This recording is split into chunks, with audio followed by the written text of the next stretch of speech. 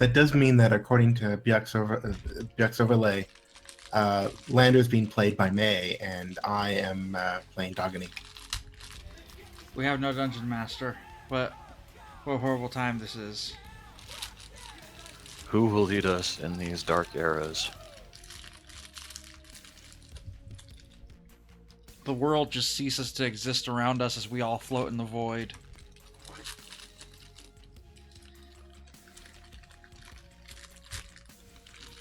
So, no Mac, but when we left off, you guys had just come back from the catacombs and convinced the judge that Mac should only get a couple days in the slammer for stealing, and that he would be returned to you when you left town. You then went back to the inn to take a long nap because you stayed up all night. So I believe that is your action for the early part of the day, unless someone wants to do something different and take disadvantage on rolls all day. I think I'm good. I'm sleeping like a baby. I'm happy with how things turned out. I'm sleeping. Okay. Once I accidentally switched back to... Okay. After you take a long nap and you wake up in the afternoon, now you have the evening in front of you. And you can either go visit the taverns again, or you can go see if there's still any shops open, or whatever else you might want to do. Visit a temple or whatever. Looks like So- Dogany slept in the temple. Maybe they have very comfortable pews. I mean, Or maybe they needed a ficus for some reason.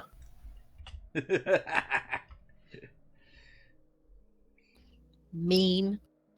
Rude. Hey, you called that coyote ugly.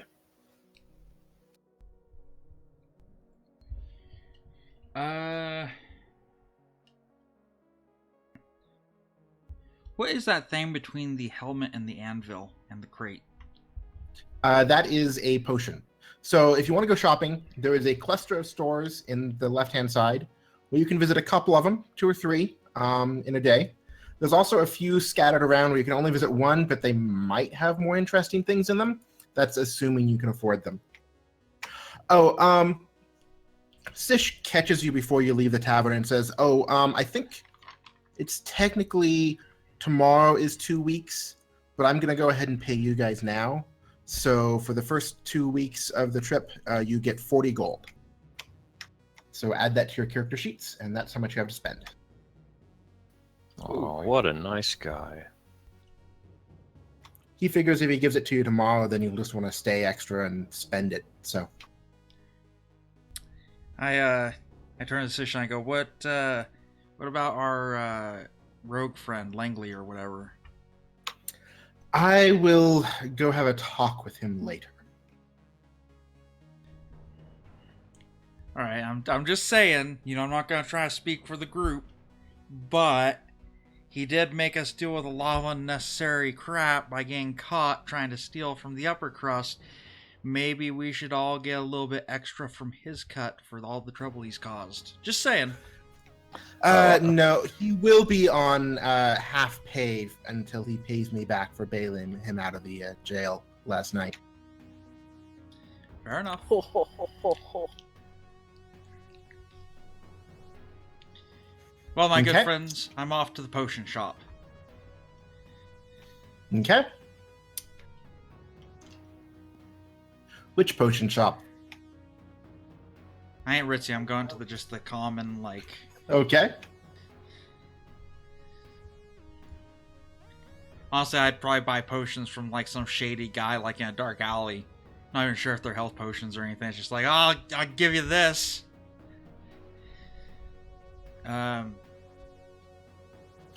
Okay. So then what does Urmi do?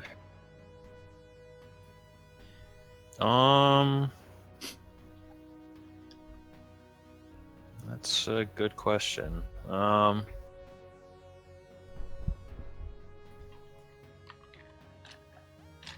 What's the box icon? That's a general goods store. Okay. From what I can tell, there's a couple taverns you haven't even been to yet.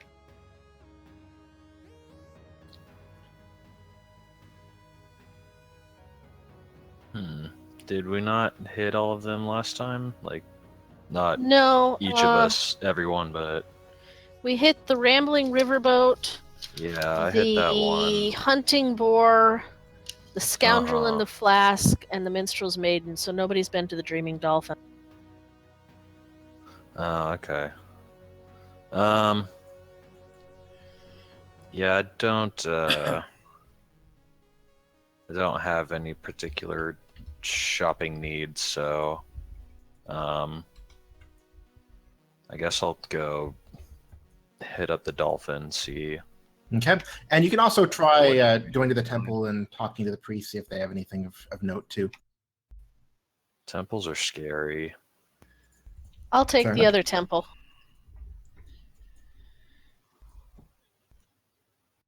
Okay. Actually, who should I do first? We can roll initiative. You know what? Yeah, just roll initiative. Oh boy. Alright, time to test this, see if it still works. Yeah, 4. Got the bad roll out. Aha, it worked. That's fancy. Okay. Dogany Yeah. first. I made Paint me a picture macros of this that temple. Will didn't have to do much more work. Let's see, where did I put the... so this is the Temple of Hildar up on the hill. This tends to be patronized by some of the more fortunate members of society, which means it's appropriate that this is a god of fortune. It's a richly appointed temple, has a nice entryway with some nice, tastefully gilded sections. And in the back, the curved section, a good half of that is just windows to overlook the bay and a nice view down the bluff. There's a priest that stands just inside the entrance of the temple to greet people and to see if anyone has any needs and make sure that your praying is attended to any way you need. And of course, right next to him is a box of alms for the support of the church.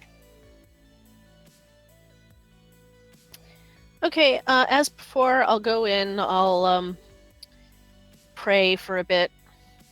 Being a druid, I don't really buy into this god, but I'll, put on the show of praying. Okay. And after a bit, I will approach the priest and very loudly put a couple coins in the box, and I'm going to try and make it look like I'm putting a lot more than I actually am in, but I'll put in maybe 5 coins.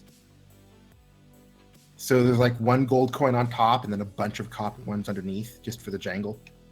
Exactly.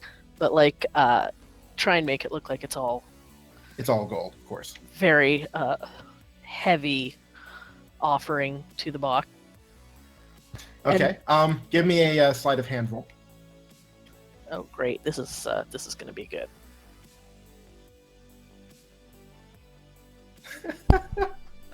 Okay. Good start. The priest thinks it sounds a little bit odd for gold, but okay. Then I will approach the priest, and as before, I will explain that I am on a mission from the king, and we are heading out into the wilds, and I hope that he will pray for us and ask him if there's anything in town or nearby that he knows of that we should be aware of in our duty to God and country. Make a persuasion roll.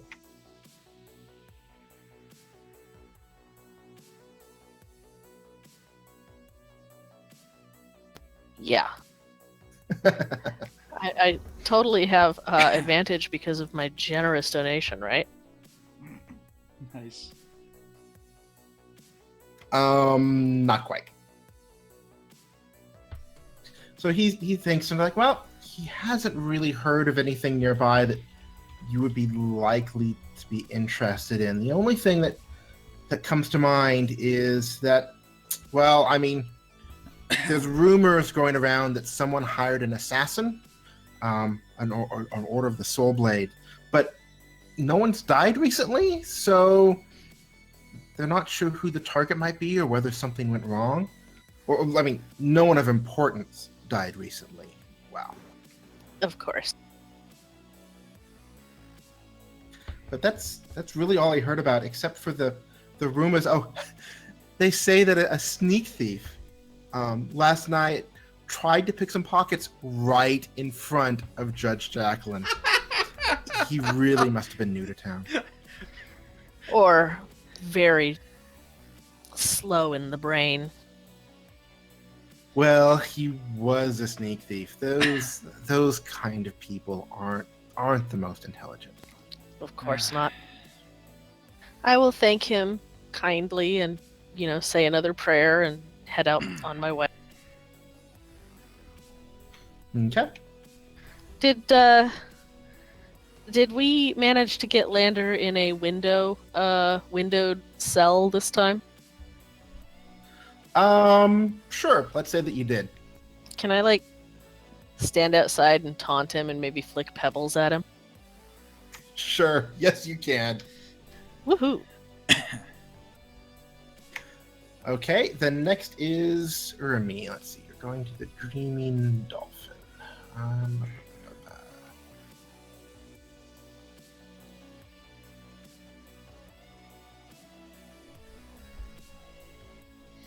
Okay, which one's Dreaming Dolphin? Oh! Ah, fire bad. You burn to a crisp. You take 1d6 fire damage. Not the worst thing that's ever happened to me. True. By a long shot. Yeah, that dude is wearing horns. I think that he might be mocking your race. He could be. Oh, is he wearing them, or is it the slot in his helm where the horns are coming out? I don't know. It looks like they're attached to his head. He doesn't look like a tiefling. Yeah. So, this is kind of a little bit of a boisterous inn, a nice open fireplace in the center. This I don't is like it. on the eastern side, where all of the ocean sailors tend to make make port and come here to drink. As opposed to The land innkeeper here is a sailors. tall male human named Fanny.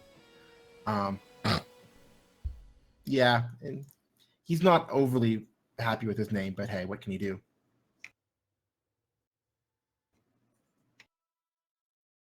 Where can I put this? Oh, So, what do you do when you walk in? Do there appear to be any open seats away from the epicenter of the hustle and the bustle? Yeah, there might be a seat back in, say, that corner. Okay. Then I will make my way over there and attempt to catch a server's attention. Okay. Waitress comes over and says, "What do you want, dear?"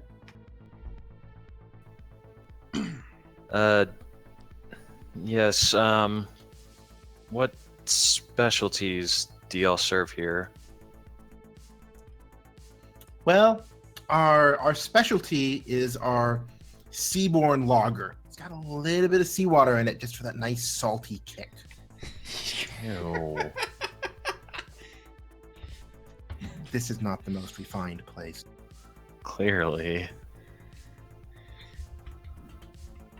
Do y'all by chance just have an ale? Certainly. That'll be 3 silver. They just Okay. put a little bit of squid juice in it for that squiddy kick.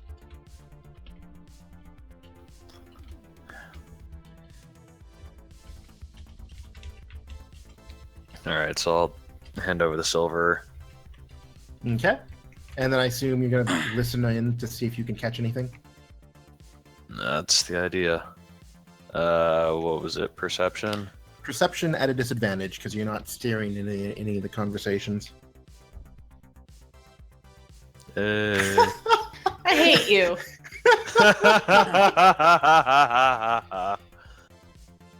Okay.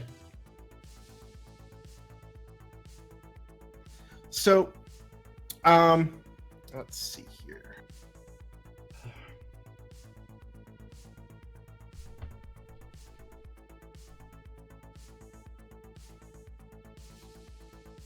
So the first thing you hear about is that there's a ship named the Wild Wanderer that was torn apart by horrible sea monsters. One guy said it was a whale, and another guy said it was a school of sharks, and it's nah, it was a dragon. Then all sorts of people chime in saying what they think it might have been: giant eels, giant squids. You can see that there's some confusion about what it is, but everyone knows that it went down, and they all have their own pet theory. Out of curiosity, what was the name of the ship that we came in on? Or tried to? The Wild Wanderer. Oh. So okay. yes, that was indeed your ship. Okay. Just wanted to make sure. I mean, I have a note here that you could try to regale the crowd with the actual story and gain extra rumors, but I have a feeling Urmi might not like to be the center of attention. Not so much. So then you also hear from someone that was talking about possibly rounding the northern Isles and heading west out there, but everyone's like, no, you don't want to do that.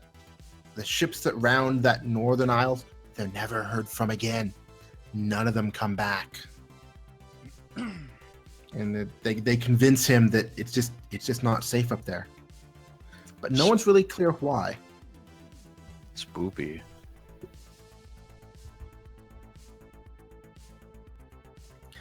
And then there's a rumor that there's a statue on the end of the break wall, and there's a rumor someone says it's not really a statue.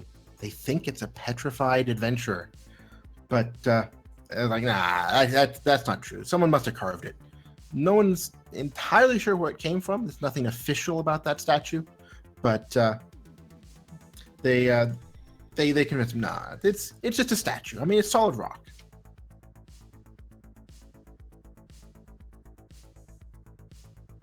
And that's everything of note you managed to pick up.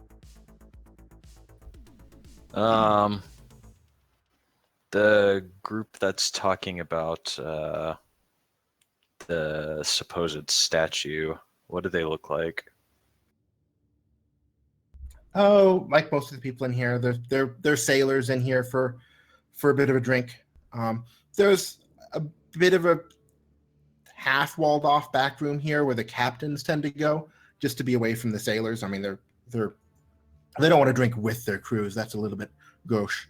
So these are sailing folk and a few hangers-on, dock workers.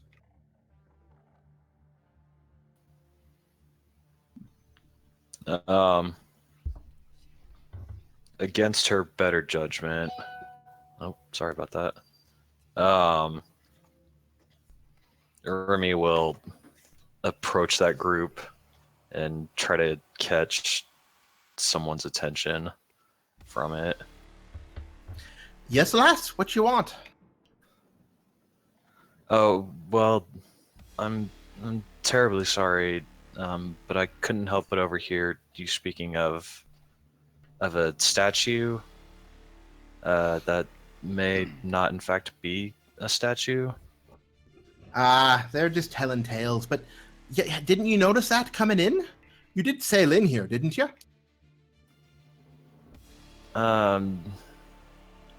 In a manner of speaking, yes. Well, right out on the Weird. far end of the breakwall in the harbor, there was a statue of a man holding his hand up. And some claim it's an actual man. No one's too sure, but it's just solid rock. Is there any basis for this claim? Any unusual Oh, of course happenings? not. People making up tales all the time. just like they're making up accents. Nice. Oh, I see. Thank you. Sorry to bother.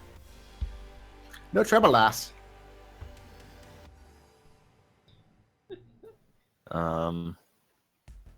Then yeah, I guess I'll finish my ale and be on my way. Okay. Okay, so back to... I don't have an alchemy thing, so back to Hadnam Harbor. So, where is the notes on the shop?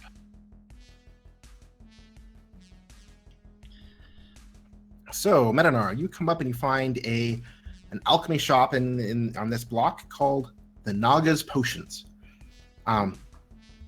It's a single-story wood shop with some interesting carving and some nice wide windows. It's run by a extravagant female dwarf named Thanev. But right at the doorway, you see her nephew Barolun hanging around, and he's doing a little bit of rock carving while he just keeps an eye on who's going in and out. I just give him a toothy grin and bow my head slightly and go, "Evening there, lad. What you working on there?" Just some carvings. Neat. Does this establishment by chance sell potions of healing? Yeah. Go ahead and talk with Thanev. All right, and I smile to the guy, and then I walk inside. I get a good look around the shop. There's a bunch of potions of various different kinds in there. I just And kind of... behind, Oh, sorry. Go ahead. and behind the counter is this dwarf.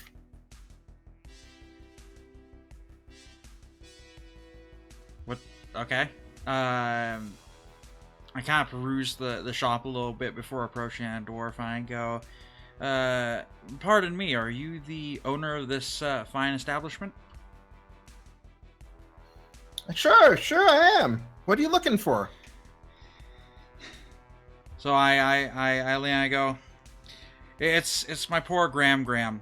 She unfortunately rather frequently comes down with a case of stab wounds, living in a bad part of town, you know, and she just, you know, we're on hard times, and it always happens. She always gets stabbed one way or another by the local riffraff.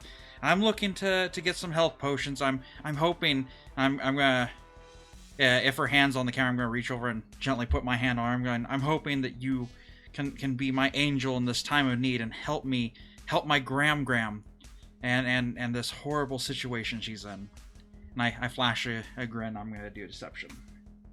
Okay. Hey, look, I want the best price I can get. If I can get the sympathy win.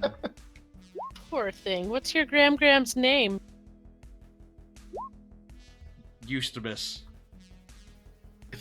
I'm terribly sorry about that, lad. Stab wounds do tend to indicate a pretty bad part of town, but I'm sorry. I need to make ends meet here too, so I really can't give you much of a good price on healing potions.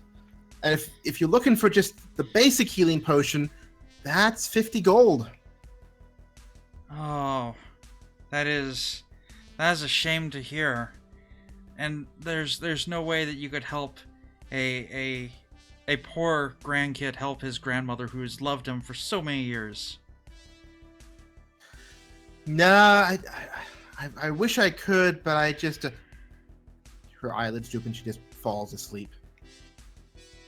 Just randomly. I just kind of stare quietly for several moments and kind of lean in, wave my hand in front of her like,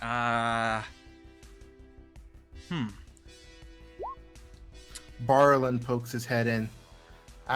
Is she sleeping again? I kind of look back and I go, yeah, is this normal? Yeah, she was trying out a potion a few weeks ago. There were some side effects. Yeah, here, let me ring you up. What were you looking for again? I was just talking Hit him with the Gram. I'm about to. I go back to her and I go, oh, I was just talking to her about my poor Gram, and she unfortunately lives in a pretty bad part of town and comes down with a case of stab wounds very frequently, and I was hoping to get a good supply of health potions for her, so that I don't have to worry about her being out there all by herself while I'm out adventuring. Your friend here, the shopkeeper, was just talking about making a deal with me for a good value, and then she just kind of fell asleep. Well, make another deception roll. Come on. Yes! Well, I can give you a little bit of a discount. I don't feel right giving you a good one without her, but she's going to be out for another 10, 15 minutes, and I don't want to delay you. How does 45 gold?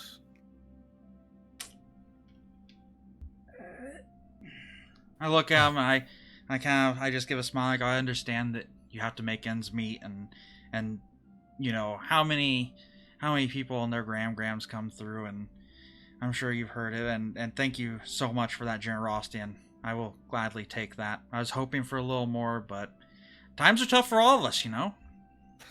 Especially since we need to make enough money to get her uncursed from that potion. Oh yes, I absolutely understand. We all have our situations these days, don't we? Mm-hmm. I pull out 90 gold and I give it to him. 2 potions then. Okay, and he rings you up. I thank him for his generosity and just say, you know, once she wakes up, please let her know that I'm very thankful that you guys helped me out like this. And before I leave, I go, oh wait, hold on a second. I pull out the oil of sharpness that I got earlier, and I go, do you have any idea what this could possibly be? Let me take a look at it. Let's see. He's not... We assume it's an oil of sharpness, but I just want, you know, double check with you guys since you're the experts. Oil of sharpness, you say? Let me look in one of her books. And he pulls out a thick tome and pages through it, and it's like, yes, it looks... Yeah, it does look... Indeed, it does look like a potion of sharpness. All right. Just want to double check. Thank you so much, and thank you for your help, and I really hope that you guys get that cure as well. And, you know, as my grandma always says, no matter how dark it is, the sun's always right around the corner. Aye. You too. Have a good day. I bow my head, and then I get out of there before she wakes up. Okay. So then the shop was open late for people shopping, but then I believe everything closes up and it is nighttime. So I assume you all go back to the inn to rest. Are we going to have one more day of shopping before we leave? Yes, one more day of shopping. Good. Because, you know, one more day of Lander's sentence. Yeah, but I think one more full day and then you leave the next morning. I saw Mac on for a second.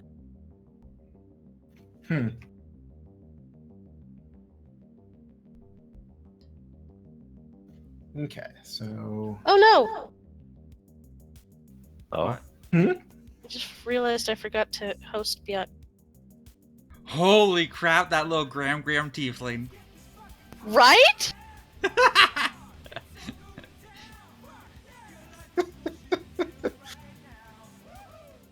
That's adorable. Okay, you spend the night at the Minstrel's Maiden, and then you have one more full day in town.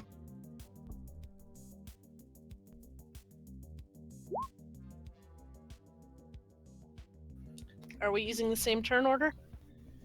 Unless you want to re-roll. Well, I'm fine with it, but... Yeah, let's go ahead and use the same turn order. Okay, well, I just realized I'm carrying around giant spider venom sacks, so I'm going to go to the other potion shop and see if I can sell them, and maybe pick up a healing potion myself. Okay. Tell you what. Mind if I go with you? Go for it. Bloop. Will you hold my hand when we cross the streets?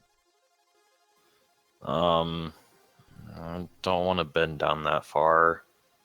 It's bad for my back, you know. I'm glaring at you so hard right now. I mean, that's fine. I can't see it. Do you want to come with us, Metinar?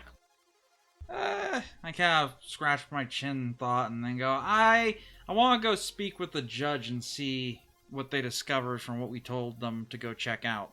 Make sure everything checked out right. Have fun. Yeah, you too. Watch out for any stray dogs.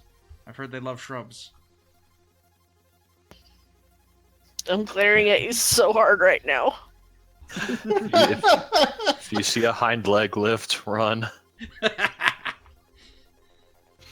Okay.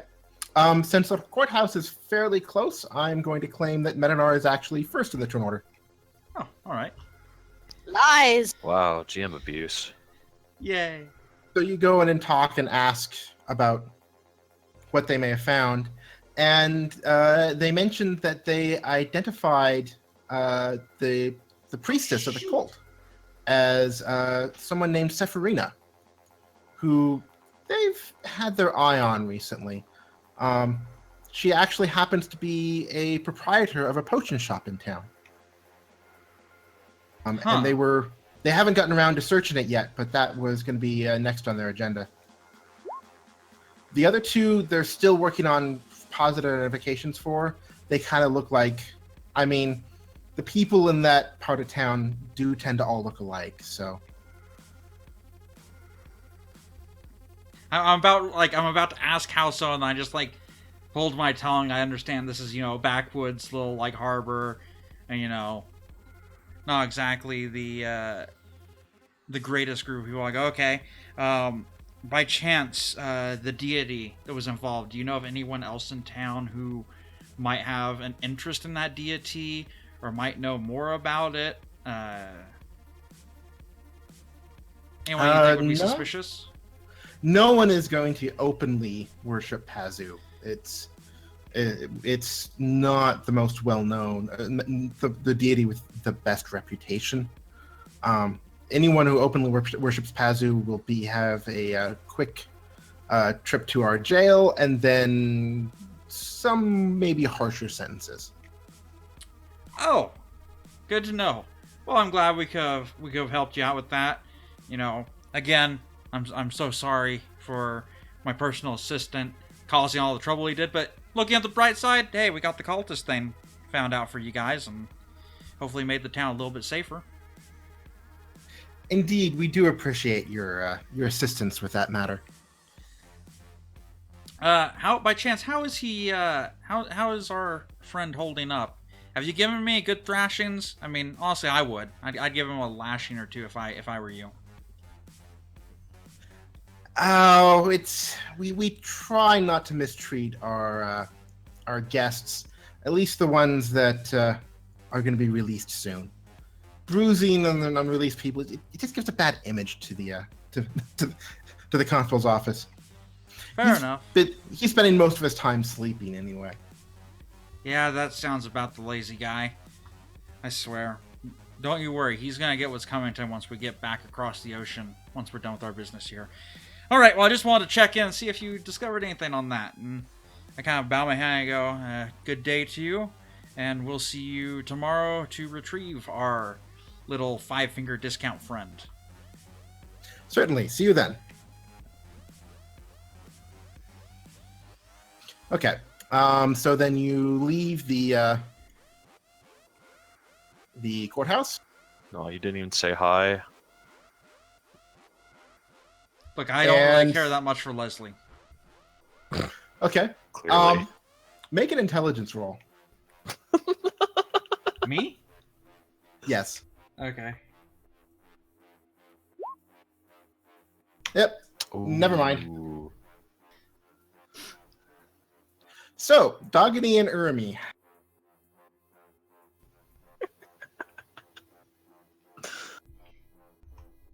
So you get to the this other alchemy shop that you were pointed to, and it's Angel's Fall Alchemy. The sign out front has an angel clasping his hands in front of him, and then a little heart symbol next to a lass. So, and on the sign it says, "Love potions are a specialty." It's not the best part of town.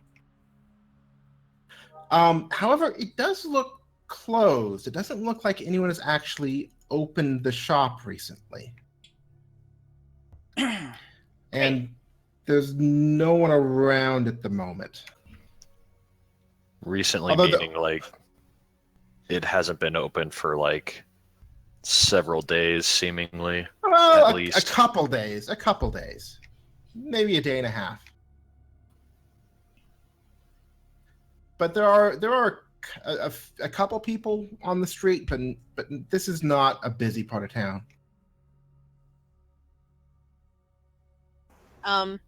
If I ask anybody on the street, would they be able to tell me when it might be open again? So you find an old man on his stoop about half a block, well, about most of a block down the road. He says, "Oh, that's that one's run by Sephirina. I'm not sure why it isn't open. She really should have been back to work yesterday, but it was closed all yesterday, and now she hasn't opened it today. I'm not sure what happened to her." You said by Sephirina. Aye. I will bow and say thank you, grandfather. Friend of Aye, yours? you're welcome. I would softly remind you that Sephirina was the name of the leader of the cult of Pazu that we dealt with. Oh yeah, how about that?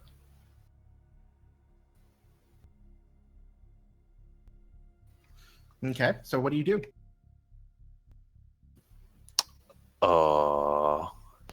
Is there a back door? That's literally what I was about to ask. So you look around and find a little alleyway, and you go down it and you find a back door behind the shop. Okay, I'm no lander, but maybe we should check it for traps and shit. I ain't sure I can try my I feel so big. poo-poo butt. Man, someone's been watering you good lately. I was gonna say, I think that might be a little bit too small. You're probably better at dexterity than me, I'm guessing. Maybe. Oh no. I didn't exactly min-max this character, so... Yeah, and by the way, the intelligence check for Biak was, do you realize that this might be the alchemy shop that your friends told you they were going to? So, oops. Oh, Yeah, damn you it. know. I mean, that was my next, because we're at the morning. I was gonna go to the alchemy shop next, but I guess I'm oblivious. Bummer. Yep. You can I go- come and find us just as we're being arrested for breaking and entering.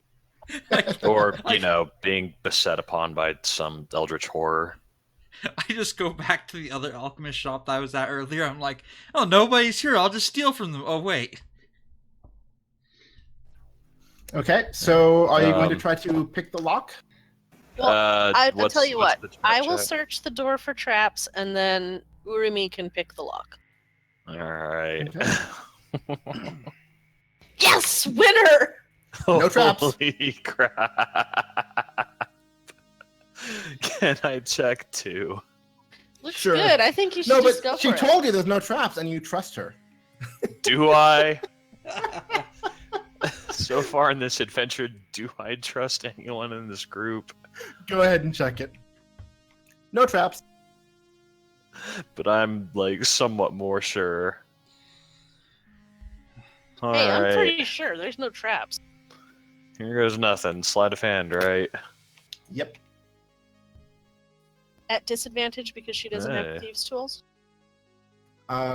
True, but she still gets a 14, and that is just enough to pick the lock. My hero. I After don't know about why I A know minute, the skill. minute of fiddling, it just kind of pops open. You think you really lucked out. I think I might have broken something, and it just happened to open. So inside, you see a short hallway that then leads into what looks like a storeroom. I will proceed cautiously down the hallway. Go ahead and make Look an into this. investigation check. Oh boy. Yeah! Woo! Go ahead and make a dexterity check. I'm still waiting outside, right? Sure. So you Well, proceed see you later. cautiously down the hallway. You turn to look all directions, including behind you. And while you're looking behind you, you take one more step, and you feel a snap as a wire breaks against your back, the back of your foot. And then you feel a sharp poke as a dart hits you in the back. You take. Holy shit. You feel a burning sensation as you feel a something enter your body, and it's just, and you feel a little bit weak, and you take 10 points of poison damage. Lovely. Do I have to roll some kind of save? No, but thankfully it's not ongoing. Oh, Oh, thank sorry. God. Yeah. You have disadvantage for the next 2 minutes because you are poisoned, but there's no additional damage on top of that. You're just rolling disadvantage for 2 minutes. You could Okay. try giving me a Constitution save to break that, but it's pretty high roll. I mean, nothing ventured. Yeah, Nope, you're still poisoned. yeah, no kidding. I would like to cautiously approach her and see if she's okay. Can I roll perception to see if there are any other traps? Sure. Or investigation. Yeah, wouldn't that be investigation? You don't see any other traps. I will go over to her and see if she's dead. Well, she's still standing up, even though she's kind of wavering. But she does not look great, but she's not likely to die. I'm like tearing up a little bit. Oh,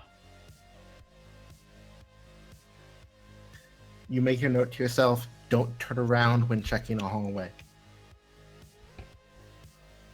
I would say lesson learned, but it's not up to me. Okay. So you continue on into the store? Take the stupid dart out first. Okay. Where did it hit her? Is it in her bum? It hit me in the neck, didn't it? In Is the that what back. you said? So, Oh yeah. no, So it would have gone over my head. probably. Yeah, and still would have hit me. Nice. Well, is there anything of interest in the storeroom? Can I fill up my herbalism kit? Yeah, you find various different bottles, empty bottles, and a few basic items that are used in a lot of different potions. So the way I'm kind of doing this for herbalism, if you want to make a potion, if you buy all of the ingredients, it's 25 gold, and then 2 full days to make a 50 gold potion. If you try to find the herbs, that'll take about 20 gold off the ingredient cost, but you still need that original 5 gold worth of stuff you have to buy in a store, or the glass bottles or something of those types. So in this case, you find enough. You find a bunch of bottles and enough general workings to make 2 potions. So that's essentially 10 gold worth of alchemy ingredients, and that assumes you're finding the herbs elsewhere. I'll take them. Okay. Let's see. What else do I have down here? Can you make a alchemy check for me? Or an herbalism check? Like that? Yep. And you don't notice anything else. Okay. Do you continue on into the shop itself? Ladies first.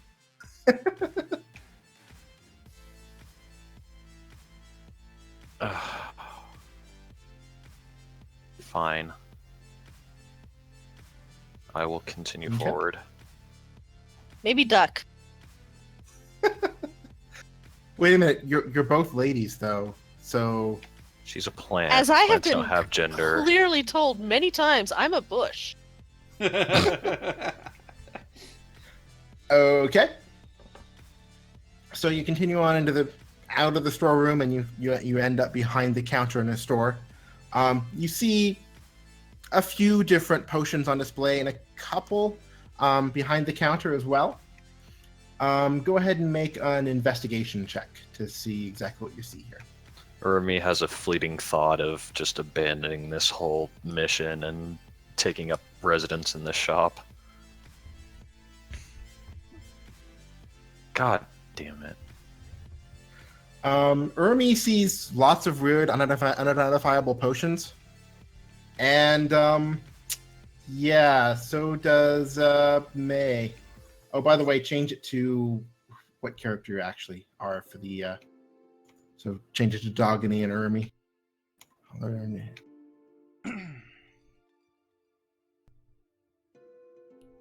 So, one entire section on the left is love potions. Below it are a few instructions. Put it in someone in the food and make sure that you're the first person he sees after he or she sees after they eat it. There's also a few disclaimers. May not work if they're already in love with someone. May not work in case of if there's curses involved, or a few other different disclaimers. Other than that, you don't see anything else that seems too interesting.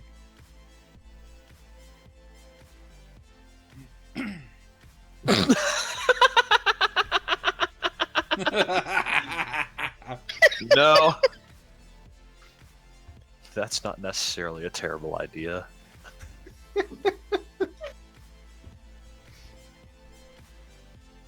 Is there anything that's clearly labeled a health potion? Behind the counter, you see a couple potions that are labeled health potions. Do they look like healing potion? Make an herbalism check. Because that went so well Come the on, first time. score it. Get a good roll. Hey!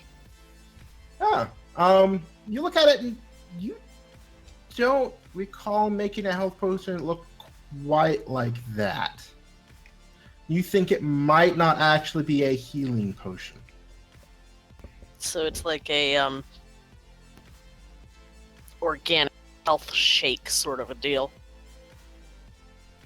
I Either was thinking- someone has a very different way of making a healing potion that you're not used to, or it's something else disguised as a healing potion. I was thinking maybe it's a different kind of health. I'll take one to give to Lander. Okay. I mean, Urmi is kind of hurting. You could give one to Urmi. I respect Urami. And you don't respect Lander? I mean, I think that goes without saying.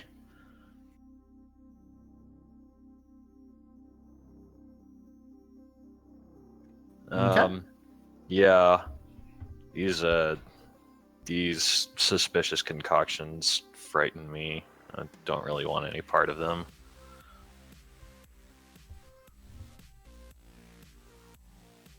Would we happen to see a tiefling walking around outside? I'm oblivious. I won't be anywhere near over there. Oh, is there anything in the cash register? Ooh, good point. You find a drawer with some cash. There's not a whole lot in there. 7 silver and 12 copper. I'll Place give it wasn't to very- Urami. place wasn't very successful. I'm not surprised. Probably all of their money that they made went into goat sacrifices. Yeah, those can be expensive. Sorry, how much was it? 7 and 16? I think that's what he said. Okay.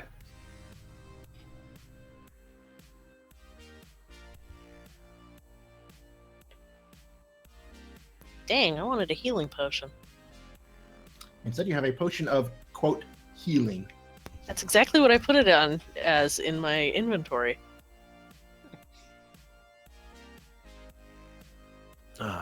Well, unless Dogany has any other business to attend to, I would like to leave with all haste so I can go home and recuperate.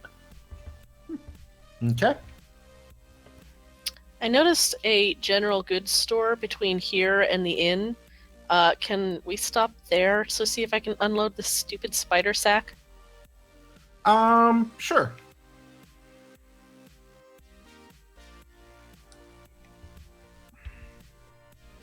Okay, so you're going back there, and then Ermi's headed back. Or Ermi going with you? I'll stop. It's on the way, so I'll stop in. Okay. Why am I back at the inn? So you find a general goods store here is Bali's Vault. What you see is this is kind of towards the edge of town, and there's an outcrop of rock that kind of leads up into more hills. And carved into this rock is there's a couple carved stone doors that are thrown open, and inside you see a store that looks like it goes reasonably far into the rock. Inside you find a polite female dwarf named Bali, and outside you see some boulders and some gravel. It looks like this shop caters mostly to people that want to be miners and try to go out and find a stake and find a mine of valuable material. But it also looks like there might be a little bits of adventuring gear. I will approach Bali and greet her. Hello. I will ask if she is purchasing. Depends on what you have to sell. What do you think you know? I happen to come across a very rare and highly useful, in excellent condition, sack of giant spider venom. I don't really have a whole lot of use for giant spider venom. You might try one of the alchemy shops in town. They might find a use for it, maybe for making an antivenom potion, but I don't really have much use for it myself. Well, I tried the Crying Angel or whatever it was, and it seems to be out of business.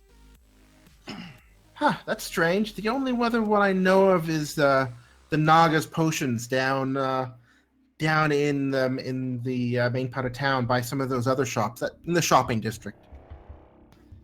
And unfortunately, I don't think I'll have time to head there before I leave town. She's sure she doesn't want it. It's an excellent potion from a fantastic spider. I could show her what the spider looked like.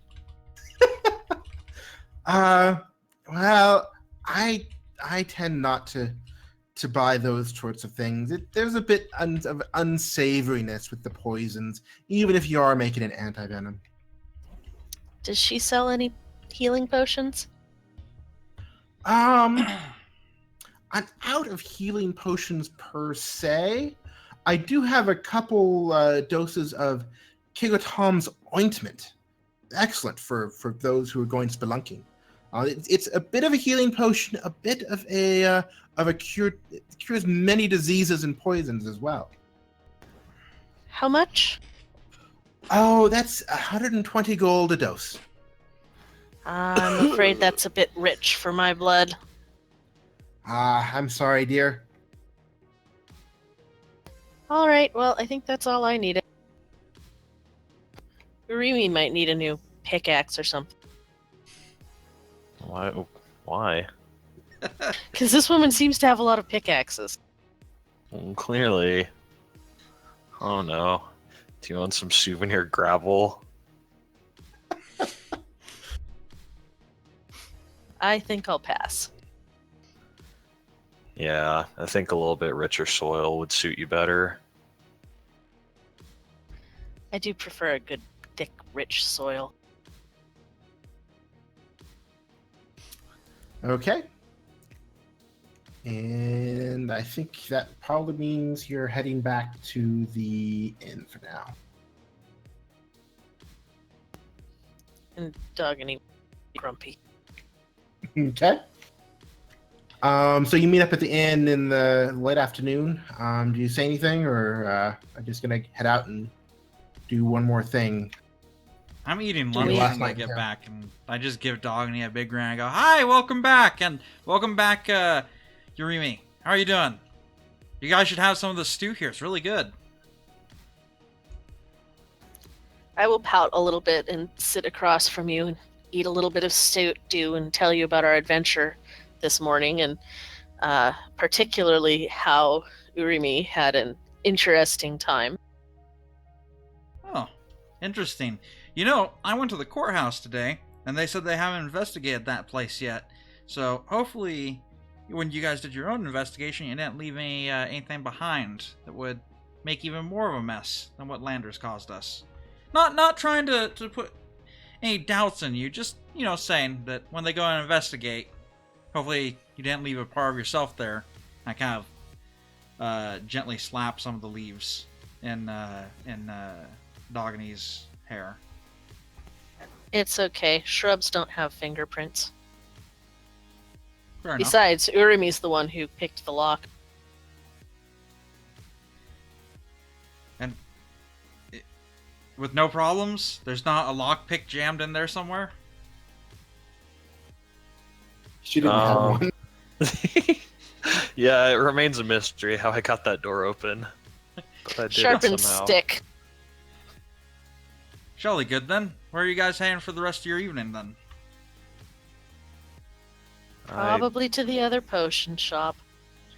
Oh, lovely folks there. If the shopkeeper, little dwarf behind the counter, falls asleep, you can probably get a good deal out of her attendant. Just a heads up. Good to know. Yeah, curse or something. I don't know. I got a deal on health potions. I got 45 gold for each one. Normal price is 50. I'm not even gonna ask. As a result of our earlier mishap, I think I will actually turn in early for the night. I'm not feeling so well. Okay. And then Medinar, what are you planning on doing?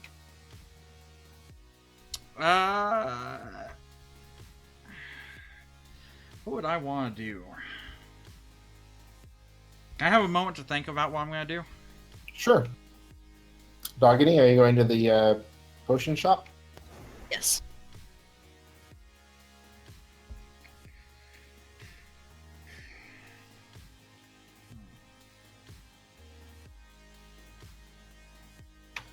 So, while you're thinking, you think back on what rumors your group has picked up, you realize that there haven't been a lot of rumors you've picked up from the Minstrel's Maiden, and you haven't heard, you heard a little bit from the Temple of Vienna, but not a ton.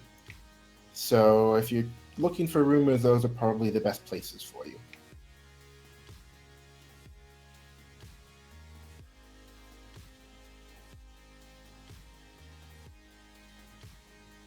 So did you say it was a dwarf or a gnome who runs the Nagas Tears? It is a dwarf. Pity.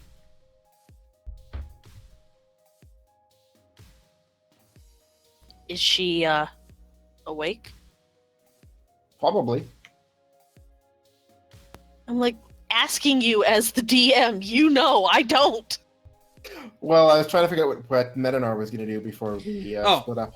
After hearing about their incident when trying to get in there, and considering that none of us really are fit for lockpicking except our rogue, and our rogue has a bad habit of finding himself face down on the floor or in jail, I think that I'd want to go find some place that I could acquire some lockpicking tools from. Okay. Um, Ask around the scoundrel and flask. that's probably your best bet. Yeah, so I Yeah. guess I'll be hanging there. Pardon me, good sirs. Could someone point me to the nearest black market? I Why, assure you, certainly, I sir. am not a guard. I am one of you hooligans. How are you doing, fellow kids?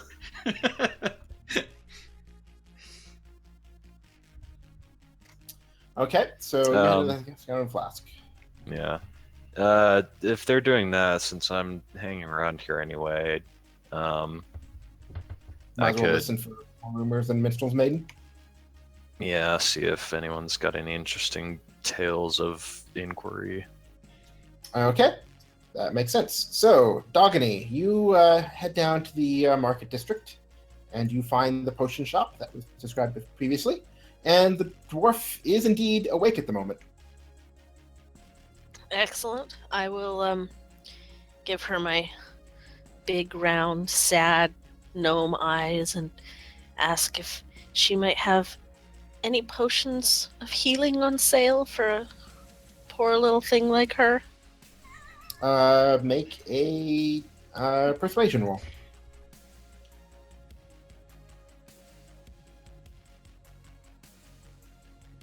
I cannot roll today. Oh, I can roll poor today. little thing. Oh.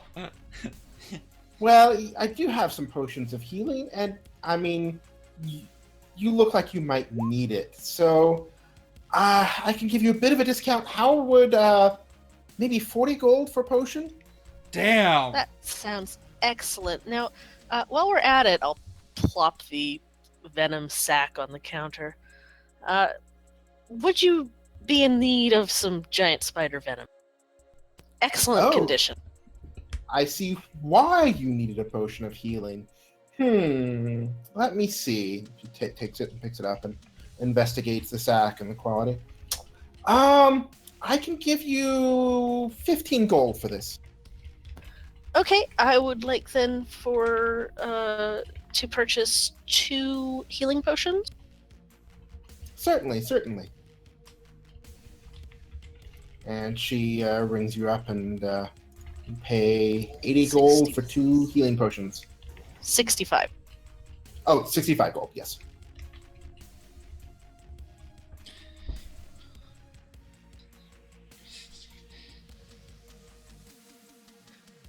And Medinar becomes depressed.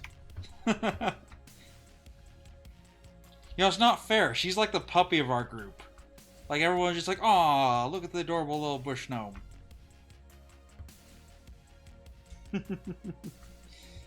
Bush gnome, thank you. Okay. Then we're at your me. Let's see. Back to the taverns.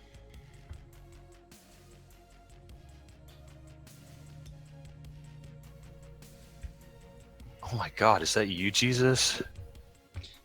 Apparently Jesus is an adventurer in this world. His Last Supper disciples- with Genghis Khan. Yeah.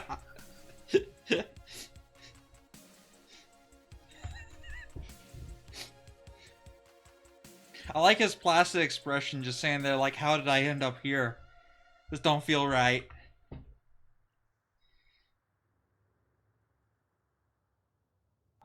Okay. You've passed through this tap room, the front room, several times on your way in and out, but this is the first time you stopped to actually have a drink and listen. So this is the Minstrel's Maiden, and you know that the innkeeper is a young female human named Marger.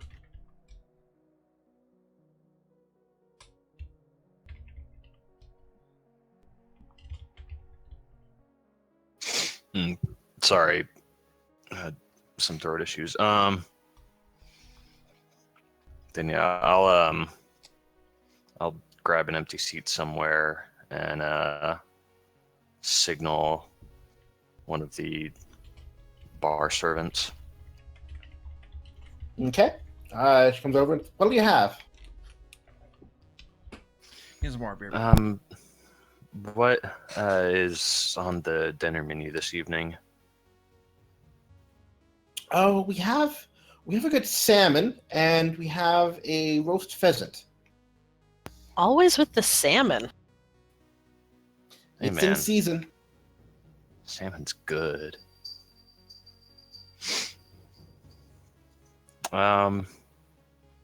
Well, being as I've probably hunted a lot of pheasant, I'll take the opportunity to have some salmon again.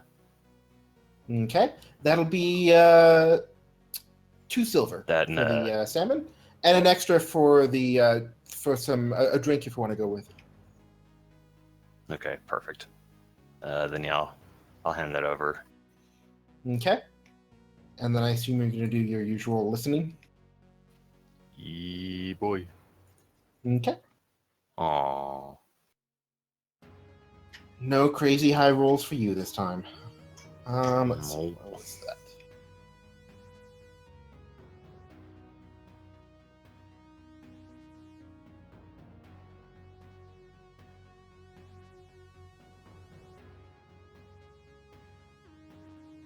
Okay.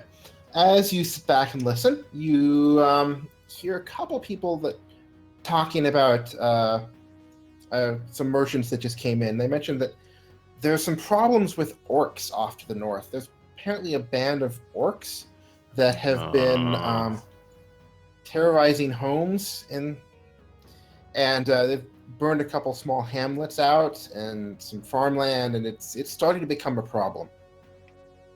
Where did she say they were? Off to the north. Apparently, even to the north of Farmville. Yes. I forgot about Farmville. You've also heard one merchant who was complaining bitterly about how people keep stealing his goats out of his market stalls. Oh,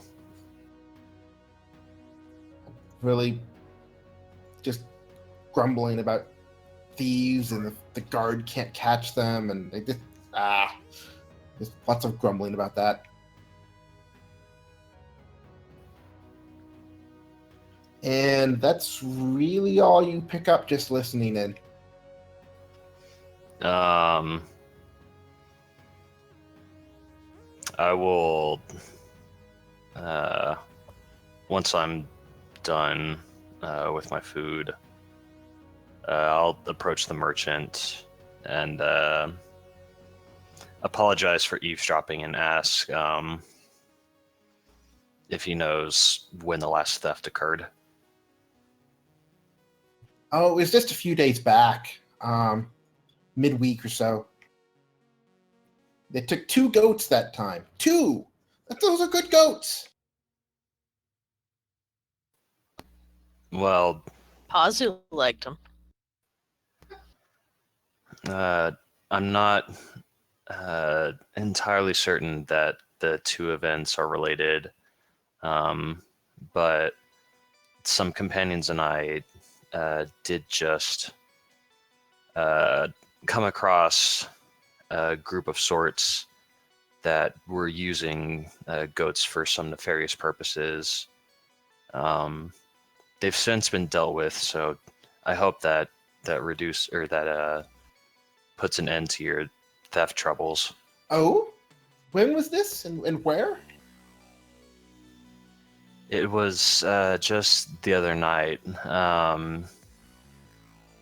The group was operating out of a secret tunnel in the cemetery. Ah, that's good news. Good news. And you say you definitely saw that they had some goats with them. Yes, we unfortunately came across a number of goat corpses while we were there. Well, at least it sounds like it may have stopped. I'll I'll go talk to the constables in the morning, and follow up on this. I do thank you, kind lady. In fact, here, have an ale on me and a little extra, and he gives you a couple pieces of gold. Oh, no, please, I couldn't. We were just merely attempting to help. Well, if you insist, but anything I can do for you, just ask. Well, I appreciate that very much. If you don't mind me asking your name. Oh,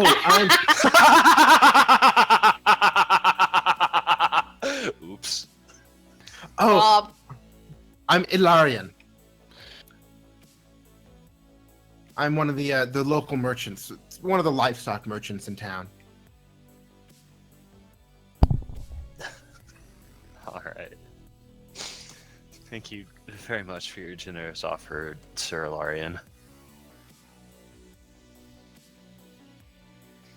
You're welcome. And then after that, the proprietress was Margin, you said, or what was it? Marjorie. Her name? Margarine. Marger. Right. Yeah.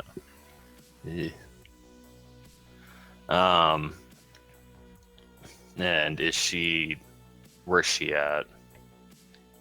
Oh, she's behind the counter at this point, keeping an eye on things.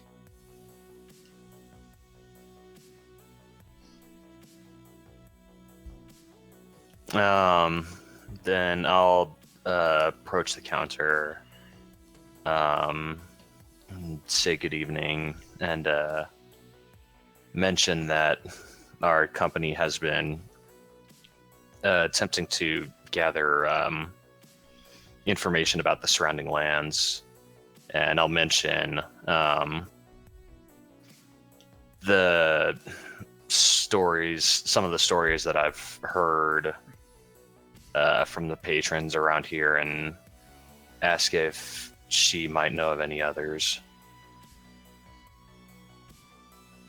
No, I haven't heard much more. The only one that might be of interest to you is one I think I told one of your companions that there is a band of merchants that occasionally brings some good quality goods into town.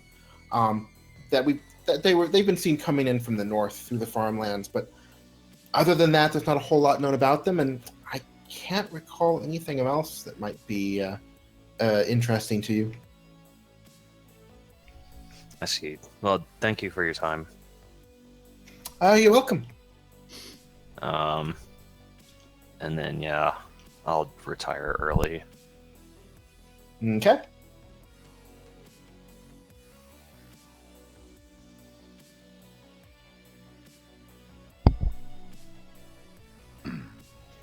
So then I think we're back to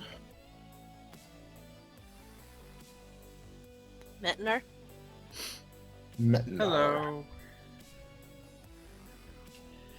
And he is... Oh, he's in Scout Flask. I should not have gone back away from the tavern.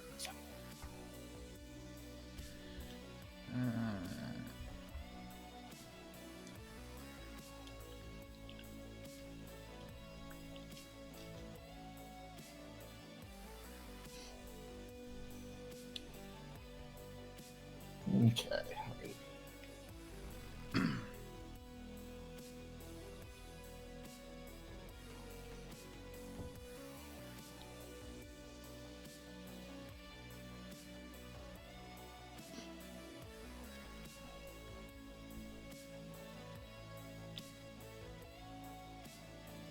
Okay.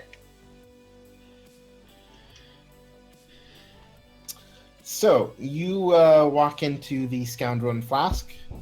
I think you were you here before? Nope. Ah. So you find that this is in the less reputable section of town.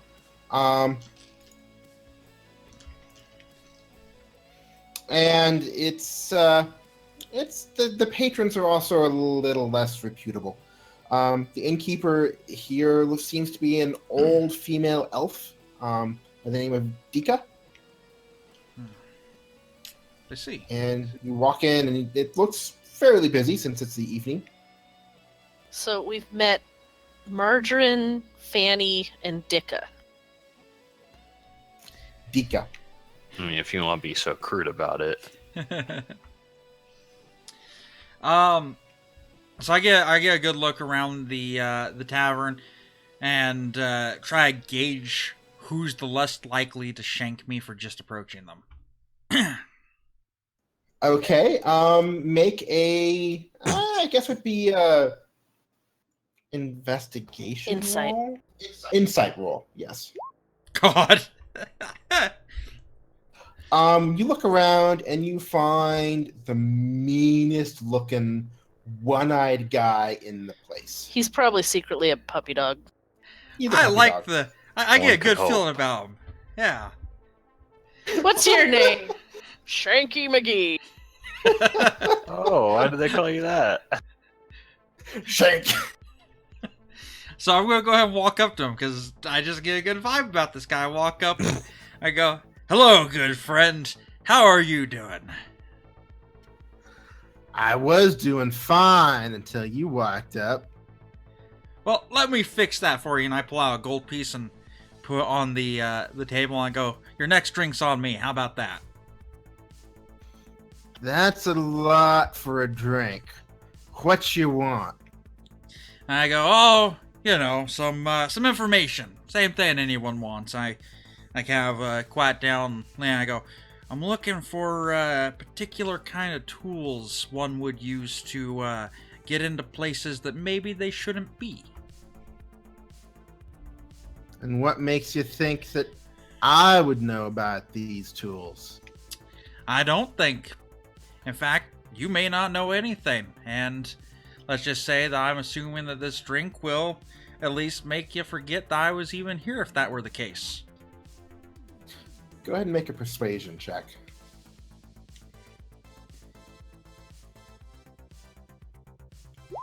God damn it! I'm out of my You element. dare think that I'm an unsavory person? I'll have you know that me and my buddies are the local neighborhood watch.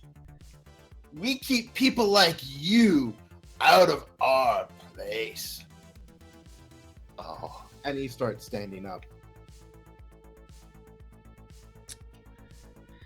Oh, well, I meant absolutely no disrespect. You know, I can see that you are a busy man, and I'll just leave you to your drinks, which of course, you know, I said were on me.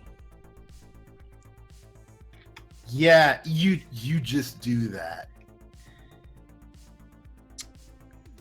And he waves a little bit and sits back down. So after that little confrontation, I want to look around and see if like anyone in particular looked over this way, like if I can try and gauge like if he's got any, like who exactly are his buddies. Get a head count. There's another couple people in the next table over that were looking on a little bit oddly to your conversation. You don't see anyone else taking notice of it. I'm not looking to get thrown in jail with Lander, so Matt and I will move on. I guess he'll take another look around the establishment and see if he sees anyone that looks like they might fit who I'm looking for. Make a perception check, I guess, or an insight check. I'm sure Lander wants a roommate. You see one or two more people, but they're kind of close to the last guy. In that case, where is the barkeeper? She's behind the counter, keeping an eye on things as best she can. All right, I will go up to the bar and just give a wide toothy grin and go, "Good evening. How are you doing tonight, ma'am?"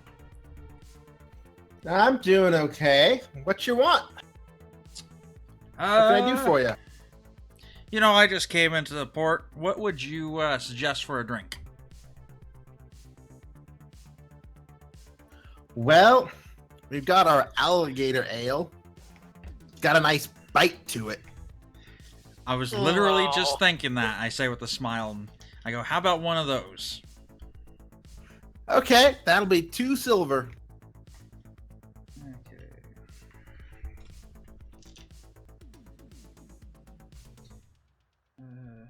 All right, I put down 2 silver.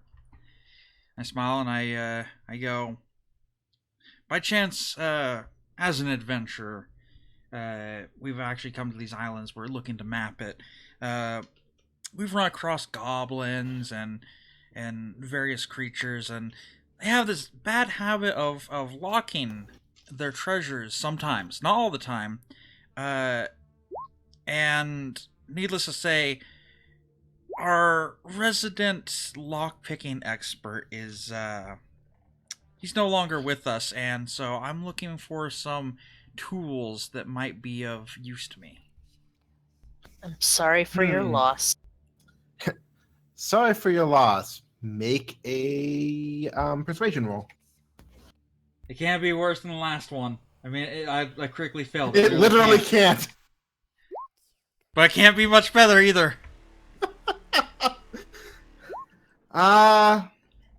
Can't say that I know of anyone in this upstanding establishment that would deign to steal from someone else. So we really don't have anyone around here who would have that sort of expertise. Then perhaps you know of another establishment that is less reputable than your fine, outstanding tavern. I would definitely not want to sully the name of your locale. I'm the only actual tavern in here that's really worth the name.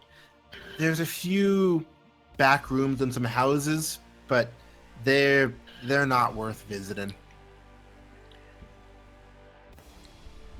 Well, as you heard, I'm looking for some less savory equipment, so it's unfortunate. You're right, it's not worth visiting. But it's the situation I've been put in. I don't think I can help you. I'm trying to think how to word this.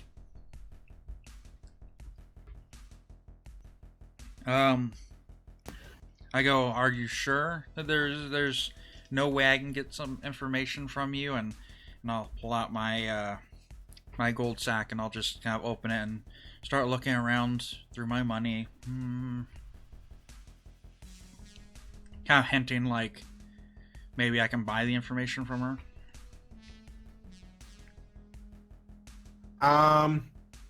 Nope.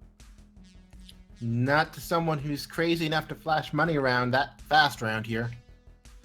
You notice that there's a couple other people that are watching you closely. I go, that's fine. I feel pretty confident about my capabilities, and I'll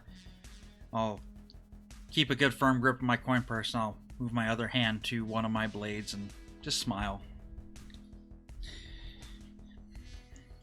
Well, at this point, I think you need to order something and you need to leave. I don't want any trouble in my bar. Oh, but ma'am, I'm sorry. It seems that you have a short-term memory, because I did by chance order a alligator ale, and I don't see it in front of me. But it's okay. I understand, dealing with so many hooligans around here in this, as you put it, fine, upstanding establishment. I just give her another big toothy grin. She gives you a side-eyed glare and then slaps a cup down in front of you. Drink it quick. Is that a threat? And I just laugh and then I go, fine. I will not cause you any trouble. I'll get out of here quickly. And I'm gonna take a sip. Is it bad? Is it bad stuff? No, it's ale. It's not the best ale you've drank. And she says, no, it's not a threat. It's a warning. And she looks around behind you where you see a couple people looking at you. And maybe more that you don't catch. I shrug and I don't look back. I'll just assume that this is a pretty skeevy place and that there might be people eyeballing me, especially as I probably don't blend in very well here with the shiny armor and all that. So I'll finish my drink and I'll set the cup down and bow my head to the innkeeper, and then I will take my leave, or attempt to. You walk out the door, and you walk quickly or slowly? I'll take a nice relaxing pace. I'm not too afraid. You see a couple people follow you for a block or two, but then they fade back into the shadows. Well, shucks. I was hoping one of them would be dumb enough to attack me, and maybe they'd have what I'm looking for. Oh well. No such luck, I'm afraid. Okay, crap. Where else would I think to go get something like a lockpick? Or thieves' tools, excuse me.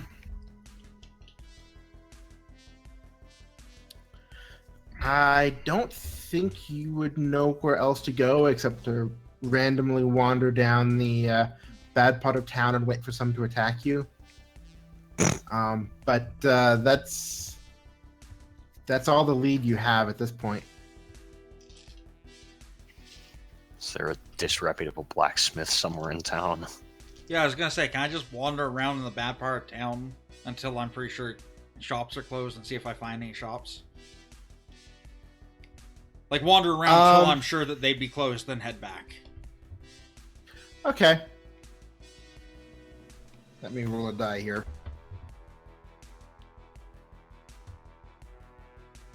You don't find anything. Fair enough. Okay. So then I guess you're heading back. And I think that was everyone. Okay. Do we have time before nightfall to go visit that adventurer dude? At this point, not really, no. You know where you were told where his house was, but it's kind of late evening, and at this point it's not a good time to go calling on someone. It's a little bit impolite. It might start you off in the with a bad impression. Goodness knows we don't want to make a bad impression in this town. Yeah, we've done so well at that. We don't want to start bad now. Okay, so you spend the night, and certain people of you heal up. Thanks. And then the next morning, you're getting ready to leave. I want to approach Sish and go, by chance, do you know of any, I understand we're leaving today, do you know of any shops on the way out that would sell thieving tools, lockpicking tools, in case by chance our rogue has issues moving forward and say we need an extra set of tools? He doesn't really know. Sish doesn't really visit that part of town very often. I don't know. I don't know where you would find such a thing. You know, it was worth asking. I understand. Okay. So you gather up all of your stuff and gather up all Lander's stuff, and you stop by the courthouse, and he is released into your custody, and you head out of town. When he's released into our custody, I slap him upside the back of the head. Roll damage. Roll damage. No, he is appropriately chastened. And since Mac's not here to gainsay it, yes. Yeah. Chastened? Chastised. He was hastily chastised. Okay, actually, just before you leave, you talk with Sish about where you're going to head. So right now you're at Haddenham Harbor, and you can kind of see on the camp icon that is where you are currently. Now, each of these hexes in here takes roughly a day to walk across, or roughly a week to survey. So the two suggested courses of action are either to go down to Bridgetown and Laketown and explore that area. And also, one thing that's actually probably going to be quite useful is to survey the swamp. The riverboats, some of the riverboats go up to Farmville and bring some grain down, but the other half actually make a quick dash through this little bit of ocean here, and then head up to Bridgetown through the Delta. But the Delta is always shifting, and some of the routes are better than others. And it would be nice. There might actually be a bit of a reward in it if you could go and find a better route through here that's deeper and will allow the boats to get quicker passage. Up in Farmwell Way, there's nothing that seems that urgent, but that is something that definitely needs to be surveyed for the king, so that they can start moving in more settlers to farm the land. I'm thinking going down the route of Bridgetown and the swamp's a good idea. Okay. So let's see. That works for me. Urimi? I was gonna say there were a number of tales out of Farmville, but it's 6 one, half dozen the other, so I'll go with the group. Okay. So, since this is really only half of a hex, it's basically half of a week here. So during the day, you escort Sish around. You keep an eye on him, and are you going to have certain people helping him with his measurements and certain people keeping watch, or how do you want to do that? I would like to go ahead and use my natural instincts to search for food, search for herbs, and keep an eye out for any dangerous predators that might be in the area. Okay. I guess I'll be on lookout duty. Okay. Are you going to travel a little bit ahead of the group to keep an eye on things? Scout out the route? Yeah. Well, if I'm going ahead, maybe Urimi could take the rear. Okay. And that probably leaves Metanar and Lander helping Sish and keeping an eye on Sish and Snore? Metanar can keep an eye on Sish, and Lander can carry his shit. I like that idea. Okay. So, Well, let me see. I would say maybe switch Dogany and I, because I'm not sure what your skill set is, but mine's pretty good for scouting, and sensing incoming Yeah, that works for me. danger. That works fine. Okay. So then I'll take point and Dogany will follow up. Okay. So you start out and you start surveying the hex right next to Haddenham Harbor, with Urimi leading the way and kind of scouting out the best route. Dogany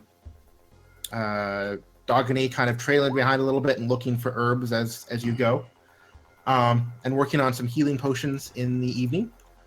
And let's see, so this first hex is about half water, so it's basically going to be half a week to fully survey it. But about 2 days in, oh wait, where do I put that?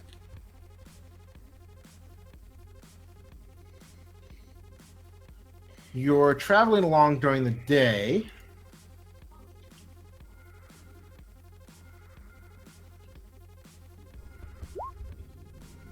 Oh dear. And you hear some rustling in the underbrush. from up ahead where Ermi is. How far back is the rest of the group? How far ahead do you want to stay?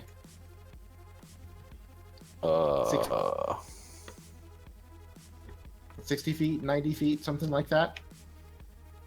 I'd say probably like 40 yards. Maybe 40, 50 yards ahead. So yeah, thereabouts. Or that, 6 miles is fine. Okay, you're on your I'm own. quiet for the most part, but I've got some strong lungs. I can yell. You're on your own, you scream, and by the time everyone reaches you, all you find is a red spot. Okay. Alright. So I guess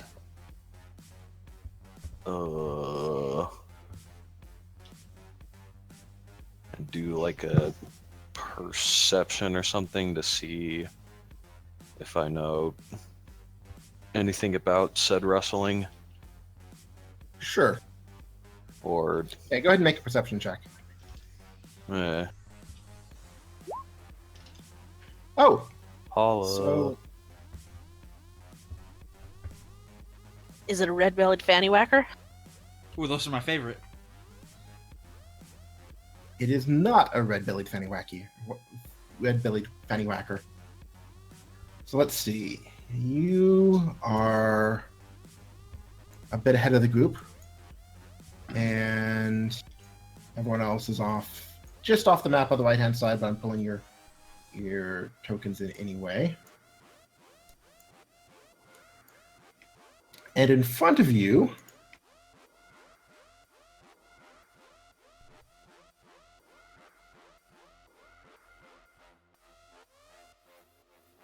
Does it say Trevor?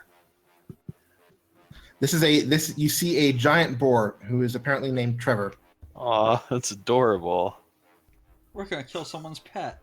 I can't kill Trevor. That's someone's baby. I do it this way because that way if I have to roll something hidden, you see the name but not the actual type of beast it is. So everything is now named. Oh. So as you see, Trevor rolled an initiative of 14. So why don't you all roll initiative? But you see him and you get to figure out what you want to do before it actually matters that we're in initiative.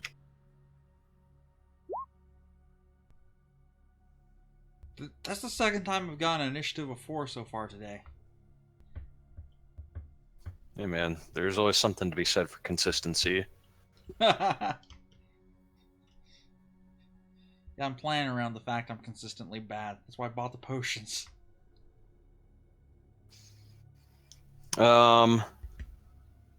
So what is what is Trevor currently doing? What's his temperament look like? He has seen you and is looking at you and looking unhappy. He's looking like he probably might attack you.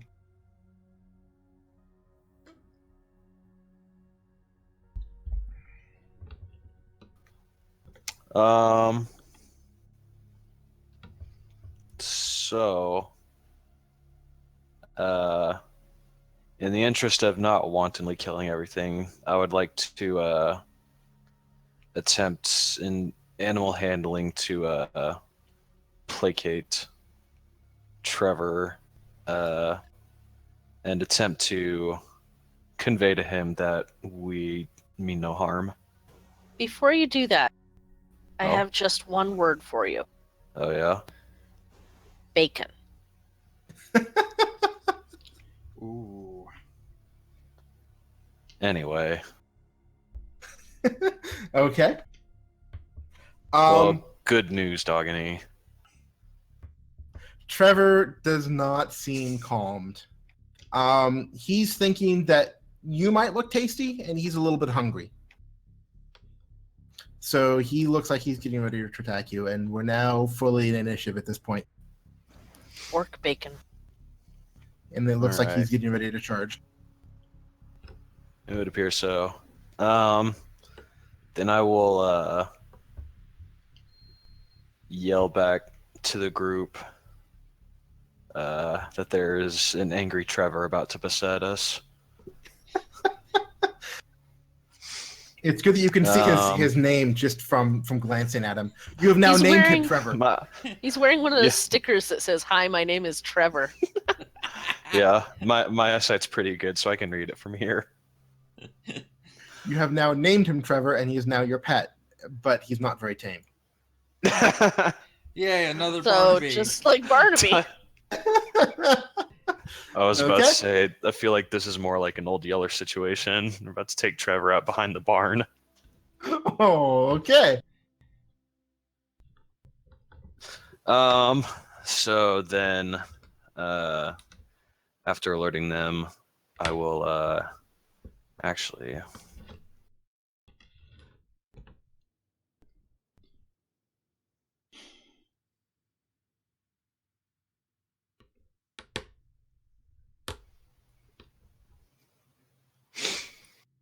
Okay, so I will back up. Oops, wrong tool. I will back up towards the group. And then draw my bow and take a shot at Trevor. And because this is the first turn of combat and Trevor has not acted, I get advantage on my attack roll. Okay. See what? Okay, and that's already added in. So then boop. Holla. That is going to hit. Trevor is now unhappy with you and is definitely going to Oh. charge you.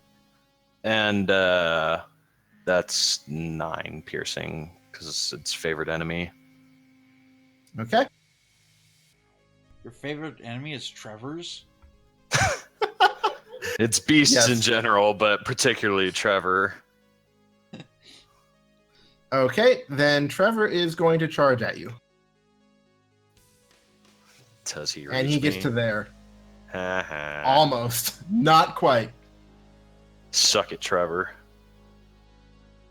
And that is going to be his turn. So next it's Sish, who comes up and comes onto the screen, but I don't think he's going to get in range. And Snore also follows Sishan, and then Dogany. I'm going to pretend you guys are, say, 15 feet off the map, so you can move about half your movement and still do something.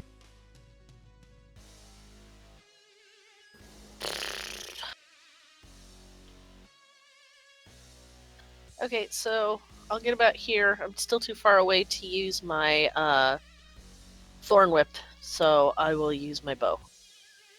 Okay.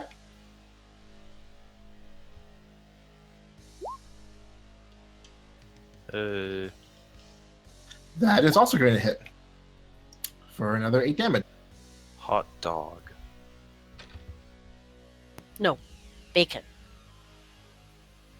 It's all pork, supposedly. Lander is also going to try to shoot Trevor.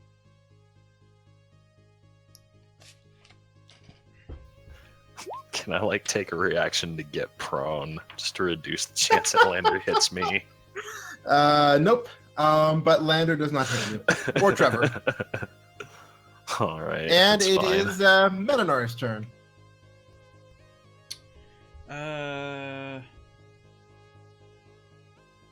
One second. 80. I'd look something up. I'm going to. You said I'm 15 feet off the map. Yeah, so you can move like 2 or 3 squares from where you are right now.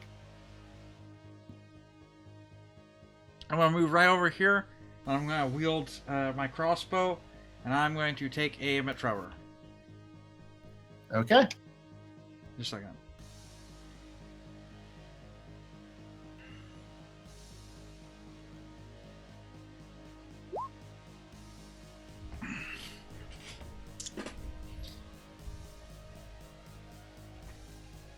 And that will definitely hit Trevor. Okay, Trevor, back no. to Urmi's turn.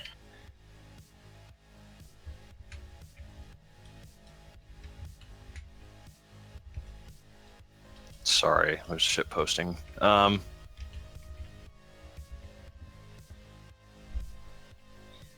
right. And I will back up further towards the group. In the hopes that some of them can do some better stuff next turn. And then I'll take another shot. Holla. Man, Trevor is starting to Enough. look like a pincushion. So that's another, Another 9 damage. damage. Yep. Trevor is enraged. And That's he fine. will... Oh, perfect. Rip my ankles. He will charge you and attack you with his tusks. And he Oh. will hit you. Yes, he shall. Ow! Huh. And Oh, God. I don't like and.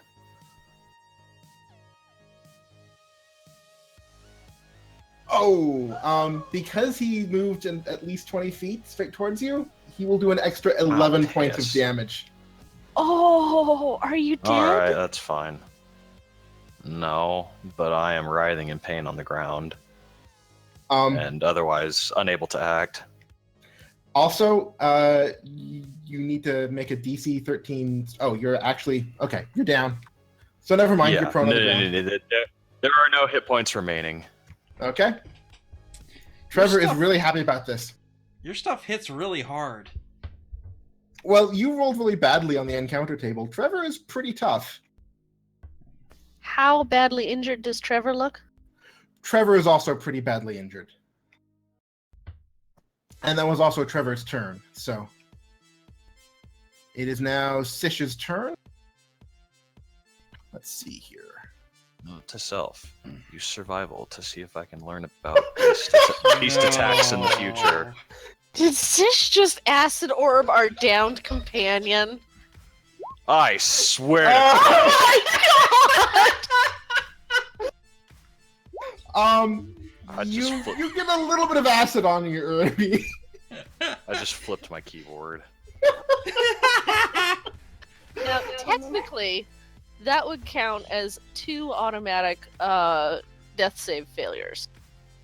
How 2 about or it, just GM? 1? I believe 2. I thought it was just 1, and considering you guys are still low level, I'm not going to be too mean about that. So yes, 1 death save. I was gonna say I'm not doing anything better, so I could go rule check. I'm going to call it 1. All right. Then it is Snor's turn. Snore is going to move up a little bit in front of Sish and kind of block the way. Then it is Dogany's turn.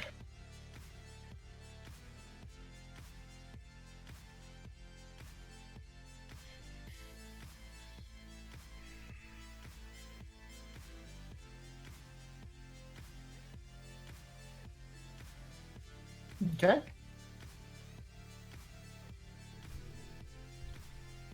That's going to hit.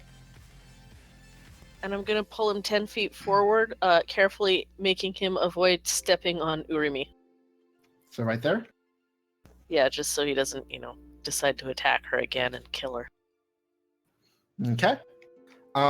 Lander is also going to shoot his bow. Let's see, where did that go? Oh, and he is going to crit. Oh, lovely. Yeah. And he is going to hit Trevor right through the heart. And Trevor takes 1 step forward and falls to on his side dead.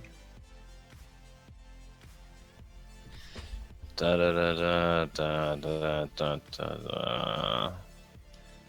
And Yay. Dogany is going to cure Urmi's wounds, apparently. Christ. So you take 4 healing, and you wake up with a bush standing over you. Dogany will kiss Urmi on the forehead and bestow her healing magic.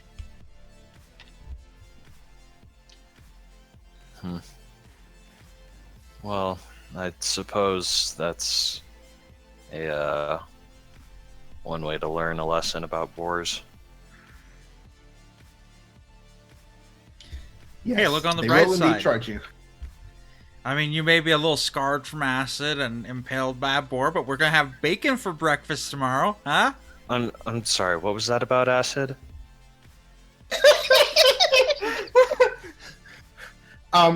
It was digestive juices from Trevor. On the bright side, Dogany can now turn into a wild boar. Hey. Actually, no, you can't, because Trevor has a challenge rating of 2. Dang it!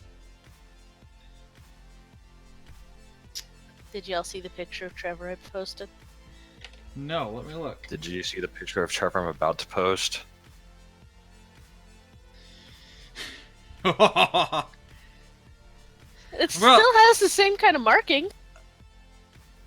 I'm not gonna lie, if the picture you posted, May, of Trevor is accurate, I feel really ashamed of ourselves. What's this But Trevor- ourselves? Trevor is quite a bit bigger and uglier than May's picture. Rude. Okay, so you now have bacon for lunch and dinner and breakfast. Trevor is indeed quite large. And we get that double reminds whatever it me. would have been. I have to show you guys the tattoo that my brother got. Uh-oh. Did he get a bacon tattoo? Not quite.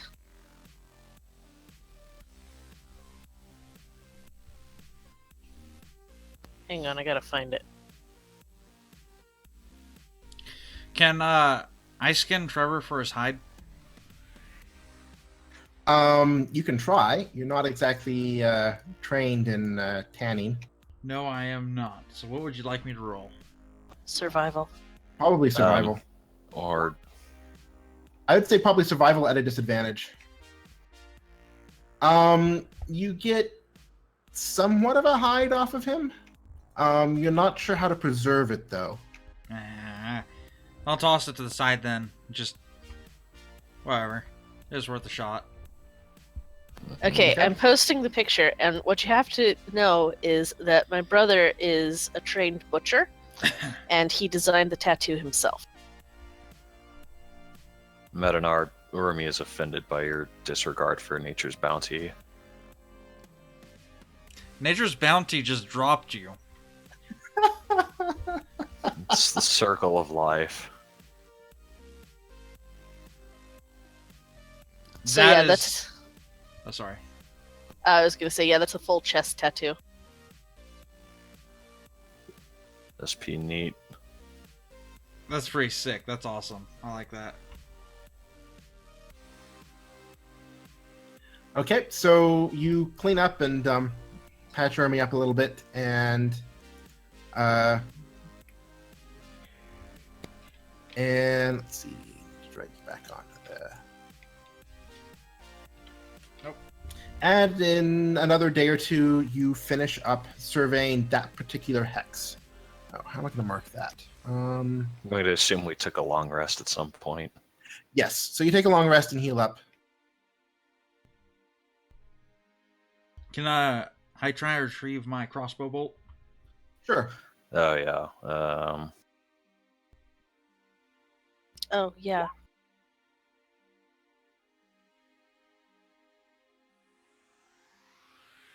Nope. Okay. By the way, if you guys do want to do something like fletching, if one of you wanted to be trained in that, we can discuss that, and you can make we get better retrieval of of bolts and bows, but we can discuss that later on. I'd So probably be interested in doing that at some point. okay. So you finish up surveying that particular hex. I guess I'll just circle it in yellow. And then you move on into the swamps. Oh, we weren't gonna go to Bridgetown first? Well, this is kind of along the way. You could do Bridgetown and then do the swamps, or you could do the swamps first. So which one do you want to do? I think I've- we should probably do the swamps first because we'll need to rest up at Bridgetown after that. We're already Okay. kind of rested up and pretty well right now. I look to Dogny and I go, "Do you know of anything good as mosquito repellent?" I'm sure I have some herbs for that. Should I roll a nature check? Sure. Here, use this poison ivy. You don't have any good herbs for that. Um, I rolled a freaking 2. At least it wasn't a 1. may I also attempt? Sure.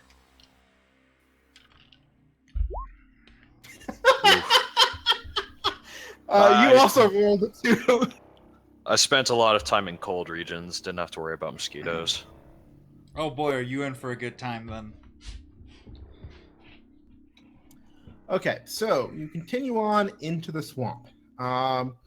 You start surveying it. It's kind of mucky. It's kind of not so pleasant. But because you happen to have a ranger who knows his way around, you don't actually take any much. He can get you from spot to spot that you need to survey without taking anything more than a week to do the full survey.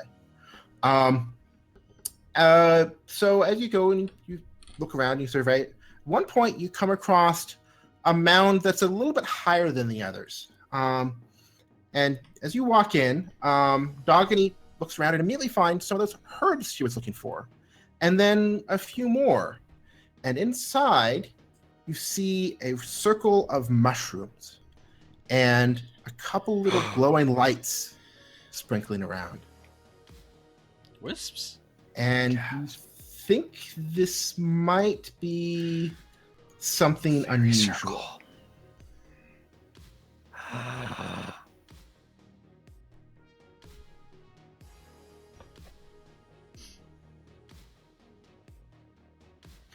You feel a warmth coming out from the circle, and it seems oddly comforting.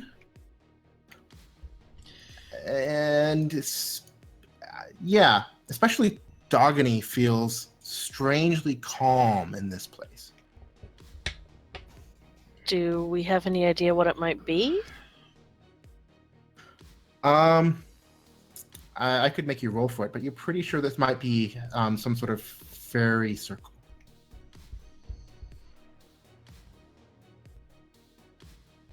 Mac is here, so let's take a quick pause until he gets on. Okay.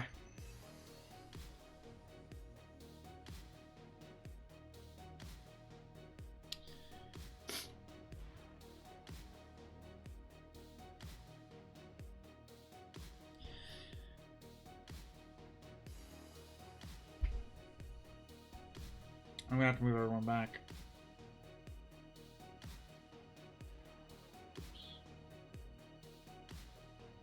Okay, in that case, I'm going to take a few minutes to grab a drink.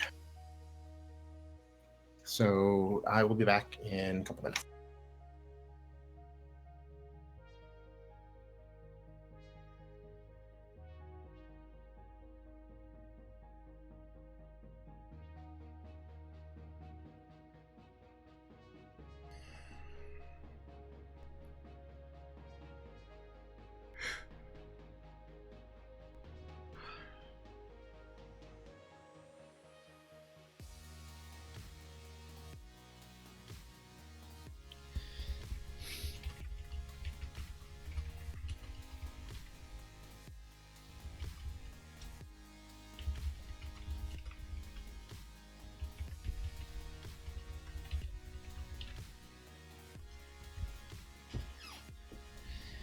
Actually, this kind of worked out well for Mac.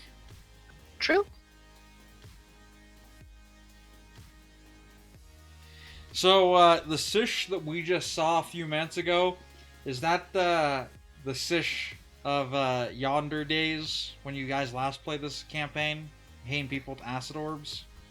Yes, that was very familiar.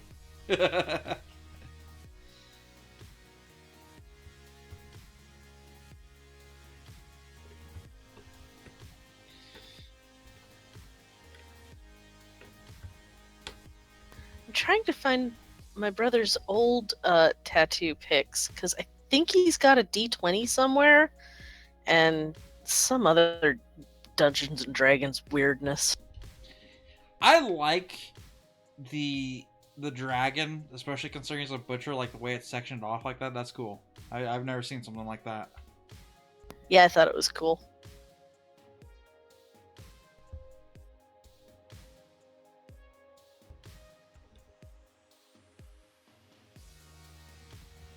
Oh man, we fixed the overlay. Yeah. Actually, halfway through our town escapades, I just moved everything around temporarily. And now that Mac's back, I moved it back. Yeah, sorry about that. I completely forgot. No worries. It actually worked out in your favor, Mac, because it would have literally just been used like sand and gel for like most of the game so far. Oh yeah, I forgot I was in jail. You could have been like singing some blues or something. You could have been there when Maisie was throwing, or when Dogany was throwing rocks at you. Don't try to deny it. You were happy. I really was.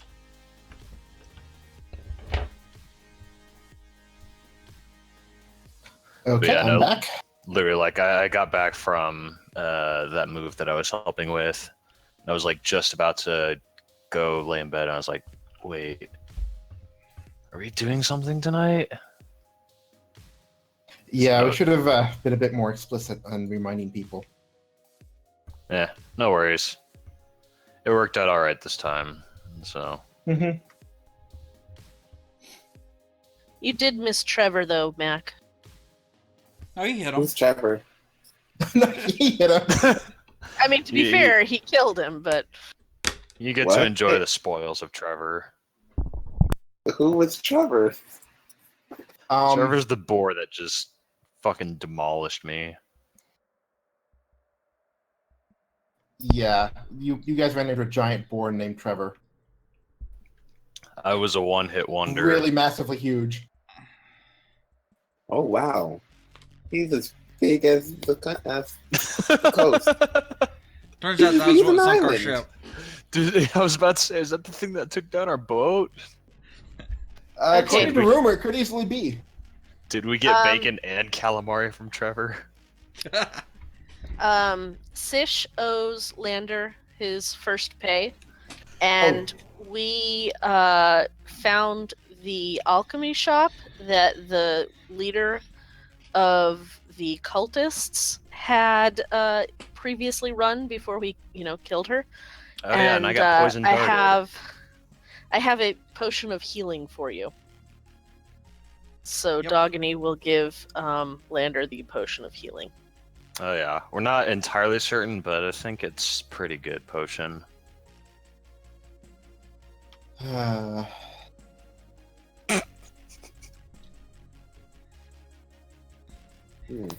I mean, they had good reviews on Yelp. I mean, it seemed like an upstanding place. Uh-huh. And the only thing that we missed out on with you not here is that there was a drunk noble that got put in the drunk tank with you and complained about the judge that put you in jail. But, oh well.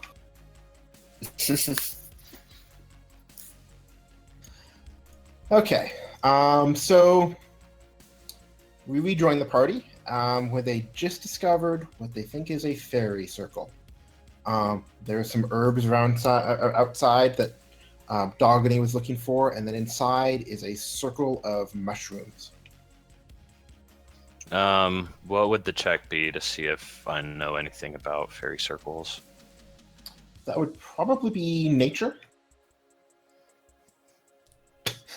There goes nothing.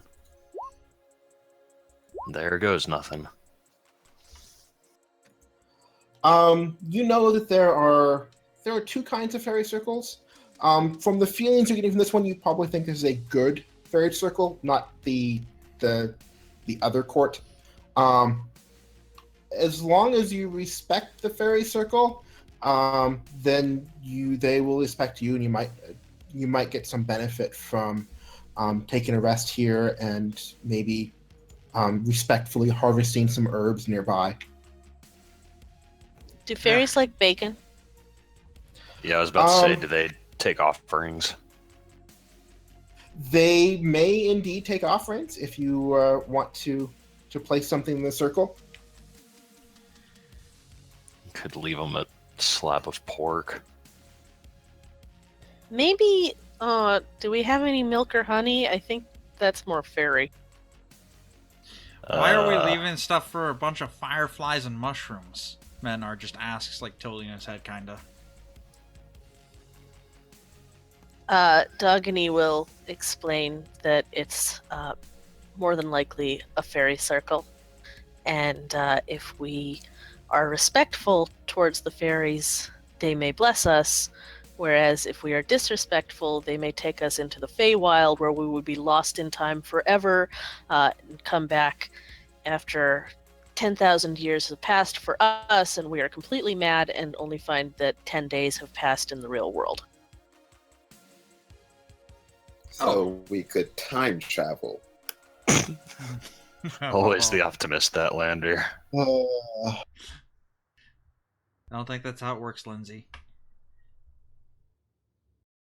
So if I sit in the middle of that circle, I'm not going to time travel. Dogany would advise against stepping into the fairy circle. You never break a fairy circle.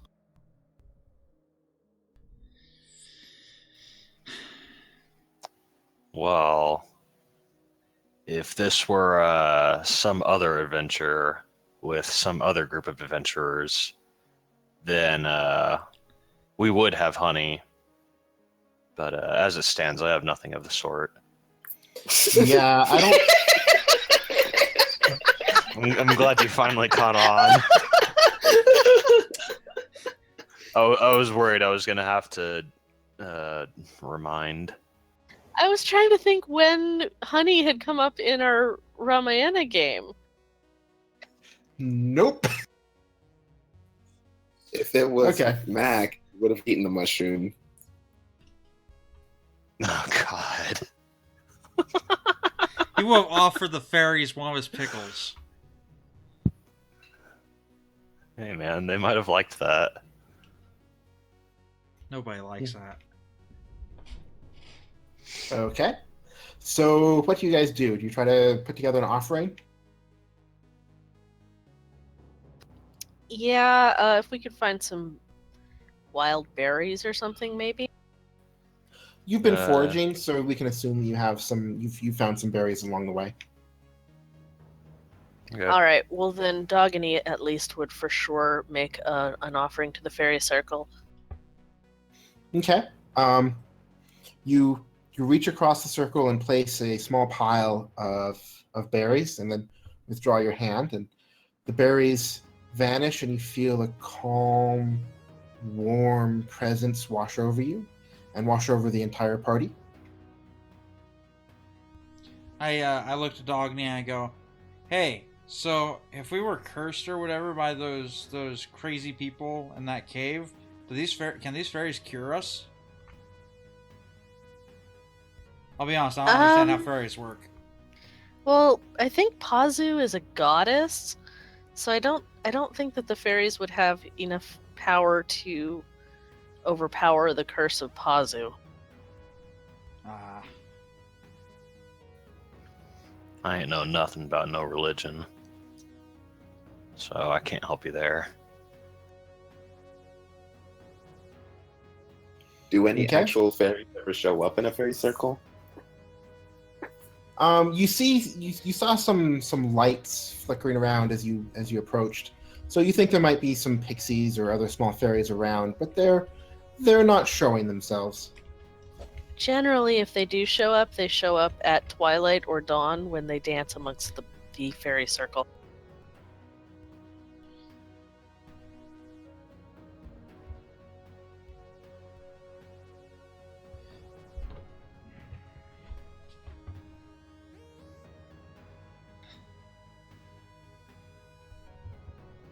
You want to catch one in a jar? Yeah, then when you die, it automatically heals you. Exactly. That's a different kind of fairy.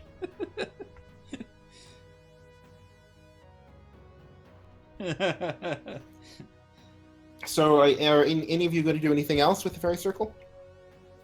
Remy thinks it's best that, having concluded our business, we leave it be. Okay. Dogany concurs. I agree with the shrub and our orc. Are you going to harvest some of the herbs around it?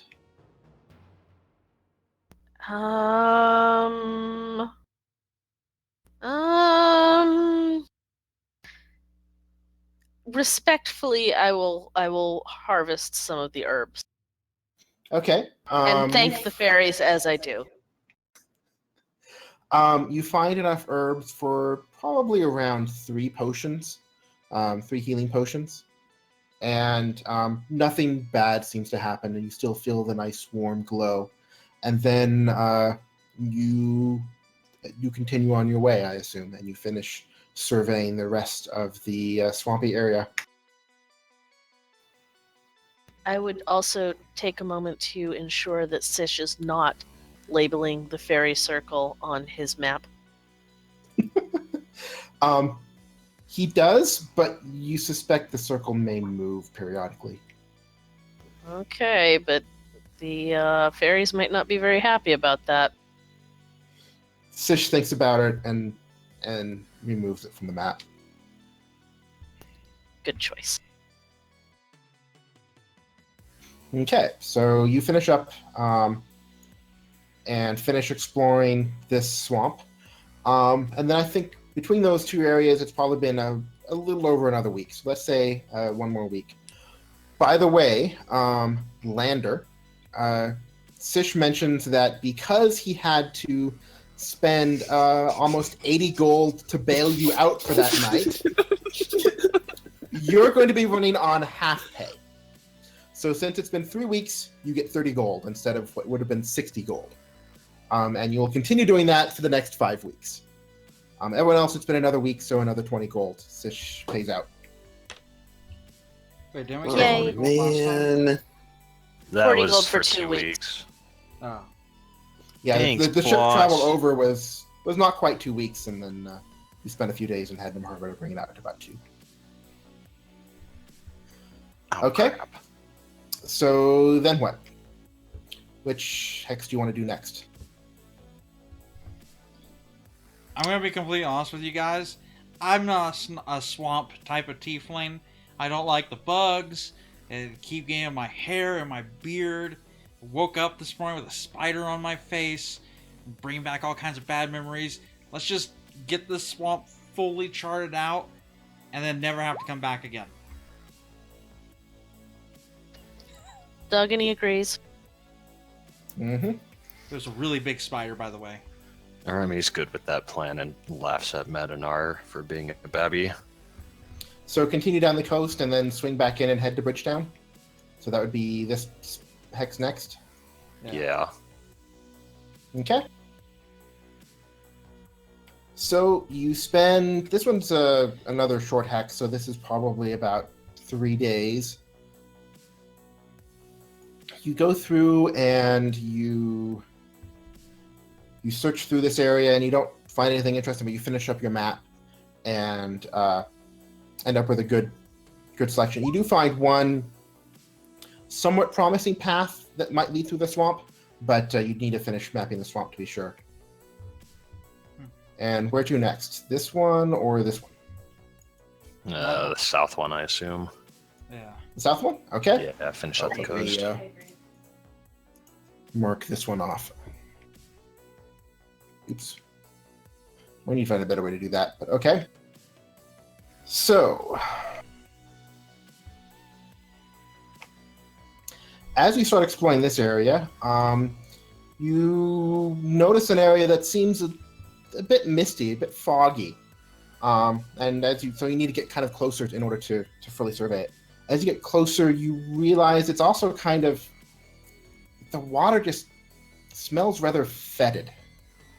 So, and as you enter in to the,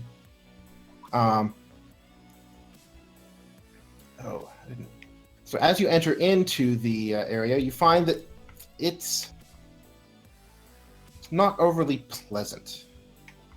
And it takes, even with a ranger leading you, the undergrowth is really quite tangled, and it takes longer than normal to get through it. And the muck is really sticky, and it's just not a pleasant area.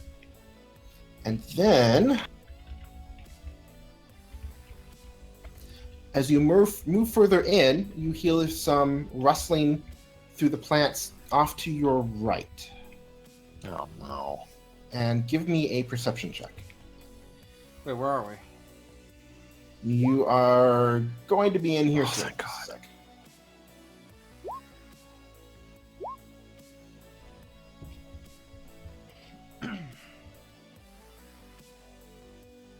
Oh, oops. Once again, This the is the rogue is a one bad thing- rogue.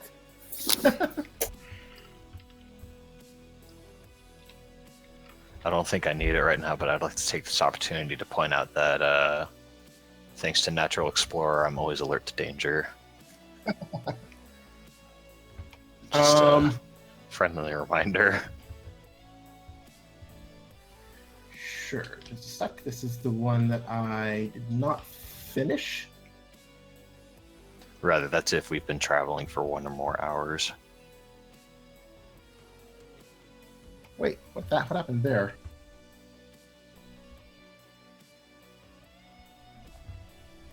Okay, so you notice a trio of kobolds off in the bushes.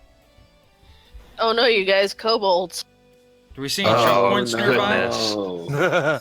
Any cliffs that they have to scale? And for some reason, one of them is stuck on my screen, so I can't actually get rid of it. Let me reload He's real trapped quick. in a pocket dimension. Is I don't... No, he's not on the map layer. He's just in front of me. He's... So you see 3 kobolds in the bushes, and they look a little agitated, and they look like they're probably about to attack. And unfortunately, because I did not prepare this particular encounter, they're named Kobold. Kobold 1, Kobold 2, Kobold 3. I mean, that's probably for the best. I don't have to feel as bad this time. Also, they're kobolds. Ron, Ted, and Aloysius.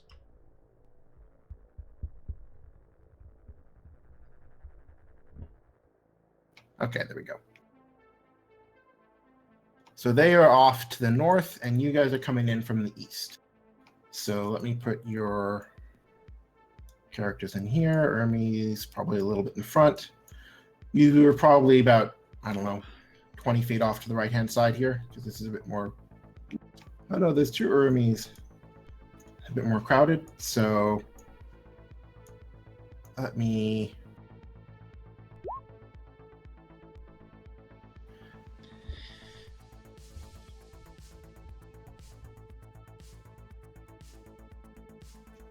Okay, so go ahead and roll initiative. Got another 4. Really? I Yep. mean, really? Damn. Consistency. Oh wow. Got beaten by 2 people this time.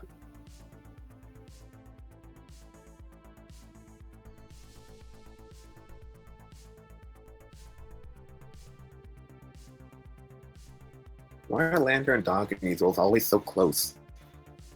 I don't know. It's because y'all are such good friends.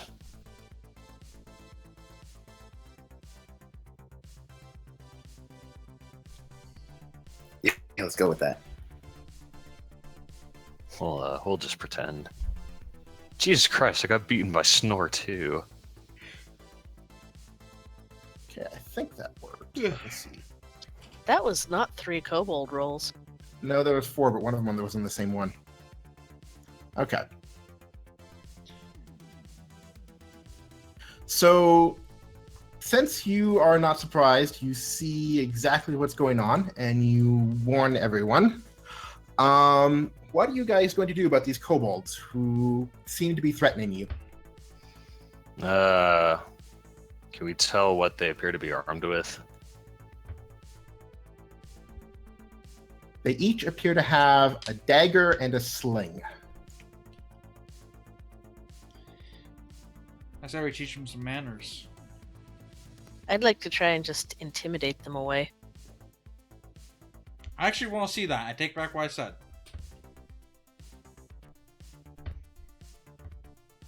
Dogany can be very intimidating when she'd like to be. Well, first up we have Lander. Well, I feel like we should just shoot them with arrows and or whatever, and or the rose, the thorn whip. But That will work. That's one way to dispatch them. I'm going to ask Medinar what he thinks we should do. Oh, Menonars thinks that you should let Dogany try and intimidate them. Yeah, that or try to pickpocket them. You know, I don't think the constable's around here, so I think they're good. the judge pops out of the bushes and arrests you again. She pops out of Dogany's hair. So she's Excuse me? I always knew there was Really something living good in at there. hiding.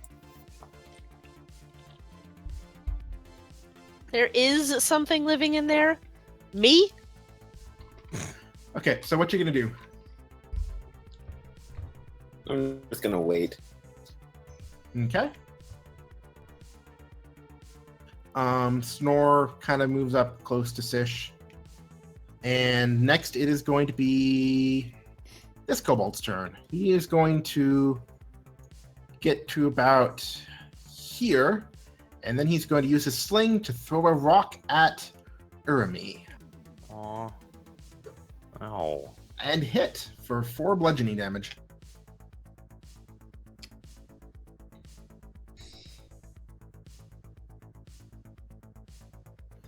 Then it is going to be Dogany's turn. I'm going to turn into a massive tiger. And charge forward and snarl as threateningly as possible. That's very threatening. Okay, so that's A dragon-sized tiger. Double. Is that like double advantage on that intimidation? well, go ahead and roll intimidation. I get advantage because I'm a big ferocious tiger. Maybe. Damn it. Doesn't matter. It doesn't matter. They don't seem that scared of you. I mean, you're looking a little bit scary, but they're not running away. Wah, Next, wah, wah. it is Urmi's turn.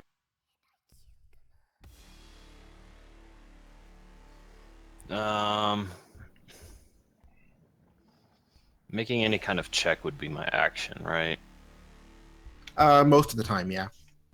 Okay. What are you thinking? I was going to try and quote intimidate them. Yeah, that would be an action. Okay. Well, since the first stone has been cast, Literally.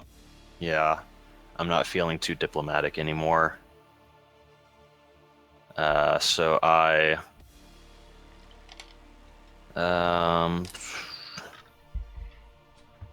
if I wanted to move like this direction, what's my movement? Is my movement hampered? This is all fairly difficult terrain, but you're a ranger, so I'm going to say no. Yeah. I mean, I do ignore difficult terrain. Okay. So then I will retreat slightly towards the rest of the party. And then take a shot at Jerkwad. The close one or one of the farther ones? Actually, yeah. Yeah, I'm gonna take a shot at the far one on the right. Because This that one? way I get... Yeah. Because that way I get advantage. Since he hasn't acted. Okay. Oh, poop. And you needed advantage. Okay. No kidding. Roll damage. I assume these aren't beasts. No, they are not beasts. He takes a Okay, shot so in the it's just- arm and is like, ah! He's not happy. It's a glancing blow. So then it is their turn. This one is also going to move 1, 2, up there. This one's going to move there eventually. And they will both use their slings. One at Tigerany and one at Urmi. So what's your AC as a tiger? God damn it. 12. Okay, they hit both of you. Tigerany takes 4 and Urmi takes 3. And as they move up, they say, "We must protect the mistress." Then it is Sish's turn. Did they say that in common or whatever? Yes, they do actually use common most of the time, or sometimes at least. Sish is going to crit on this one here. And this is the one that you shot at before, right? Yeah. And this one is going to get a nice Oh. splash of acid over his face and just kind of falls to the ground. Ah! And I does definitely not cope look well holds. in this world. Okay. Then it is Metanar's turn with yet another 4. Now, before I go, I'm pretty sure that Lander held his action, so I'm going to offer if you want to take your action before mine. Yeah. Okay. Yeah, once you see everyone start attacking them, you're pretty sure that attacking them is the right thing to do. Yeah, so I'm just gonna use my arrow, use my bow, and shoot this one.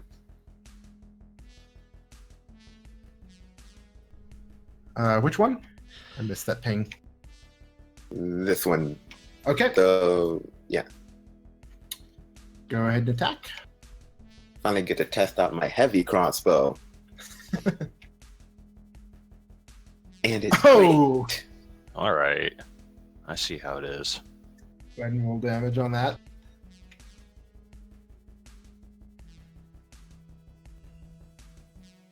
Oh, he takes that bolt right in the eye. Does it take his head with His it? head explodes. His head is technically still attached. To his body or to the bolt? Both. Well, okay.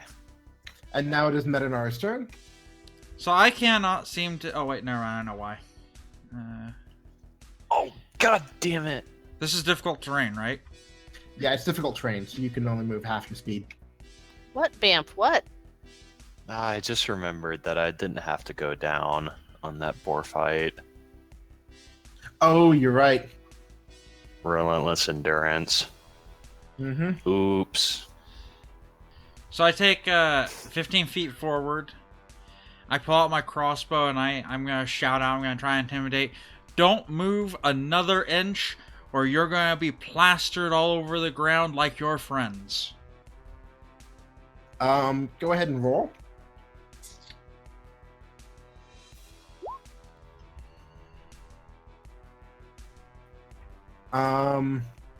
He does not seem. He seems worried, but he does not seem to be stopping attacking. Damn. Okay. So I guess if that's your action, then we're back to top of the round for Lander again.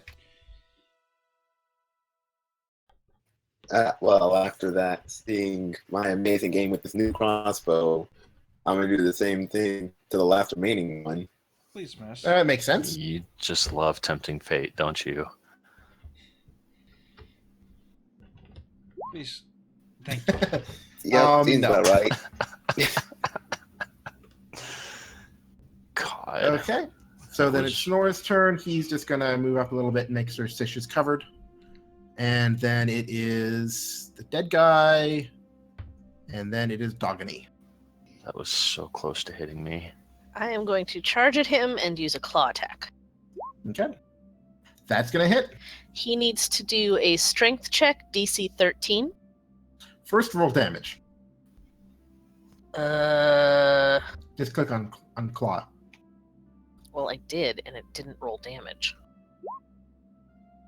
I don't It's- think he needs to make that check. on the roll, it's yeah. So that does 9 damage to him, and he does not need to make the strength check because he is slashed right across the throat and falls to the ground dead. Oops. Oh, that's I wanted wrong to use my one. bite bonus action.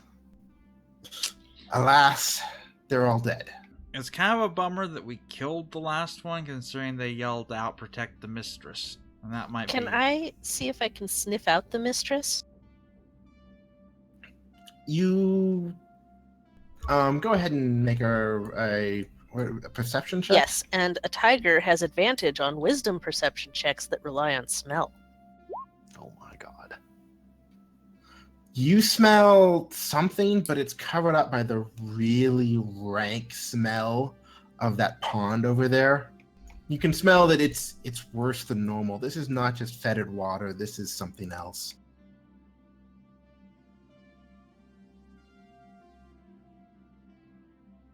Can I eat one of their eyeballs? Why? Did tigers normally do that? She said she wanted to use her bite bonus action.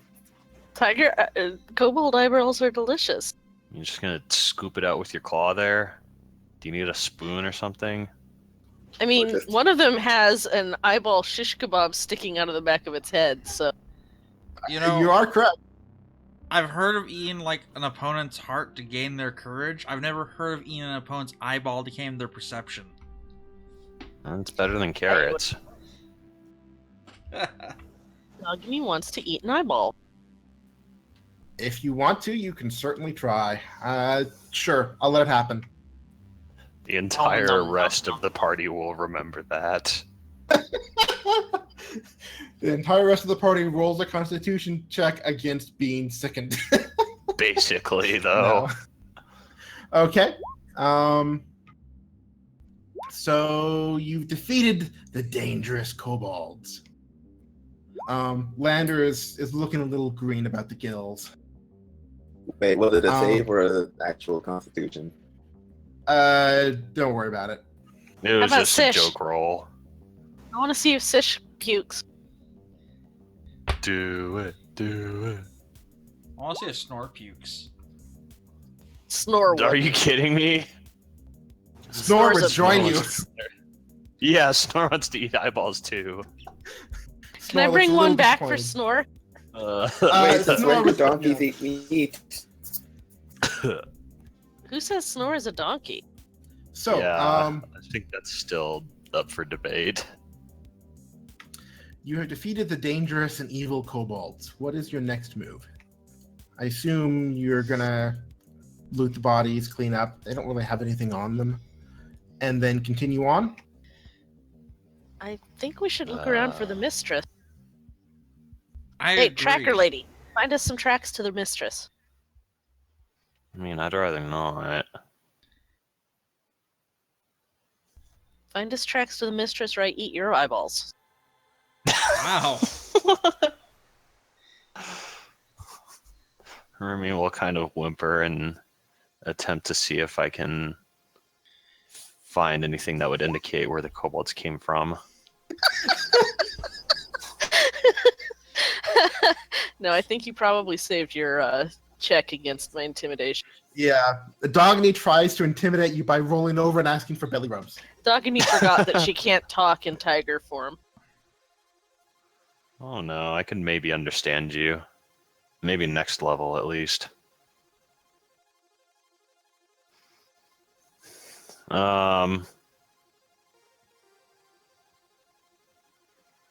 So are you Yeah, gonna I try don't to know. follow some tracks? Yeah, let's see if we can find anything. Survival check. Okay, you see that I think I found something. you Damn think you it. found where they came from, and you can follow them back if you want. So as you take the rest of the party in that direction, it's a little bit further on, and then you come to a kind of a clearing in the swamp. And let me reset the turn tracker. Is Dogany still a tiger? Are you still in tiger form? Yeah. Okay. And as you get closer and peer in, give me are you gonna try sneak close, or Sure. give me a stealth check, everyone? Oops. Big oops. Gosh, just. And I feel like I should expect this by now. It's yeesh. I mean, I don't really need to say it right now, but given my armor type, I would have been at disadvantage. So, Oh no, Yeah, I just love. yeah, I I was just love remembering that the that. entire roll was like accurate. So as you get close and you try to sneak your way in, Medinar from somewhere finds a metal bucket to accidentally kick, which is strange because it's a swamp, but it happens. Medinar kicked the bucket? Yes, he did. Good. without realizing it, you just look around, you're like, where's our tiefling? And I'm just sinking into a bog. And so ahead of you is a bit of a clearing. Give me a perception check on what you see. Oh, that's good enough. I see all. Double crit. Landers Nice. sees all. Yeah, Jesus. What you see is a little tiny baby black dragon in the middle of what you probably understand is a black dragon's nest. And the dragon is looking up and peering at you and saying, "Ooh, dinner," but you can't understand it. It's a baby one. Yeah, what's the Yes. dragon's name? No, don't name it. Can we keep it? Oh, let me fix that. I'm thinking Joey. Jolie. Joey, Enil. Enel? because it's a black dragon. Enil. Enil. It is Yinel. And go ahead and roll initiative again. I would have named it Timothy.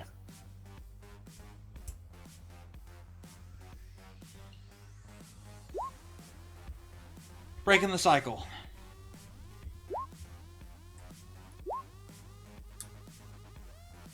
My excitement over the dragon must have is like working against me.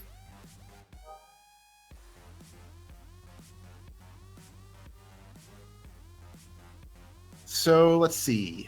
Snore goes first, and he is a little bit alarmed and is definitely sticking close to Sish, but not too close because acid breath. Urmi, what are you gonna do?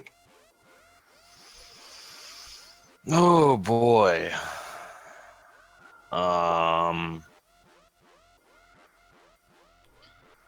Kill it, kill it, kill it, kill it, kill it, kill it. Oh, fuck off. Um. Hmm.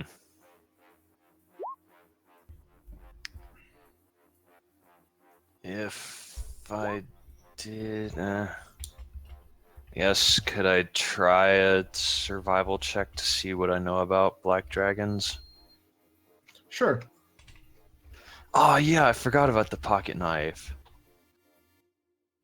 Switchblade. Oh yeah, switchblade. Dragons aren't beasts, are they? Dragons are dragons. They're like their own thing. Okay, They that's have what their I own thought. thing. Oh rats. So, since this is a black dragon, you know that it is a colored dragon, which are generally considered to be evil. All right. Well. You also are a little bit worried because this is a nest for a dragon that's much, much bigger than the one you're looking at. So I would gather as much. you're not sure where Mama is. Yeah.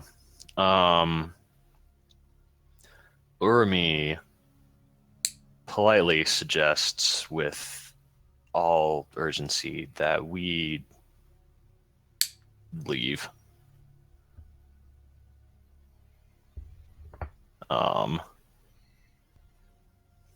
That's my turn. I don't want to start something with these dragons.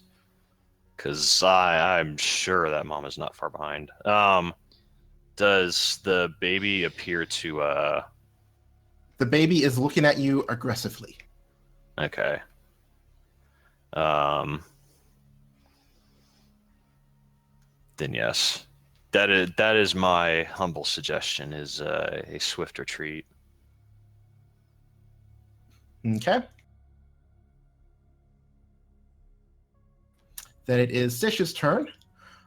He will consider casting Acid Orb, but he knows that black dragons are immune to acid, so he is going to back up a little bit and do nothing.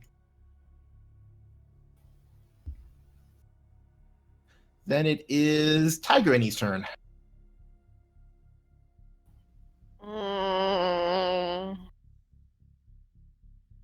Mm. It's evil. I mean, it's baby evil. It's like if we found baby Hitler. What do you do? I mean, that's fine until Mama Third Reich shows up out of nowhere and decimates us all. Mama Just keep that in mind as a distinct possibility. Tigranny is going to look at Metnar for direction. Oh God, we're all doomed. Well, it's Metnar's turn next, so you can hold your turn until after his. Metanar, what are you going to do? I have a really excited look on my face, like, go kill dragon, go kill dragon, go kill dragon. And I look around and realize that not everyone else is holding that same expression. Then I consider the situation a little bit more. Are there any eggs there, or just the one whelp? Just the one whelp.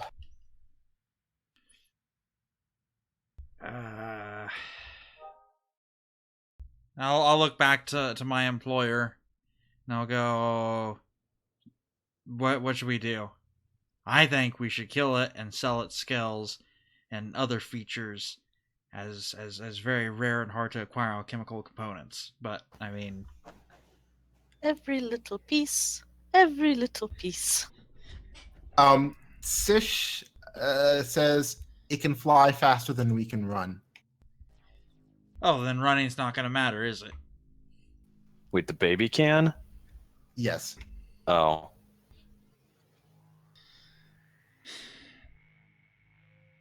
Well, I would suggest if it's going to chase us anyway, we could at least lead it away from the nest so that if Mama comes back, she has a harder time finding us.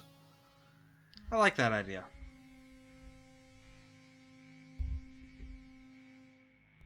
We will fall back, and if it comes to us, we will kill it. Mercilessly. I have a chart to butcher it. Wow. I don't know. Is dragon any good eating?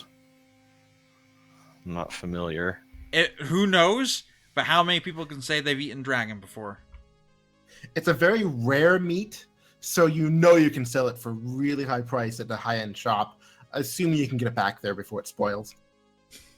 Just get the acid pods out before you cook it. Okay, so what you gonna do?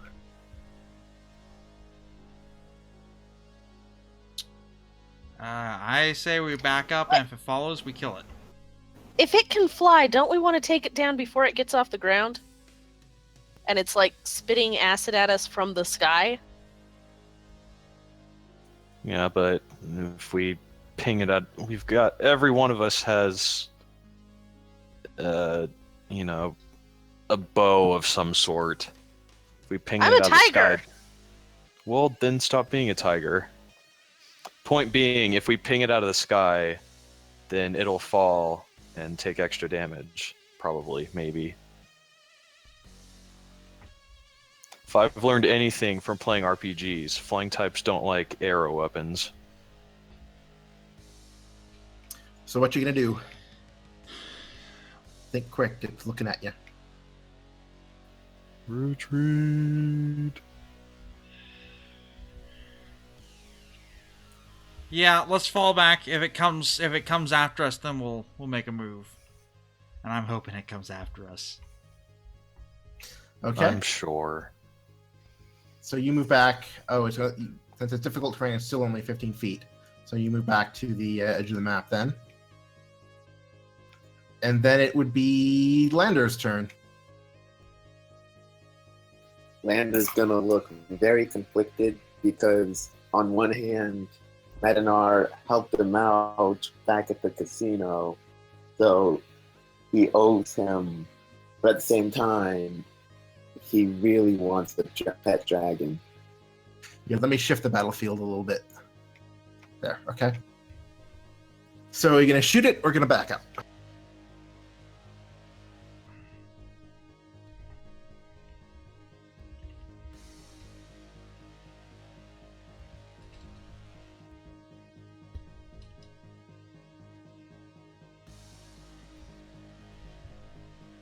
Gonna back up. Okay, you can back up 15 feet.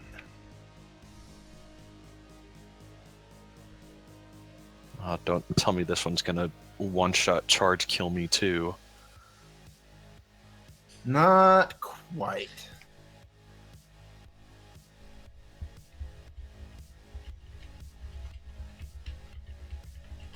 But it is going to, let's see, what can it do? You're all just out of range. It is going to move forward 60 feet. Which was where? I think right there. Oh, it's flying now? Yeah, it takes off and flaps its wings, and it just kind of starts shooting forward just above the ground. Yay! Little black bolt of adorable death. And it is Snor's turn, who is going to move to the side a little bit to kind of break up the group. Snore is smart. Urmi, what you gonna do? Snore is suspicious. I don't trust him.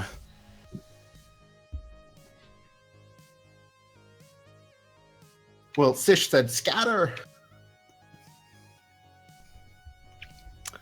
Huh.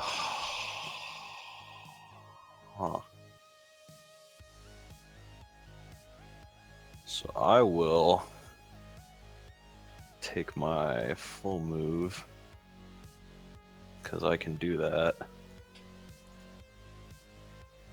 I'm going to mosey on back over here Okay. in the hope that someone else gets to take a hit for a change. And then you're gonna shoot it?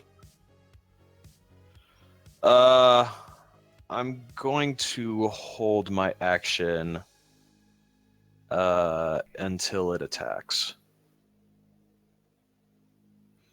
Okay. Let's see. Does Sish have anything that he can actually use to hurt it? I'll ready Not- a shot, but I won't take it just yet. Okay.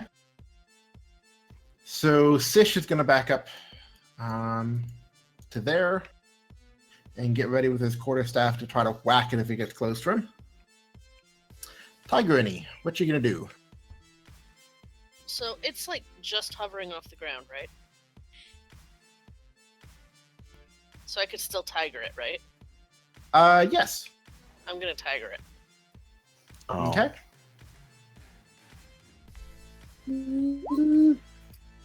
That's not going to hit. Tarnation. It kind of does it does a barrel roll and dodges your claws.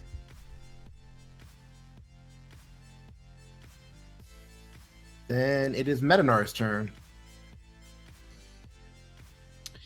Now, what is my movement for? You're in. It's basically 15 feet because this is all still not so great terrain. I mean, am I in a distance where I can do a charge since there's a direct path straight there? I'll allow it if you want to charge forward and try to knock it out of the air. Yeah. Toot, pain train. Trying to body slam it. I would go for a sword attack. I don't feel actually grabbing a dragon's the smartest thing to do. I'm not gonna try to suplex a dragon. That's probably a wise idea.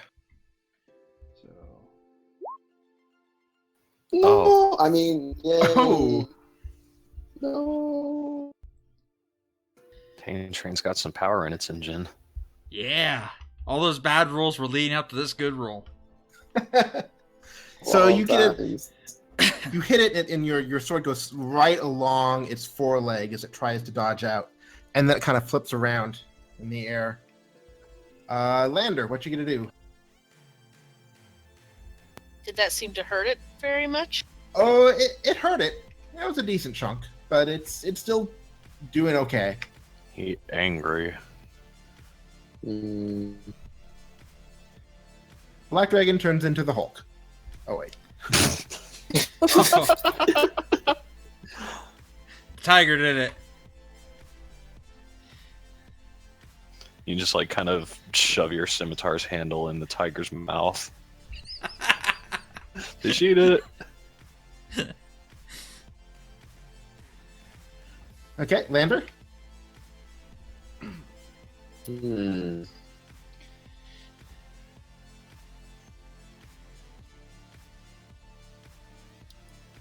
My movement speed is 15 feet too. Yep. All right.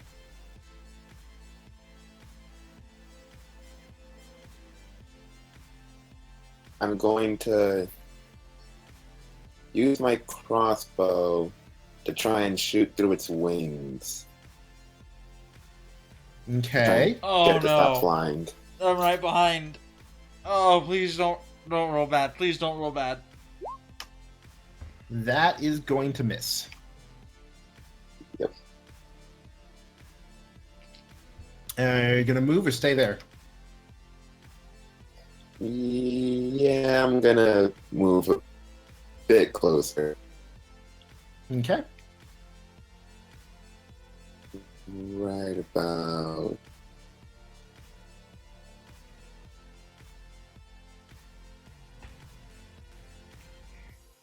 Could I still use my dash from cunning action to move again? Yes, you could use a dash from cunning action. It's basically an extra action that can only be used for certain things. So that does mean you can double dash and still attack, or attack and then double dash. So yeah, then attack and then double move. So you can move another 15 if you want. Keep in mind that Sish said scatter, so you may not want to get too close to anyone else.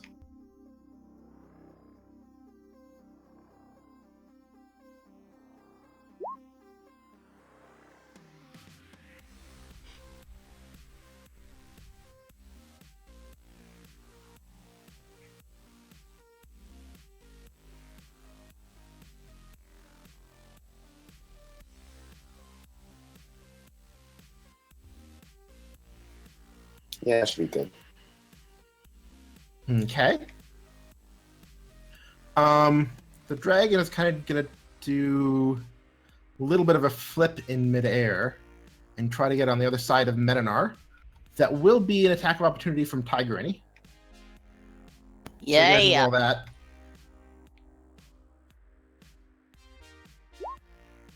Ah! Oh, tiger. That's not going to work. And then it is going to Tiger. breathe acid at both Medinar and Tigranny. So I need a dexterity saving throw. Are you sure it's not fire? It's acid.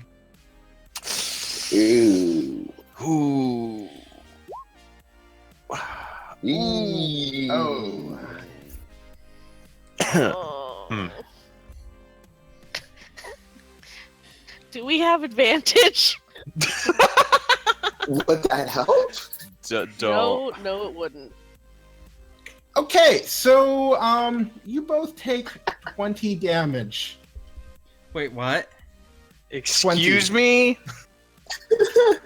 I didn't Oh, see God. the damage roll. God So- damn it. Yeah, so Tigranny's okay. Medinar, how are you feeling? About face first in mud. Okay. So Where was the the damage good roll? news is it doesn't recharge very often, so he can't do that again immediately. Now it is Snor's turn.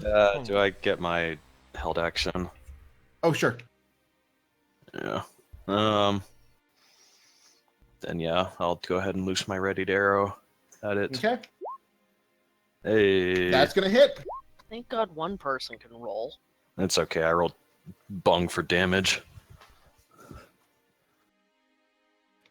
It goes through the wing, but it's only punches a small hole, so it's not debilitating. It's just more annoying. Snore is going to go this way and kind of braid to try to attract its attention.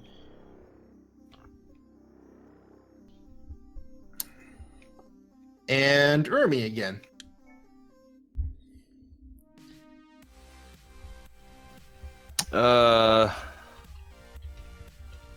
Medinar, you're down, yeah? Yep. Okay.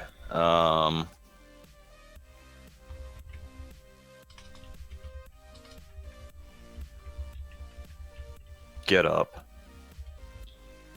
You got it. That's a touch That's range, a though. touch. Oh, You- is it? Yeah, the Wait, range on that is touch. touch. Yep. So you have to be right next to him. Hold up. Healing Oh. word is distance. Oh, I had the wrong spell description open. I was reading from Hunter's Mark, not from Cure Wounds. Well, poo-poo.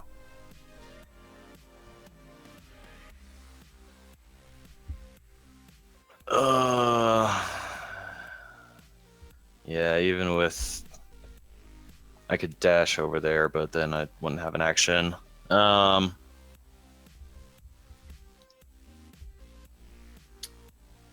Dogany, can you cast magic as a tiger? Nope. But I can change Well, back as a bonus action if you can draw the dragon away from us.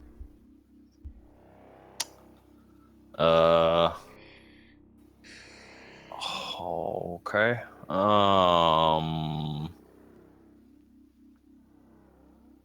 Is there any kind of a taunt action?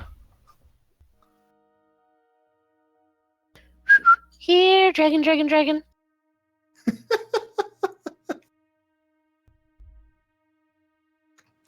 Not really. I mean, you can try to draw its attention, but there's nothing that really is designed to work that way, especially not for your class. Yeah. I'd kind of just suggest trying to kill it. Yeah. since that might- Yeah, I'll move over here a little further away from Lander just in case of other shenanigans.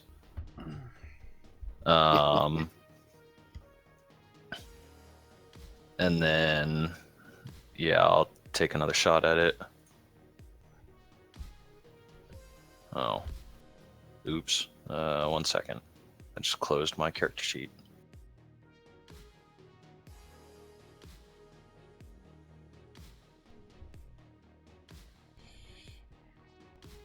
That's gonna hit it again. At least I can make good attack rolls. But Oh, only 9 damage. I got excited. And then I remembered. Yeah. Alas, you do not have advantage. Rats. It is looking a little bit weaker though. And I'll kind of yell at it. Over here, you little shite.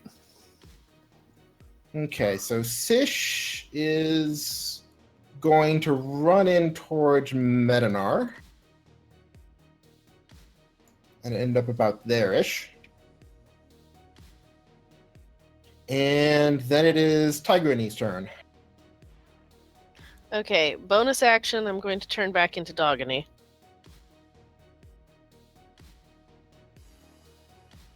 Okay. Actual action.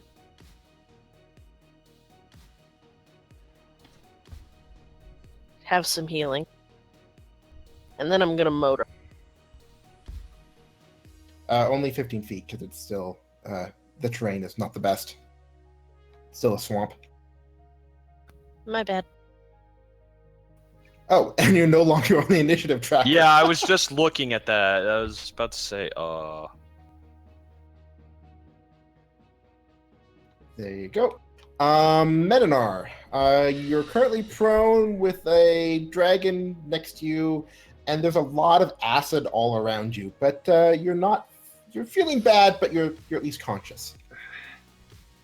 Does Sish miss again? I'm sorry, again? Did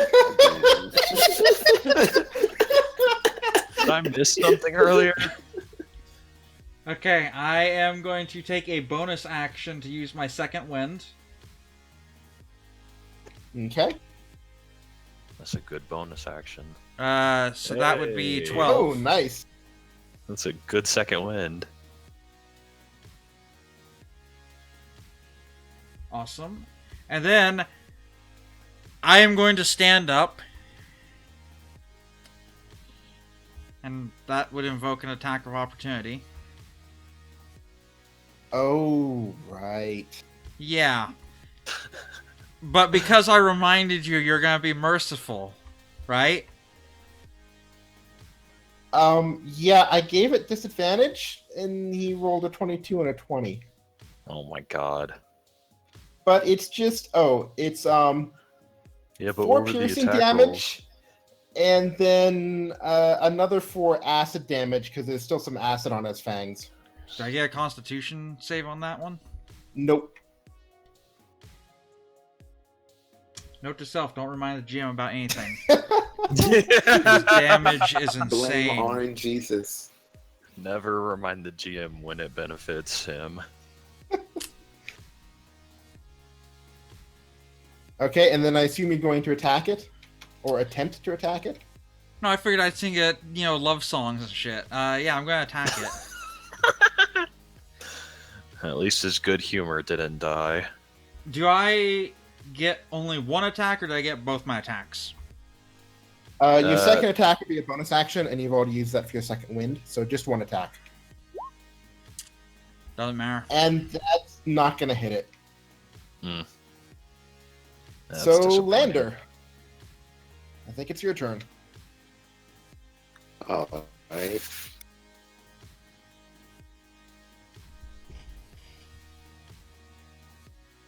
Can I sneak attack with the switchblade? Okay, yes, you can because you have a friendly person within 5 feet. So, sneak attack is either you have advantage and that works, or if there's someone next, also within 5 feet of the target, that also works. So you can charge in and attack it with your switchblade if you want, and you would get sneak attack damage as well, assuming you hit it. Oh, All right. Let's do that then.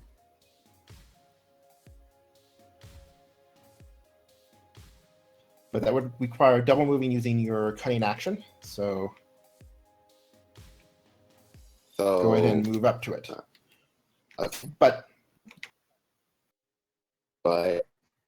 But you can get there and still attack, so that still works. All right.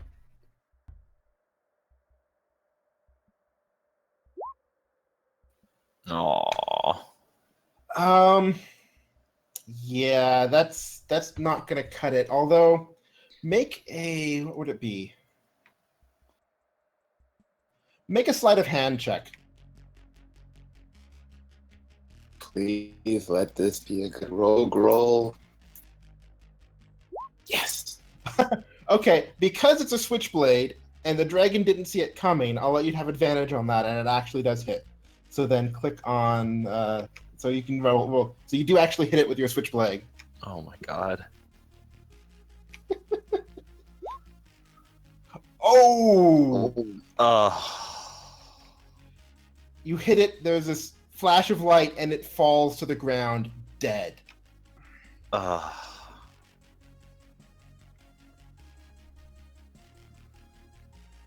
How in the actual did he hit it with the switchblade? I hate you, Max. This is Listen. the best / worst variant of Chekhov's gun I've ever seen. Listen, Mac. I hate you. It's all in the wrist. The only way that would have been worse is if you had thrown the knife and it like impaled it right between the eyes. Since it's a switchblade, yeah, with a switchblade, it does not have a throwing range. So yeah, you have a dead baby dragon, a mama dragon that might be nearby, and yeah. Can I search the nest? You look around and you see basically just a big depression in this area. You don't see anything else. If you want, you can roll an investigation check to look around, or nature to figure out what's going on or what. And Nagini. Post-war really tanked the economy around here. You recall someone saying that black dragons usually hide their treasure a little bit away from their nests in some sort of sunken area. So you think it might not be right here?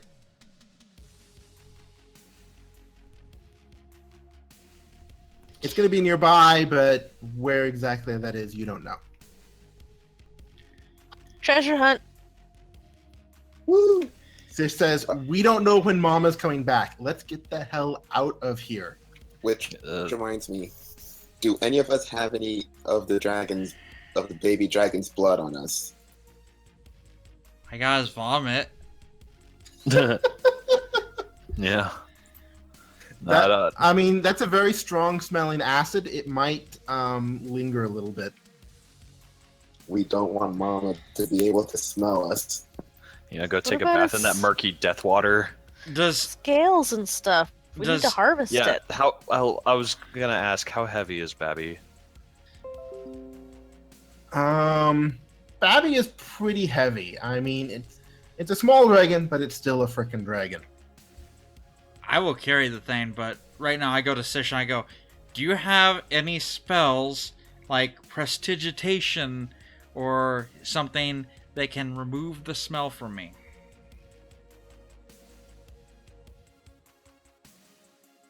Let me see, what does he have? I know an adventurer that has soap, really good smelling soap too.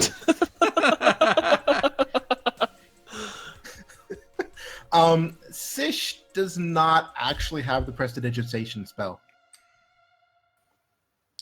Wow. What kind of spellcaster are you? Dogany, do you have any smelly stuff? You're a druid. You know herbs and flowers and... That's the closest thing I have to prestidigitation. Crap. I might be able to make you smell like a flower. I mean, according to the DM. Yeah, just make some flower blossoms and like rub them all over him. Actually, on second thought, don't do that. You Will might it be get You could enough? make him, excited. it's a little bit iffy. I think you probably want to run away fast instead, and then take a bath as soon as the water looks less murky. Okay, I also want to point out. That's Fish's advice. I also want to point out I wasn't the only one who smells like acid right now. Just saying. I'd also like to point out, if you're planning to carry the baby dragon, I don't think washing off the acid is going to help. Yeah.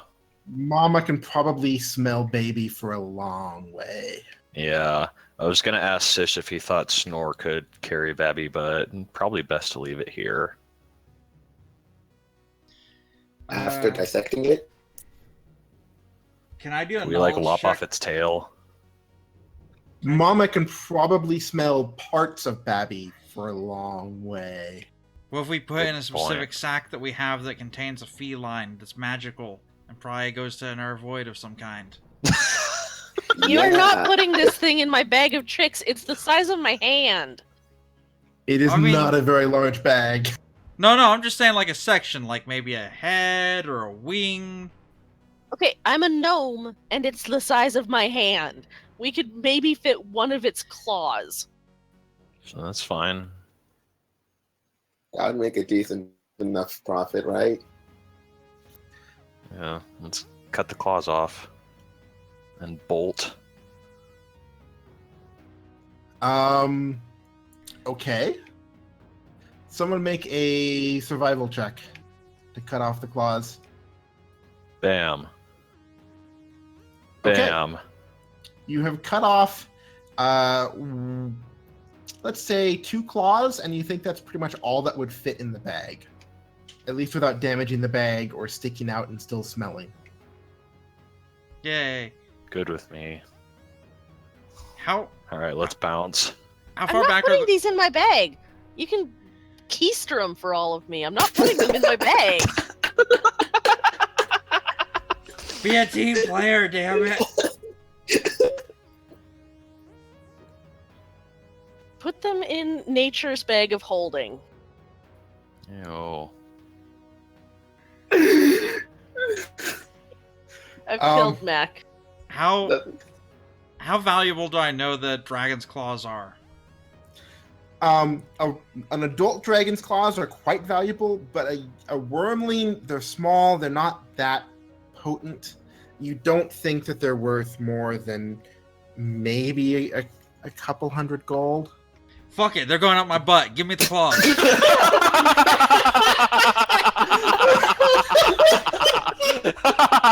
I'm taking all the profit though. You guys lost out.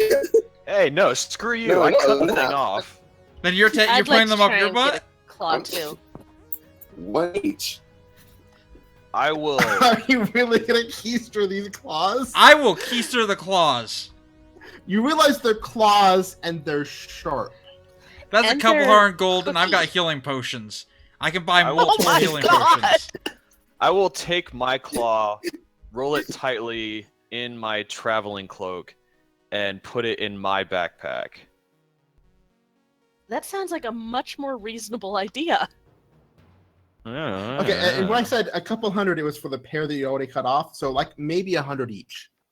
That's fine. That's more gold Yeah, than I that's really have. fun. Same. Money's money. Will the smell permeate through the rolled up cloth though? I'll throw some bacon in there with it. Maybe So- the grease will help dilute it.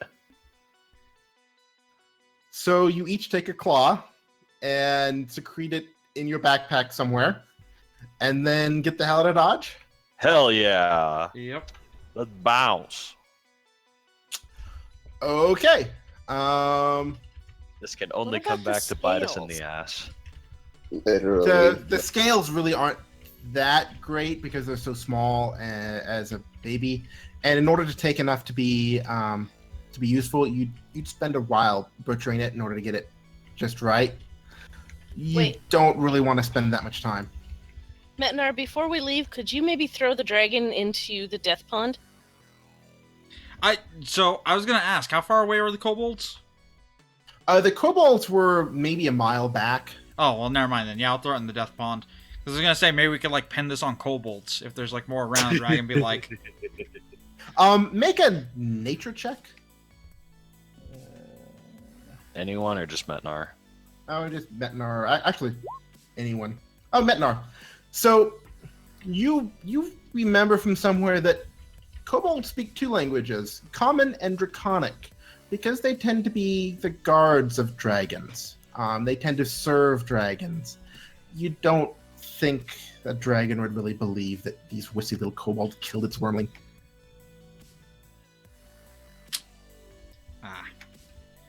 what's in the bog now? Okay. So you No. toss it in the bog and run for it. Woo! I just realized something, and it might be a bit too, like, really too late for this. I just noticed I never gave Lander a second language that he learned. Well, then his yeah. third language. I was looking at that yesterday. We can discuss it after. Unless you want to take Draconic right now, but Yeah, that's not which something where would- you really would have run into. You, with your background, it's probably something you would have run into during a town. So Yeah, you're Draconic probably is more of an right. exotic language. So, you did not finish successfully surveying this particular hex. What are you going to do after you run the hell away? Are you going to Keep keep running. running to Bridgetown? Well, okay. After you run and after you take a bath.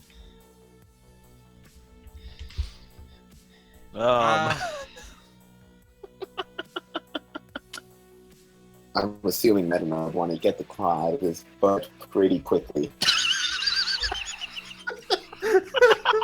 I mean, running is a living hell right now, but He's Okay. taking a step, taking a sip of his healing potion, taking another step. Yeah, you do God. burn through a healing potion while you're doing this. it's okay. When the mother finds the claws are on you and not one on me, I'll get away scot-free. Oh. Yeah, assuming we find a place to bathe, I will attempt to wash the claw I have to rid it, or try and rid it of some of its, lingering smell. You find one of the more open and more flowing sections of this river delta. Still not great, but it's probably safe to actually bathe in it.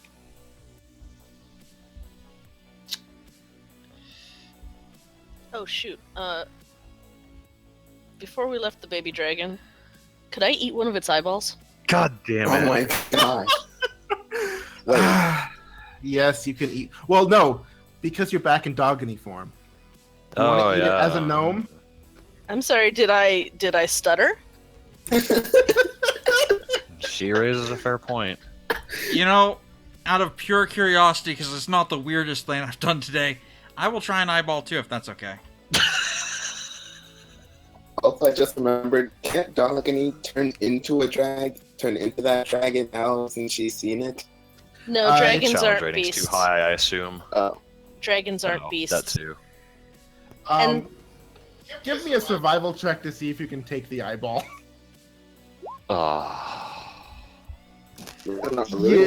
Yes, you can. You can take the eyeball. This was horrible. Ah. Why did I do it? Dogany will smack her lips. Metador, make a Constitution check. But I thought I made it. I just want to You point ate out. you ate the eyeball. Now, what are you going to do about it? I just want to point out that dragon eyeballs caused a lot of bad things and many, many deaths in Final Fantasy XIV. Well, I just threw up, so don't worry about it. You threw up, and you remember. Oh yes, this dragon spits acid, and it's a real burning sensation in there. So I wasn't going gonna to bring take it up. Wait. 1d4 acid damage. The freaking Hold on. dragon does not have acid in his eyeballs. Yeah, that doesn't make... How do you know it's a dragon, man? It could grind That it does to not dust. make the Weird, first lick of crazy sense. powers. I mean, I get that it's a fantasy game, but his eye It- fluid It is may made up of be acid. psychosomatic because you failed the roll so bad.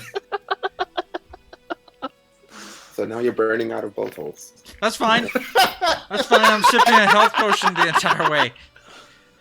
It's okay. You guys Oh, just don't have any man. balls. This one's all mine. I will take all the gold from this. You don't have any balls? Eyeballs? Is that what you're saying? Correct me if I'm wrong, Medinar, but you didn't even hit the dragon once. I did. I charged in and quickly hit the son of a bitch. Okay, you nicked it a little bit. That's fine. Oh, okay. Okay, after Remind all of me- this craziness, Remind me again how the boar encounter went. That's fine. okay, so after this insanity, and after a long bath with lots of soap, then what do you guys do? I don't suppose Bridgetown has any well-known gastroenterologists for Medinar. That's probably the closest place you can look for one. Figure he could probably use one.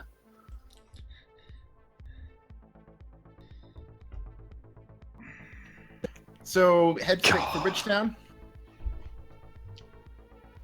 I'm good with that. Okay. Yeah, that works. Well, hang on a second here.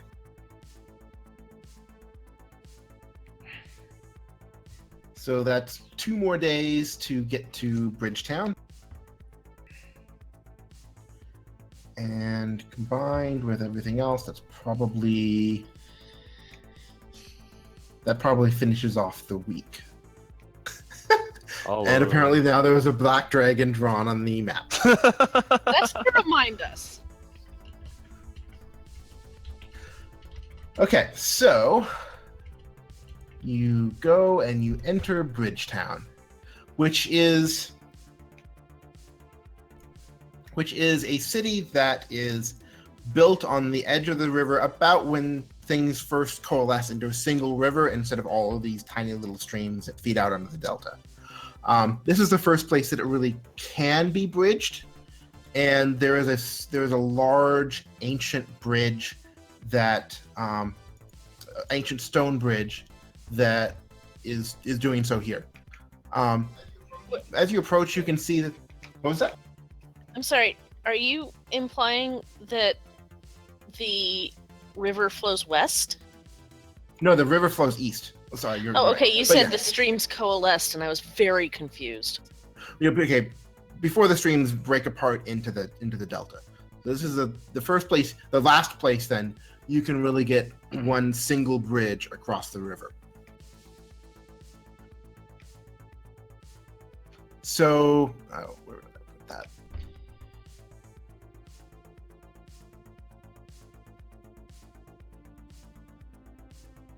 So considering that it took us like after our stop to like bathe and whatnot, it took us a week.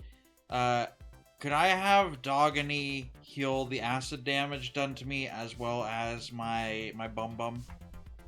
Yeah, it takes you another 2 days to get here because you can travel across these squares in a day, these hexes in a day if you aren't actually surveying it. So yeah, there's plenty of time for her to actually get around to healing you and taking a rest, and you should be fine, except for the embarrassment. I'm not embarrassed at all. I'm 100 gold richer. As are we. Without having keistered the cloth. Well, like I said, if we had gotten caught, it would have been on you guys. So, this looks like a fairly old town, but I mean, there's some ancient, what may be ancient ruins. I mean, you think the bridge was not built recently. Around the bridge, mostly on the northern side, there's a bunch of piers that lead off and with some boats attached to them, either coming from Haddenham Harbor or leading up further up the river to probably other little hamlets that are up there. Most of it is a stone city. There's not really a wall around it, but most of the buildings themselves are made out of stone. And you do find that there is a local inn that has rooms available. And this inn is called the Beggar's Goblet. The innkeeper there is a male elf who's named Enelon. So what do you want to do once you get in town and find some lodgings for the night? I have a quick question. Would I be able to use my wood carving tools on my dragon claw?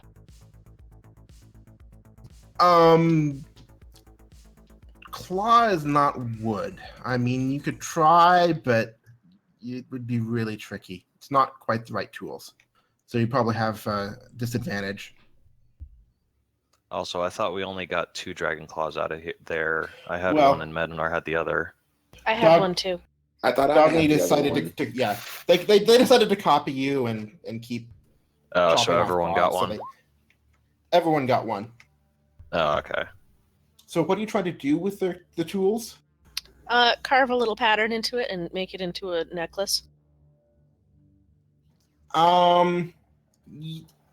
You don't really make a good enough impression to get a good pattern from it. You really can't, and you also can't figure out how to make that hole through it. So you probably need more specialized tools in order to get it to work right, or How long maybe are just longer claws? amount of time. They're maybe the size of a finger. I mean, this was a small dragon. Yeah, sure. Okay. I mean, they're a medium-sized animal, so... Yeah. Well, at the very least, I can use a leather thong and wrap it around it and make it a pendant.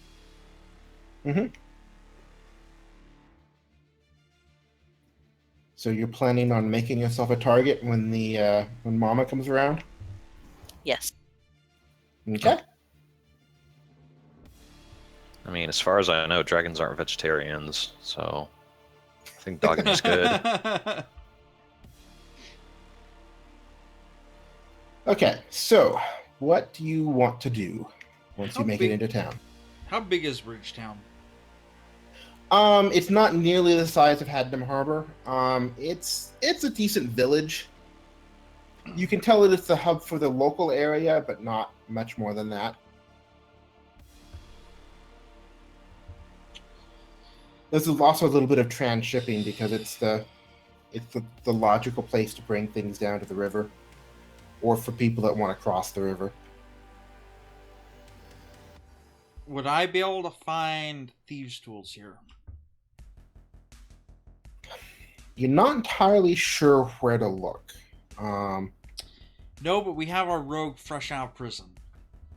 Hey. Wait, they didn't give me back my thieves' tools? No, he wants his own fare. For less nefarious purposes. Or maybe more nefarious. Who knows? I mean, yeah. Look, when a tiefling's ready to freaking keister a claw, he's as spontaneous as you can freaking be. I might just decide to go freaking try to lockpick the constable's house later. I'm No, not we sure ha- you want to use Lander as a role model here. We had a situation earlier that I just kind of realized, like, if for any point you're not around to lockpick something, it'd be nice if, like, another person in the party had, like, a set of thieves' tools in case we come across any doors or anything, like if the party gets split up. Remy accidentally true. walked into a dart trap. After somehow opening a locked door with no lockpicking tools.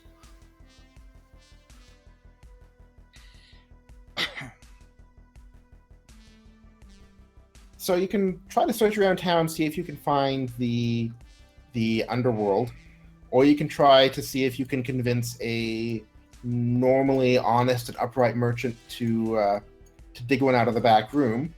Or what do you want to do? I'm charismatic. I'm gonna go speak to a merchant. Okay. Let's see. What do we have?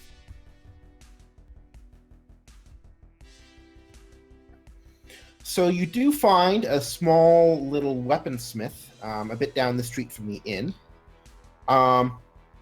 The shopkeeper is a female dragonborn named Silder,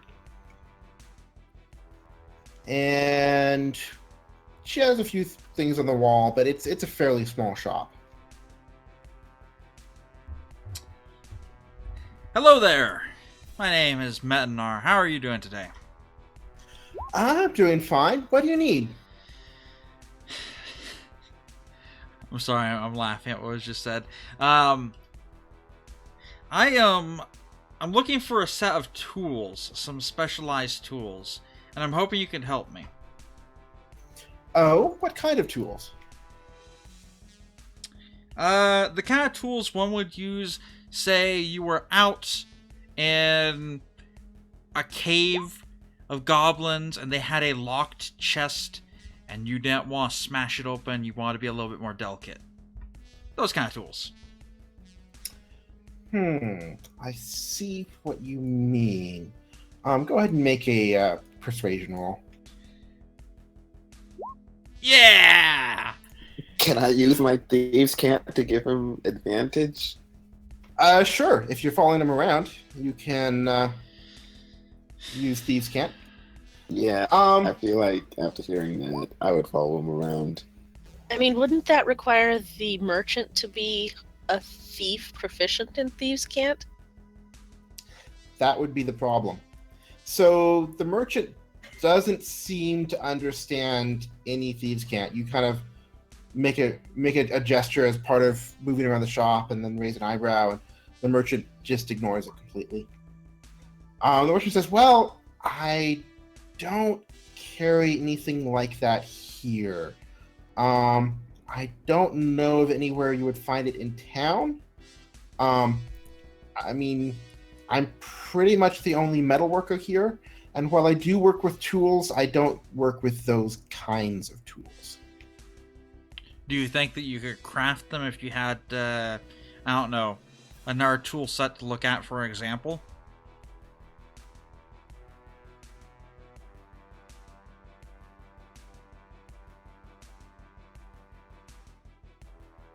Probably not quickly. I already have a couple orders that I'm working on, and I don't know how tricky these tools would be to make.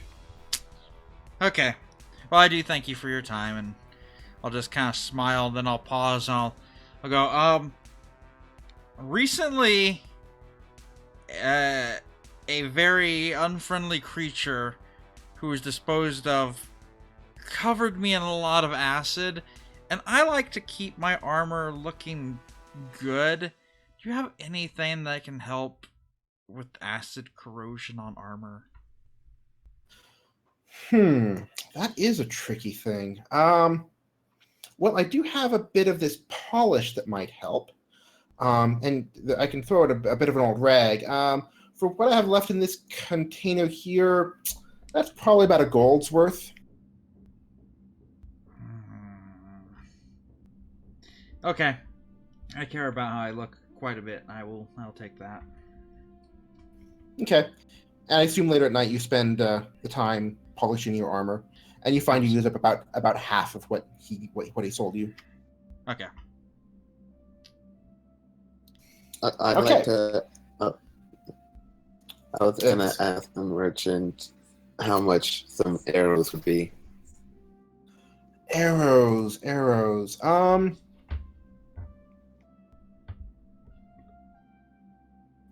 Where were they?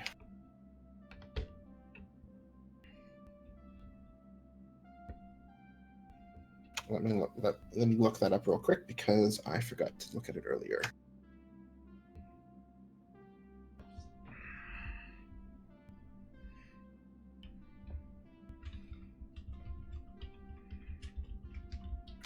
It'll be about 2 silver for a bundle of 4. Well, call it 5. Bundle of 5 for 2 silver. All right then.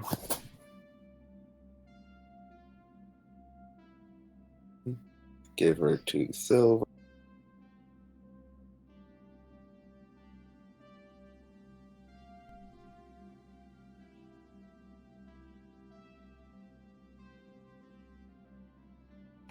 Busy snapping.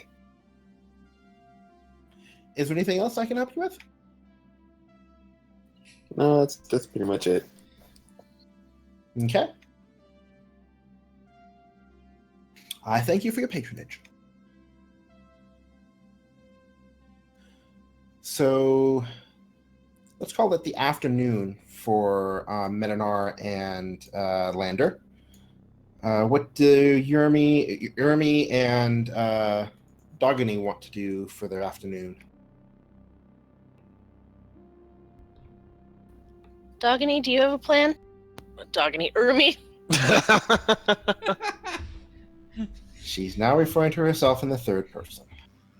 Yeah, it's a little worrying. Slowly I think going it might have crazy. been all the. I think it might have been all those eyeballs. We need Urmi, more- do you have a plan? Are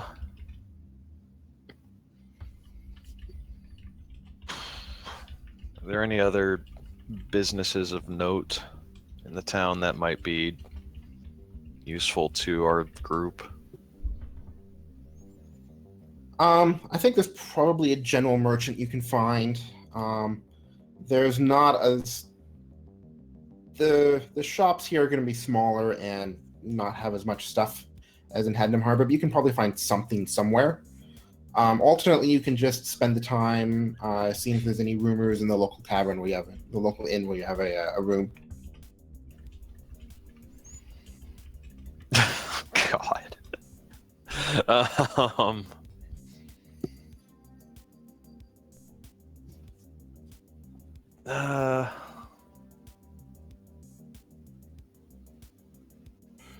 How long are we here? Just for like the night? Probably, yeah, just for basically a day. Okay. So you basically have 2 things you can do, and then you're leaving the next morning. Yeah. Yeah, I don't really have any like shopping that needs to be done.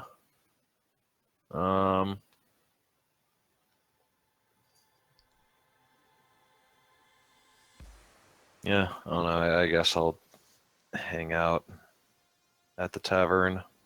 Okay. Dogany? That was Dogany's turn too, so maybe they can help each other. Okay. So you hang out at the tavern. I assume Dogany is actually going to talk, and then Urmi is just going to sit in the corner and listen. Dogany will buy a round for the bar. Yay! Yeah, cheers! And then tell them that they have been traveling through the wilds. Some of them might know Dogany. One or two of them do seem to recognize you. I will ask the ones that I know if they've heard any good tales lately from the wild. Okay, make a persuasion check with advantage. Oh, ho, ho. As if you need it. So it's like, well, let's see. What have we heard around the tavern recently? We've been in town for a few days, about to head back out. The talk of the town lately is that Duke Hadnam has been trying to squeeze more profits out of the local merchants. He's trying to raise the taxes, and no one is overly happy with that. They don't think that it's warranted, and they think it's probably the next move for him to try to name the town after his family again. But that's more of a local issue. As far as things nearby, well, there was a black dragon that apparently had been seen up the Dragontail River here, off to the west. No one's quite sure where Wait, exactly. to the but west? Yeah, it was flying over there, but they can travel quite a ways. I will inform them that we saw traces of what might be a dragon's nest to the east, and give them kind of a general location, giving no indication whatsoever that we might have murdered the baby. Huh, that's worrying. I mean, I know dragons can travel quite far when they're looking for food, so it could be the same dragon. Well, it's not good to have a black dragon around, and we have to do something about that. But at the same time, one of the groups who had asked to do something about that would be the mystics. There's a monastery of immortal mystics up just a bit north of here, but we saw a party of them headed south over the bridge on some sort of errand. We don't know where they're going, but that might mean that they're not around. Can they tell me anything about what exactly the Monastery of Immortal Mystics is? Oh, they're one of the chapters. There's not a whole lot known about them, but they seem to be focused on building up the human body in weird and strange ways with their powers. They are really tough to kill, so you don't want to get in a fight with one. But other than that, you'd have to ask them. Interesting. Can they tell me more specifically, other than north, where they would be? Are they this side of the Spine Mountains, the other side? It's a bit northwest. It would be probably about there on the map is the general location.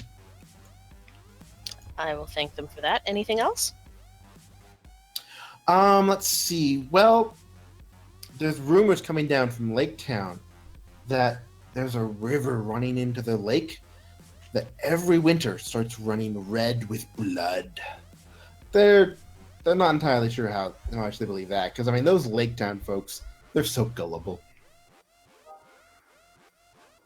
I mean, they're also saying that there's some trees west of Lake Town that have grown sentient and have started to talk. But trees don't talk. I will give them such a look from under my bushes. Resisting the urge to make a joke. And like, anything? Well, there was that. There's also, I mean, there's always rumors that there is an undead knight in the ruins of an ancient tower up in the mountain, up by Spire Mountain, I think, that waits for the one of the true blood to come and reclaim their place. But, hasn't found anyone yet. In fact, no one's really entirely sure where that is, other than, quote unquote, in the mountains. So, no one around here really believes that. True blood, eh? Fascinating. But yeah, that's all that we've heard around here. Excellent. Well, I will definitely encourage them to possibly contact Duke Hadnam about the nearby threat of a black dragon, and kind of vaguely imply that we might have heard the dragon and it sounded really angry for some reason that we didn't have any idea what reason it might be. No clue, but it might have sounded really furious. Dogony, you're rambling.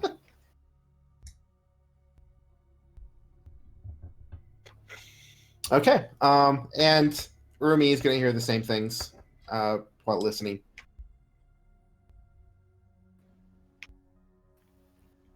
So that's the afternoon, and then it kind of goes on towards evening. And unless you have any other errands you want to run or do some shopping, then I think that's probably the night for everyone. Is there a jeweler's shop or anyone who would know like jewel crafting?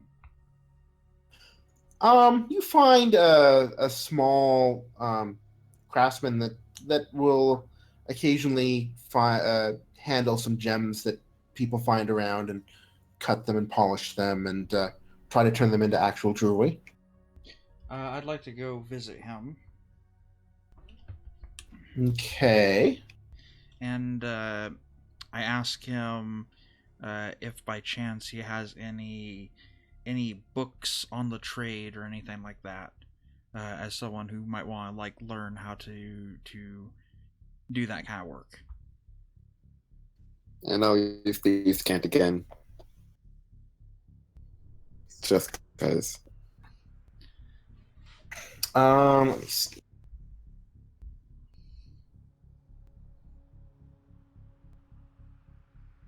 He does not know thieves' cant.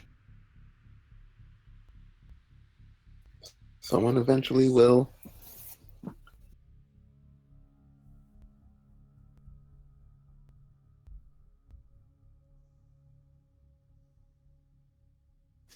So that would basically be jeweler's tools. So he says basically it would take a while to learn how to use tools, and to I mean you could try doing some basics with, if you want you could buy some jeweler's tools that he has a spare set that he's not using anymore, but you really need to learn quite a bit in order to use them properly and to get the most out of your materials. He doesn't have any books on like, I don't know, jeweling for dummies or some shit. No, it's more of an apprenticeship thing. I'll buy the. How much are the tools? The tools are going to be 30 gold. Yeah, I'll buy them. Okay. Most of them are going to be stuff you can use on the road, but there's a few that are more sedentary. So you can do a lot of stuff on the road, but not everything. Actually, before I buy them, I ask him how this would work on something like, say, Scrimshaw.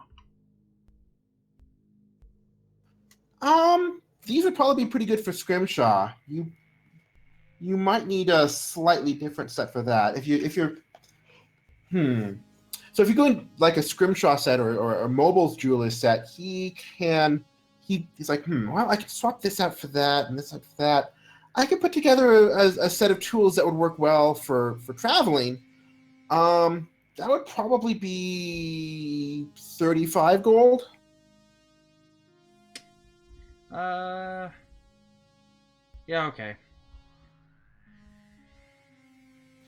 Okay, so you have a set of jeweler's tools that don't have anything that has some replacements for the things that you'd usually use for like a grinding wheel. Yeah. All right. I look to Lander and I go, "Did you need anything here? I'm gonna head back to the inn." Oh, and if you're going to try to learn jewel crafting, I have some junk gems here that, I mean, they have flaws, they have some serious problems, and I could give you a handful for 5 gold. Do you by chance have any bone or anything along the lines of that? I do have some pieces of bone that were cracked and didn't quite make the cut in the back room. I can give you some of that for, I'll say, a gold. I mean, they're already cracked, and we are adventurers. We could probably find bone along the way. I'd be willing to give you 8 silver. That's fair. Okay, so you now have some pieces of bone, like some good-sized chunks that are practice pieces, basically. Okay, awesome.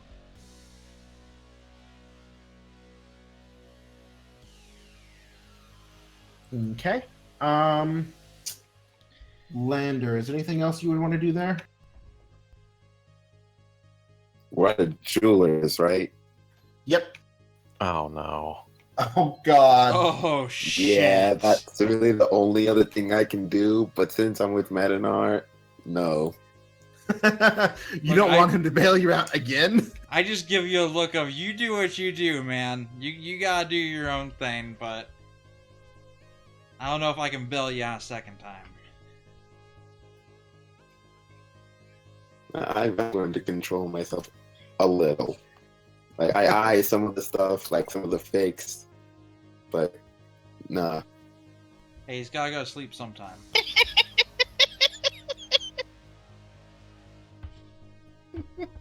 Okay. So then you just head back to the inn. Yep. Okay. So you spend the night at the inn, Uh, get up the next morning, get ready to head Uh, out. Or but- did you want to do something else? Oh, but What did you want to do? sorry, I posted. Oh, sorry, that I into missed the- that. I missed that. That's fine. What did you want to do? Is there a clothier or some form of a clothing store in town? Yeah, you can find some. There's some clothing in the back of the general store. It's kind of off the Okay. shelf stuff, mostly kind of a little bit rustic, but will work. Because I find myself in possession of a traveling cloak that was previously tainted with dragon stink, and that I would rather not hold on to. Okay. Cloaks are kind of one size fits all, or at least one size fits most. So you find one of an appropriate length, and you One size fits all, racists. and and he will exchange it for 5 silver. Okay. I'll strongly suggest to him that he burn that cloak. He will consider it. Okay, so as you leave Bridgetown, you're out of the swamp. Where do you want to go? You probably still want to keep surveying the area from this point, but what is next? Oh, after all the hubbub with the dragon and everything, it has been a week, so you can add 20 more gold, except for Lander, who adds 10 more gold. Ha ha. We could head northwest and see if we can check out the Monastery of Immortal Mystics.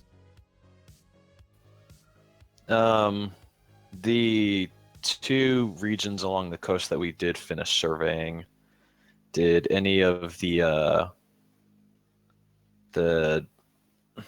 river channels look promising as a more permanent route?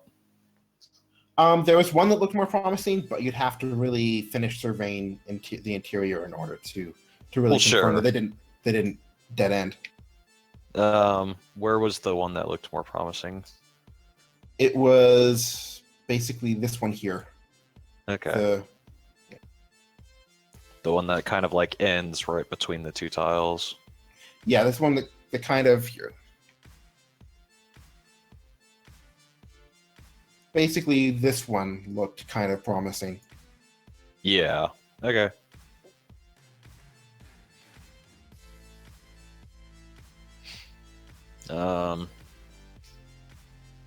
Yeah, I'm good going to check out the Covenant or whatever and see if The we can monastery. get them to, yeah, see if we can't get them to take care of our dragon problem. Okay. So, Sisha's going to insist that you survey while you're heading up there. So, you spend some time surveying this particular hex.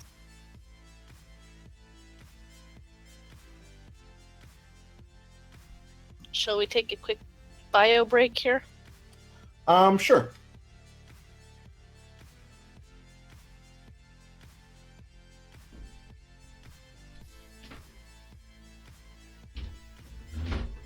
In that case, I'm going to grab more water. I will be back in just a minute.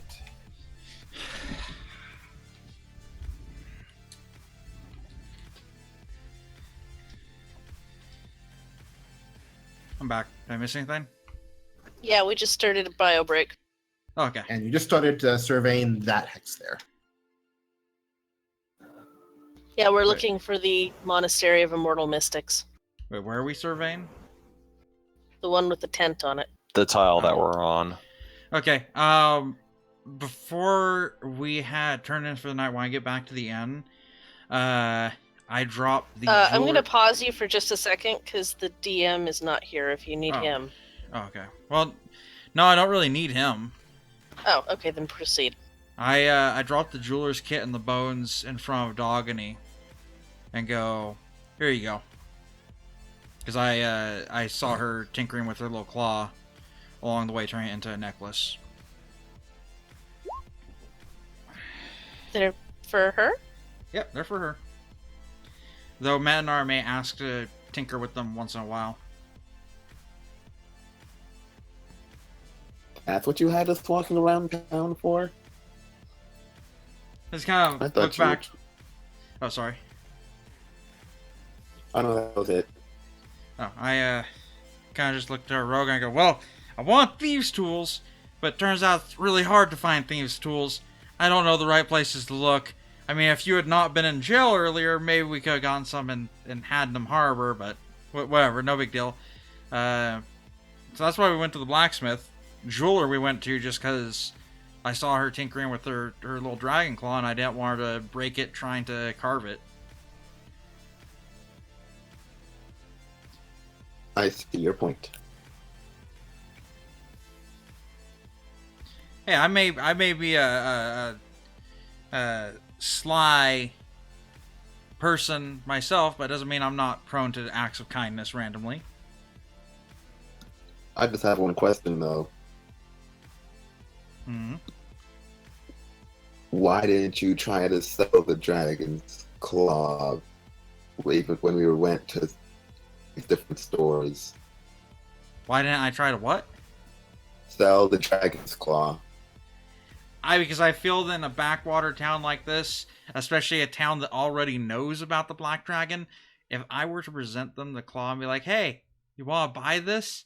And then they have to deal with a very pissed off Black Dragon, they're instantly going to know that we had something to do with that. So I didn't even take it out while I was with these guys. Okay, I'm back, and that makes sense. Yeah. It makes a lot of sense. I gave Dogany the jeweler's kit and bones. Okay.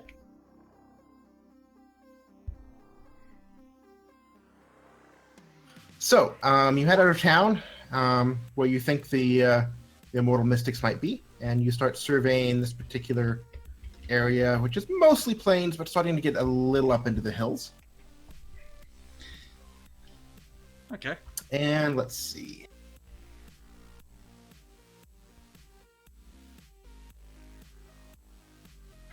So, on about day 4, during the night, there's a little bit of rustling. So, actually, in the evening when you're getting ready for bed, there's a bit of rustling. So, let's see, where would that?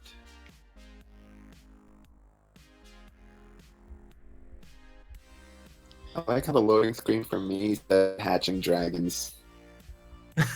Yep. That's terrible. Yet another black dragon. Go. Or wait, Well- maybe not. It's been fun, y'all. Watch out, guys. It's the Third Reich. They found us. Mama Third Reich. Okay, so let's see. Where are you guys? Let's see. You're around the campfire mostly. So finish setting up where exactly you are. Oh, and Menar, you've healed by now. Oh, yeah. Maybe I like feeling melted from acid. You don't know me. In your bunghole.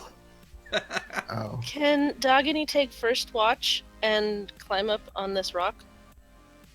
Wait, I can't see anything. I'm just enabling fog of war. So it is in the evening, but you haven't finished settling down yet. And if you're going first watch, you can probably see here. How high up is this rock? It's only like about 15 feet. Perfect. Is that a tent? Snore may be carrying quite a lot. but yes, it is a tent for this particular map. That's not entirely representative of your usual campsite, but yeah. While she's on her watch, she's going to try practicing carving one of the practice bones that Metinar gave her.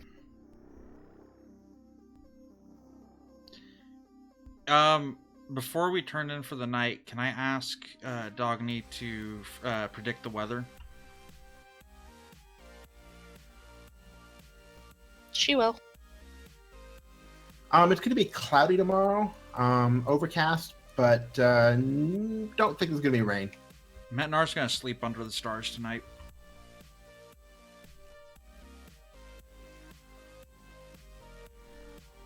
I'm heading into the tent. I couldn't turn off proficiency bonus, so that's probably minus like 2.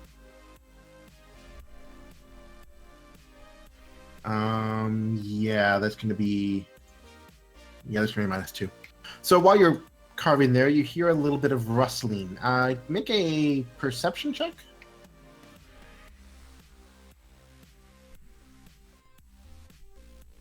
Okay. You see some rather large wolves sneaking around outside the camp. Are they large as in dire wolves or wargs or just fat wolves? Large as you would probably call them dire. Oh no. Brute, snarls, and cuddles. Yes. You gotta watch out for Cuddles. He's a killer.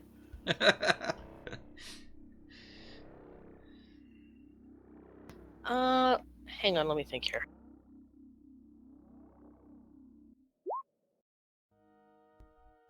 Okay, my range on Minor Illusion is 30 feet, so can I cast a Minor Illusion in the middle of the camp of me saying wolves coming? Can you make a sound with minor illusion? Yes, you create a sound or an image of an object within range that lasts for the duration. I think it's a sound or an image, but I mean you can just have your voice saying that. Right. I just That want to make works. a sound. Yes, If you you can. create a sound, its volume can range from a whisper to a scream. It could be your voice, someone else's voice, a lion's roar, blah, blah, blah. So yeah, I Yep. just want to say wolves coming. Yep, you create a minor illusion inside the camp of wolves coming. What's the range on that? 30 feet. Oh, okay, so Lander does here.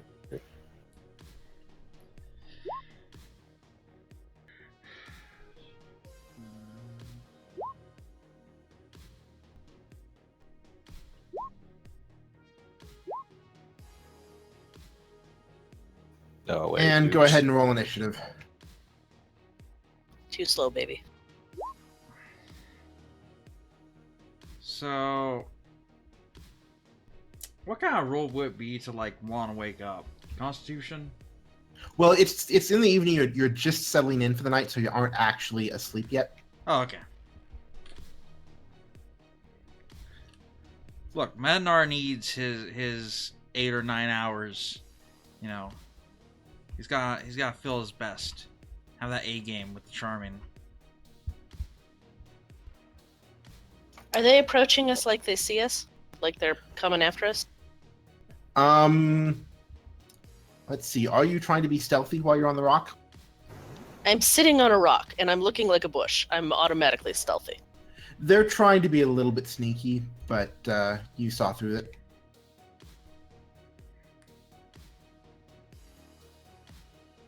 They're not like creeping slowly on their haunches sneaky. They're just trying to be slow and pad softly. So, like, do they know we're here? You're pretty sure they know you're here. They smell something. They're looking for food. It's the bacon. Damn it. Trevor haunts me from beyond the grave. I will die before I let them have the bacon. That bacon is almost a week old now, just so you know. Actually, more like 2. Bacon can't go bad. Bacon's always good. Ugh. Bacon is usually smoked to preserve it. Did you smoke, Trevor? Yes. Okay, I mean- well, Ermi has enough salt that would probably keep it fresh for a good while. Wow. You know, I came out to have Okay. a good time tonight. so first turn is Lander. What do you want to do? Alright, so I guess I heard it first. If you guys wait a at little least bit, what I can happens. try talking to them and getting them to leave.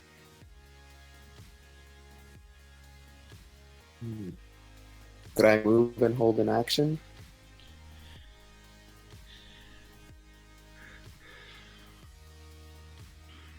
Yeah, you can split it up like that. You can move and ready an action so that if they come in range, you can shoot them, or wait for Dogany to go first.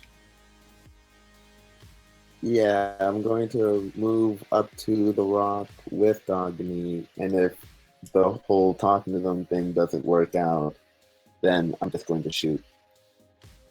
Let's see. Getting up to the rock would be kind of tricky. 10 feet there. It would be difficult terrain, I would imagine. Yeah, it would be an athletics check to do it. This turn, because it's a climb check.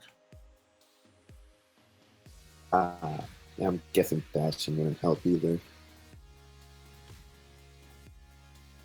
But I mean, right now it's blocking line of sight, so you can actually see the wolves at the moment. Well, maybe one of them, but you might want to do that just so you can get a good line on them.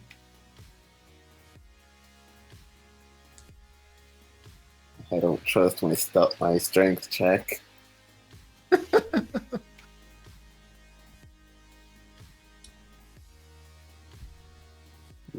What could go wrong, though? What was that? You went rather robotic for a second.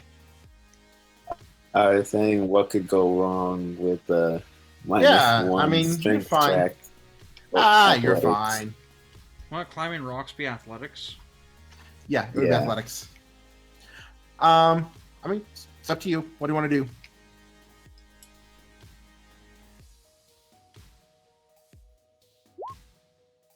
And it went about as well as I thought it would. You get a little ways up. You get like 1 hex up there. So you're like, yeah. You were gonna get to the next one, but then your foot slipped and you slid back down a little bit. And then you're holding, I guess, an attack action if they get within sight of you, or are you waiting for Dogany? Waiting for Doggy. Okay, so Sish is going to wander over here and get ready to spew acid on anything that gets too close. Urmi, what's your turn? We're gonna move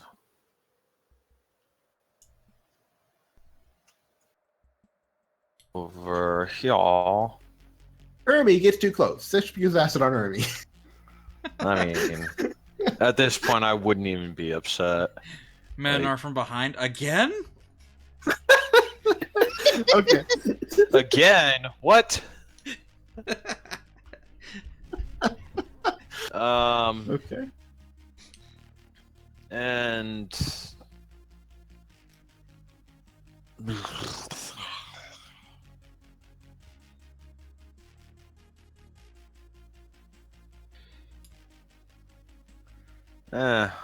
why not? I'll try and placate them with an animal handling check. If I throw them some 2-week-old bacon, do I get advantage? Sure.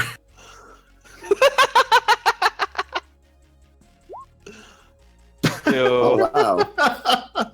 Okay. You throw some 2-week-old bacon, it reaches about there, and they look interested in that bacon. It's bacon. All I can think of is that Snarls' commercial. turn. Snarls runs up to the bacon and starts chewing on it. Metanar. Oh, what a good pupper. From my knowledge of wolves, they don't much like fire, right? That is correct. I'm gonna grab. So, what's our fire pit looking like right now? It's not too bright. It was. I mean, you're kind of letting it die down a little bit for sleep, but you wanted to kind of bank it and keep it at a low fire for the rest of the night.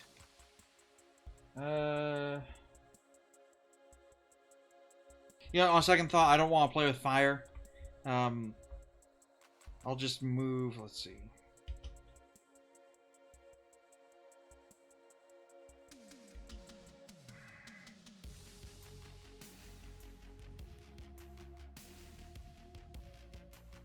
I'll take a double movement and go there, and that'll be the end of my turn. Okay. Then it's Cuddle's turn, who will also go up and go for some bacon. Dogany. I will cast Speak with Animals, and I will say to them, "Heed me, friends, I am a druid of these wilds. Take this offering of meat and flee, or these vicious warriors will slay you and eat your eyeballs." Okay. Make Oh. a persuasion check or an animal handling, whichever. Or an intimidation. I'm not intimidating, I'm warning.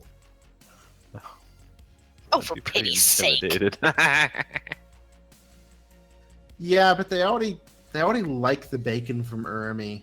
So I'm gonna say they go ahead and start fighting over the bacon, and then kind of gradually drift away as they snag pieces from each other and kind of wander out of sight. So I'm actually gonna give it to you because that's, I mean, bacon. Such good doggos. Wow, that actually worked. Yep. So they head out. You are a little bit more alert for the rest of the night, but you don't have any more trouble with them. And then back to the overmap.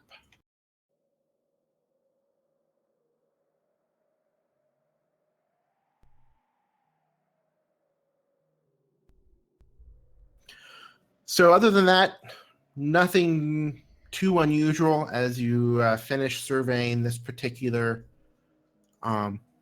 area. You find it starts going up into hills, but most of this here is plains. Oh, okay. Then what do you want to do? Keep looking for the monastery? Sounds like our only real plan right now. Yeet. So do you want to go there or there? They said Oh. west. Okay. So then that would be that direction, a little bit more towards Lake Town, up in the hills, The foothills. Yeah. the foothills of Spire Mountain. Lovely.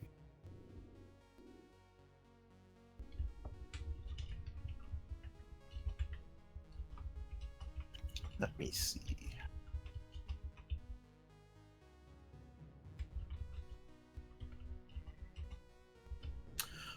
You go up into the foothills. As you're surveying this area, you find that you find an ore deposit that Sish marks down on his map with great interest because it looks like it'll be useful. Let me see.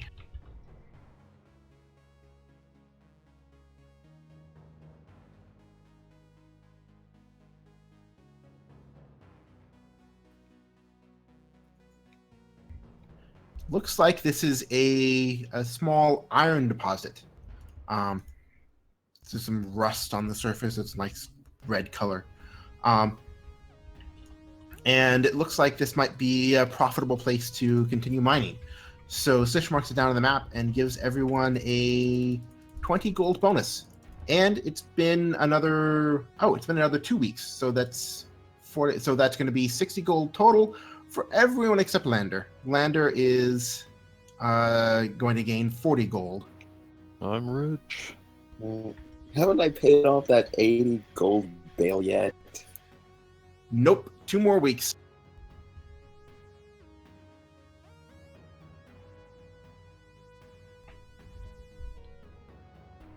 And then also in this area, you come across a monastery. About, let's see, where is it? About there.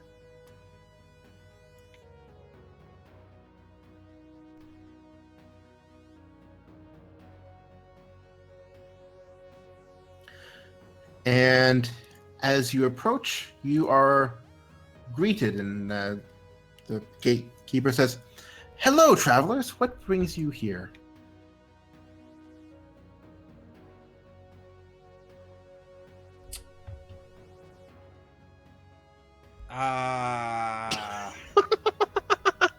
The promise of immortality?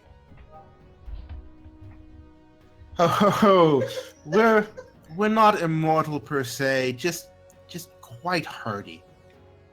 We had heard tales of your amazing feats, and we simply wished to pay our respects and visit you. Well, you're welcome to spend the night. We do occasionally shelter travelers. We'd be happy to spell you, but I'm not sure what else we can do to help you out.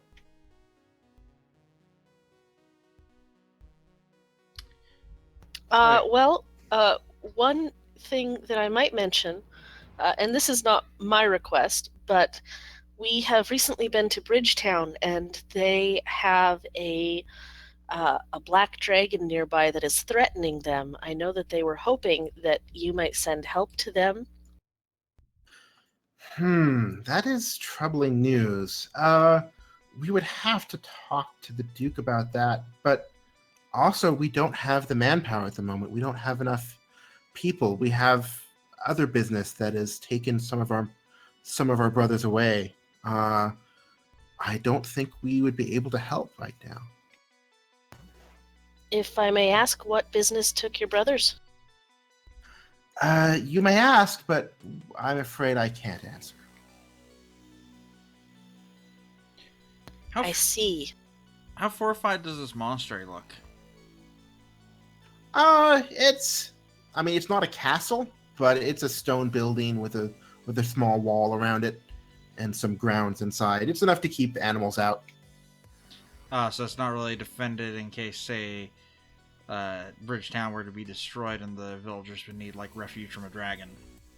It's not really large enough for that. There's room here for several dozen people, but not a full village.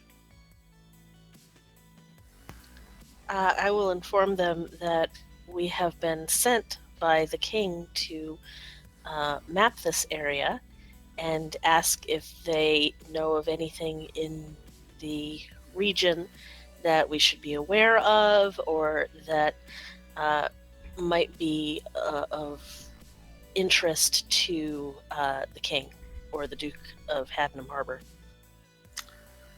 I can't really think of anything. We're mostly an insular order. Occasionally we go off on errands, but most of our time is spent in inner reflection. I'm afraid we don't wander around enough to find anything of interest that's not already known.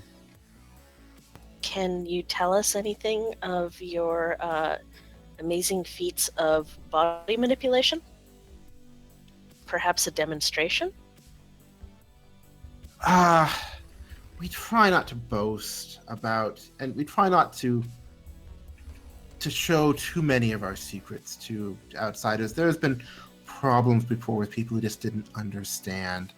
I'm afraid we would have to decline that. Dogany doesn't even get to try to persuade them? We can try. Come on, Nat Crit, 20. crit. No. About that.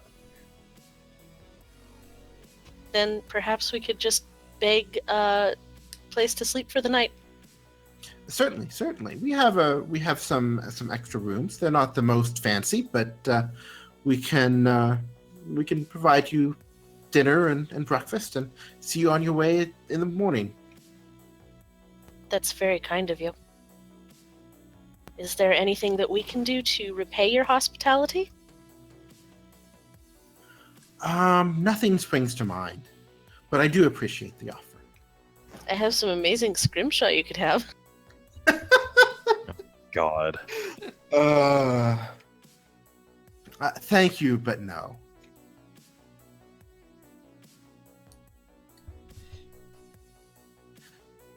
Okay, so I assume you guys spend the night? So when Urimi and Dogny had heard rumors about this monastery and the stuff all around Bridgeport, how much of that did they relate to us? Did they relate to us about like the immortal knight or whatever, the undead knight? Dogany would have. So can I ask the monks in the monastery if they know where that is and where said knight might be located?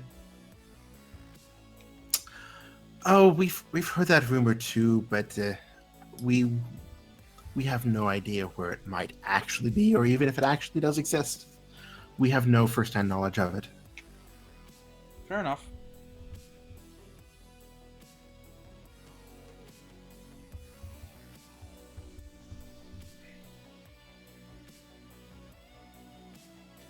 So, during the night, over dinner, there's some talking. You ask again. They talk about what they've seen. One of them does mention that they find the clouds around Spire Mountain fascinating because it's been a long time since the clouds have cleared around the peak. It's not really known why, but there always seems to be some sort of cloud around the top. How long?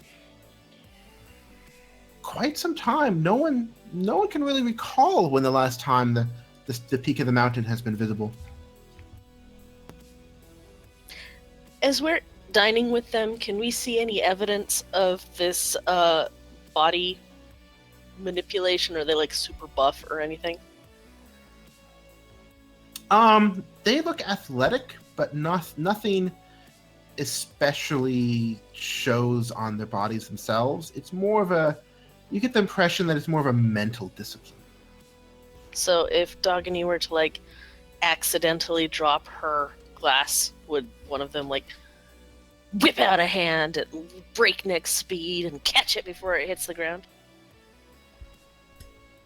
Sounds like a hypothesis that needs testing. I agree. Same. Yes. He made his dexterity check.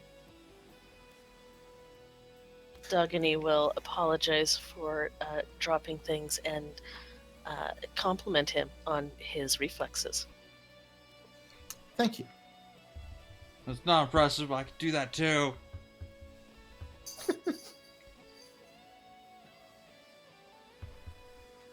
Okay. So you spend the night in some basically monastic quarters. They're pretty bare. And in the morning you head out again after a nice breakfast. You also notice that Sish hands a letter to the head of the monastery. And it sounds from what he says that he's sending a letter to the Duke, possibly about the Black Dragon issue. Do I have any berries or anything that I've gathered that I can offer them as payment for their hospitality? Yeah, you Or can offer some berries extra for the general herbs. store, for the berries to go on everyone's breakfast. Okay, I will do that just as a show of my gratitude. Okay. So, and you continue on your way and finish mapping up that hex.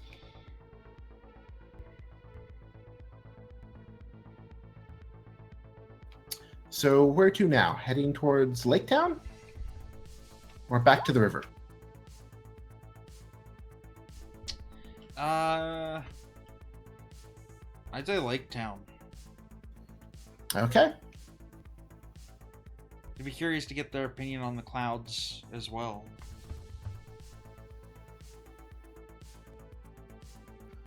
So you head down from the foothills where you are, and you come to this large mountain lake with several small and a few not so small rivers leading into it. And on the edge of the lake, where the large river exits it and heads down to meet up with the Dragontail River and head down to Bridgetown, you find a reasonably sized village, about the same size as Bridgetown, maybe a little bit less. This has a couple docks out of the water, but a few docks out of the water. Most of these are river boats, but it's a little tricky to get it over into the lake. So only the smallest ones can actually make that trip. There is an old mill on the edge with a water wheel into the river just where it exits the lake, and a few other scattered buildings on the far side, on the west side, but most of them are on the east side, right where the river meets the lake. When you go down into the city, you find an inn to stay the night called the Shepherd's Sling.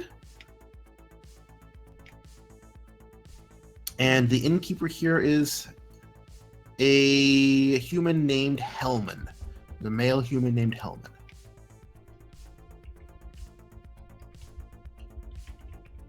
So anything you want to do in town, or what do you want to do? You get in around midday. What's around town? Like, you can probably find similar things to Bridgetown. Most of the people here seem to be set up to support mining operations, because I mean, there's a couple good mines out in the mountains. What kind of ore did we find? You find iron ore.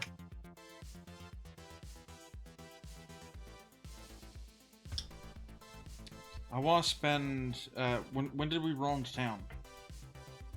Afternoonish. Embarrassing.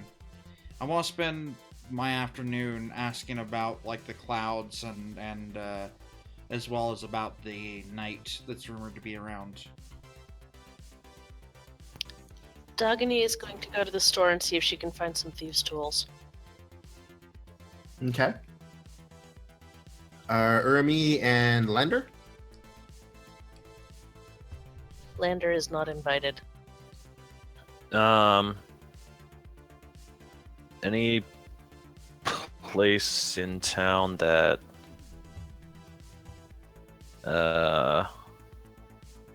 what would I use for fletching? Would it be woodcarver's tools or? I would probably call that a separate thing for Fletcher's tools, because it's kind of more specialized, but also easier to learn than just general wood carving. Yeah. Dagany knows how to carve wood. Dagany could make a portrait of Urumi for her.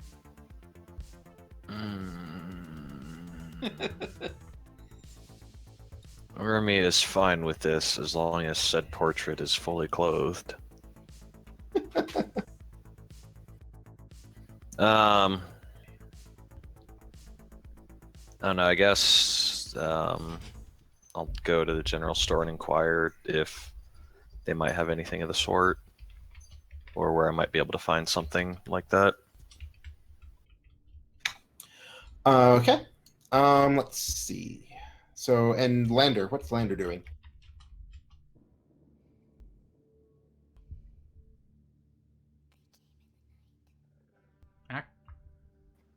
Mac? Lander might be sleeping again. Okay, so let's see. Cover your ears. Mac! Ah. Did it work? Is he awake? I don't think so. Pity. Okay. So, Mac is Medinar- exhausted and he goes immediately to the inn and falls asleep. Yes, Mac goes to the inn and falls asleep because he was up all last night on guard duty as punishment for stealing something. Hee hee. Oh, sorry. yeah. So Medinar, what do you were planning to ask around town for basically what's going on with the clouds or any other rumors. Yeah, the two things specifically I want to ask about is like if anyone like noticed what's going on with the clouds, and if they have any ideas what could be causing it, as well as asking specifically about the knight that's rumored to be around here. Go ahead and make a persuasion check. Oh, I'll have you know that I am very, very persuasive. Apparently yes, you so. are. So you get to the inn, you get to talking with the innkeeper, and he points you at some of the old folks that kind of hang out in the back and spend their days drinking some ale. You know, buy them around, and they get to being quite talkative. So they talk about all the old rumors that come through town. Some of them you've heard before, but they say that there is a river off to the west that runs red every solstice, and it's pretty much just, I mean, it's in the winter sometime. And also in that same area is where they heard about some trees that have been talking to people, and that ain't right, but oh well. They also say that somewhere under the mountains something is slumbering rather uneasily, because some smoke and some fumes have been seen rising from the deeps out of vents in the mountain. You also hear about Amir the steel merchant, he's once again, he's out of town. No one's quite sure where he gets his iron and steel goods, because he doesn't seem to be going to any of the mines that they know about. But he likes bringing. He'll occasionally come in town with a big load of steel goods and sell them for a good price, or ship them down the river. And then when you ask specifically about the top of the mountain, they said, yeah, it's a little bit strange. There must be something weird to it, but it's just always covered in clouds. In fact, way back when I was a boy, I remember seeing that covered in clouds. So it's been quite some time since those clouds have been there. I follow up and I say, you mentioned like smoke venting out of the mountain. I kind of, they're outside, right? Or are they out and back inside? Let's say they're on the porch of the inn. So I kind of look up towards the mountain and I go, has the outpouring of smoke stopped recently or slowed down? No, it's still going. I mean, it's not a lot, but it just started up not too long ago.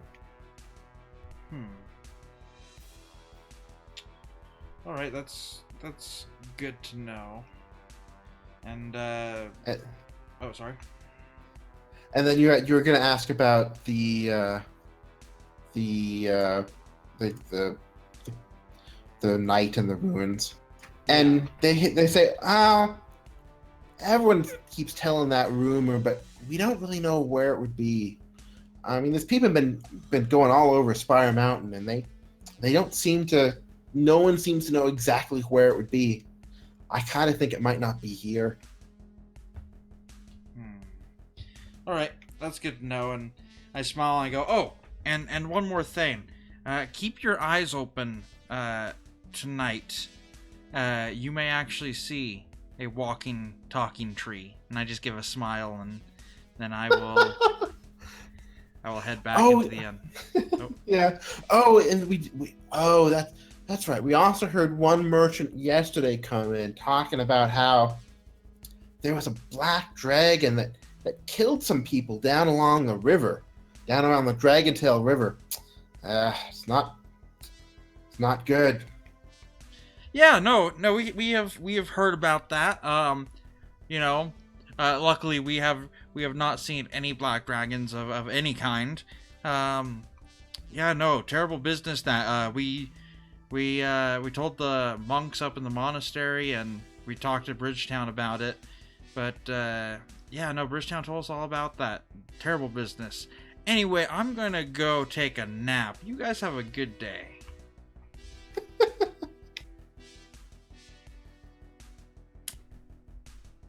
Okay, you go in and take a nap. So then, let's see. Dogany was going to go look for thieves' tools. So you find a small little metalworker who kind of doubles as sort of a weaponsmith, sort of an armor smith. He just does pretty much anything with metal. Do I know him? Nope. Really? Like, I've been in this town before. Yeah, but you're mostly just passing through. Most of your travels were a bit below Bridgetown. Okay, well, I will give him my sweetest, most wide-eyed young gnome stare, and maybe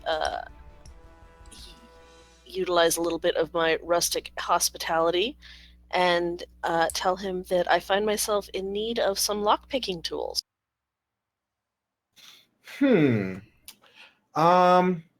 Really? What's a poor little lass like you need those tools for? Go ahead and make a persuasion check. I will explain that I have been out adventuring in the wilds as a druid do, and I have come across some locked chests, and some lockpicking tools would be of great use to me in bringing back the treasures to my people. Well, I might know where such a thing might be found. Know someone who might be able to part with some for, say, 30 gold? 30 gold is quite a bit. Do you think he might be able to accept 25 gold? I suppose.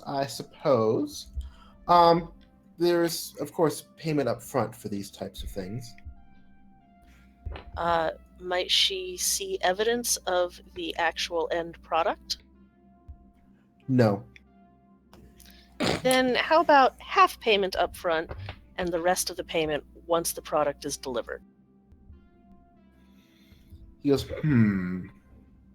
a moment. And he goes into the back room, and then hear the back door open, and then something, and then he comes back in. He says, full payment up front, and you can come back in a few minutes if you don't find it. Find it? Full payment up front, and I can see that you receive the items. Agreed. Okay, you count at 25 gold, and he says, there's a rain barrel out back in my shop. Strange things just appear in it sometimes. You might want to take a look. I will give him a bow and thank him for his time, and head out and take a peeky. In it, you find some wax paper wrapped around what look to be thieves' tools. Excellent. I will head back to the inn and slip them next to Metinar's plate and then walk away.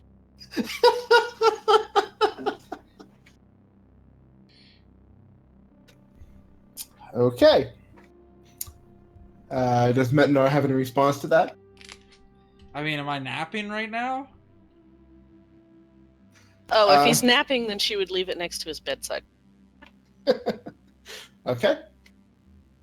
Do I have a little sneak check? Sure. Go for it.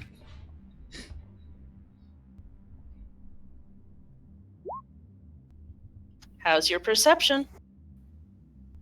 He's sleeping, so he's going to be at a disadvantage. He does not see you. Just don't eat my eyeballs. Okay. What will Then Metinar think Urmi. when he wakes up and finds his thieves' tools? Shock, surprise.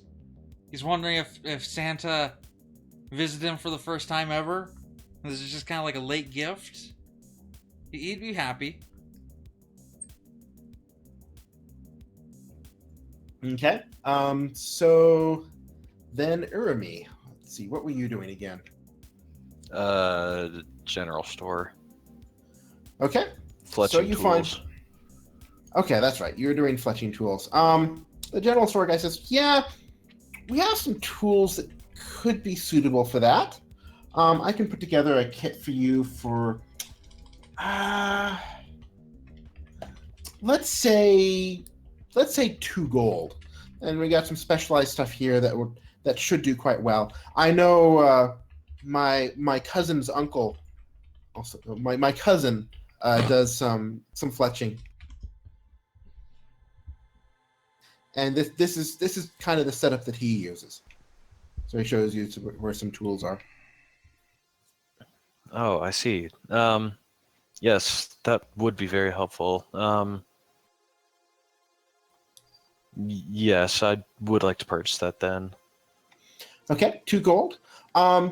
In order to really make use of this, you're also going to want some metal arrowheads. I have a few here. Let's say 5 that I'll sell you for. Okay. Let's say 10 for a silver.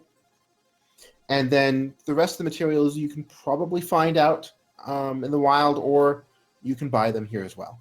We have some doweling that we in the back, and there's some feathers around too. I appreciate the offer, but until I'm more confident in my abilities, I'd rather hold off on getting nicer arrowheads, I suppose. Okay. Stick to more basic materials until I'm more experienced.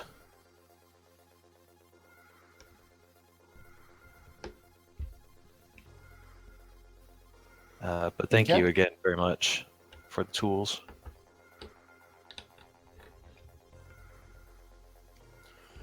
Okay, and I mean, for a while, for both you and Metanar, you're going to be at a little disadvantage for using the tools since you don't actually know how to use them. Sure. But you can at least start gaining some experience on that. Yeah. Okay. So then you head back to the inn and spend the night, and that's Wait, probably what about Lander? a good. Oh, Lander, did you have anything you wanted to do in Lake Town? What's in Lake Town? What kind of shops do they have? Whole lot. It's not a whole lot different from Bridgetown. It's just a bit closer to the mountain. There's a bit more of a mining focus.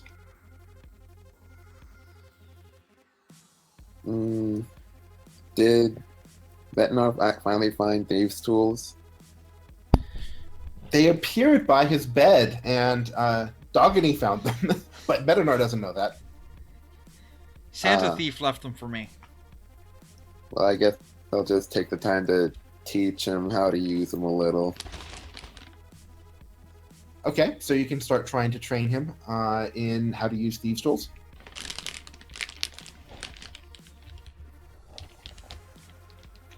Okay, and I think Lake Town is probably a good place to leave it. So I think that's probably going to be it for tonight, especially if people are starting to fall asleep. So, when everyone got back, I immediately asked, like, do any of you know where this came from? Like, did any of you come in my room while I was sleeping? Urmi will respond, "It wasn't me," and will shoot a knowing look at Dogany. Dogany will blush and fidget a little. I, surely can't imagine who would have entered your room while you were asleep. I look to Lander and I go, was it you, Lexington?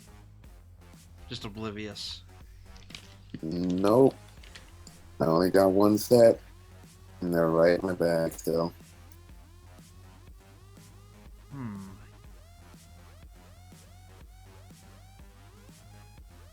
There's a mystery afoot. Hey man, free stuff. Never question free stuff. True. Whoever left it to me, I'm very grateful.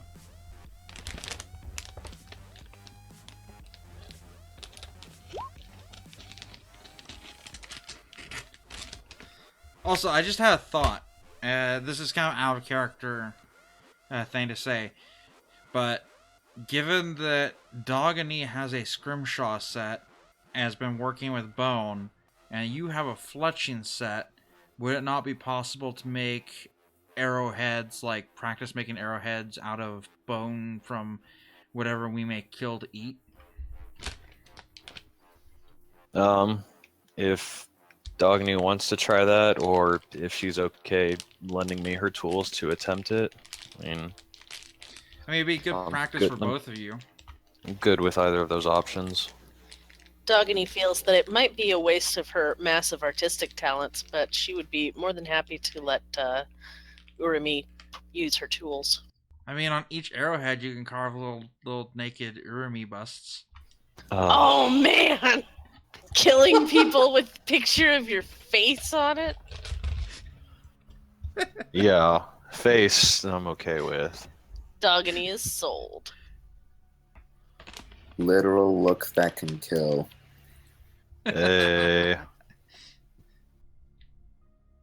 You can also put people's names on it. Just try to guess who you're going to be killing next.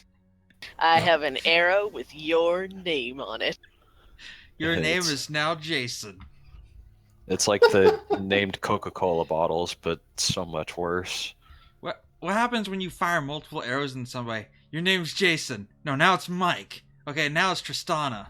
Need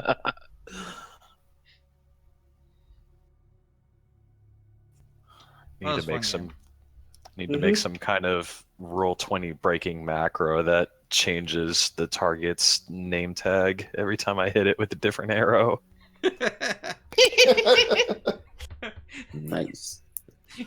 Oh, one thing I forgot. Doggedy, are you planning to do a little bit of alchemy a little bit to make healing potions, or herbalism to make healing potions at camp? Yeah, I figured I'd keep working on my potion.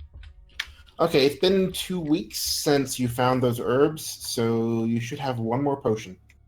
Potion of healing. I'll give it to Urimi. Thank you. I appreciate it. Are we gaining any experience while we're resting in Lake Town? Yes. I'll figure out how much experience. I'm gonna guess you're gonna hit level 3. In fact, yeah, this is probably gonna be a sane place to hit level 3. If not, I will bump it up a little bit and then detract it from your next level. Oh boy, So congratulations, you leveled up. Yay! That's a victory fanfare, Of another victory.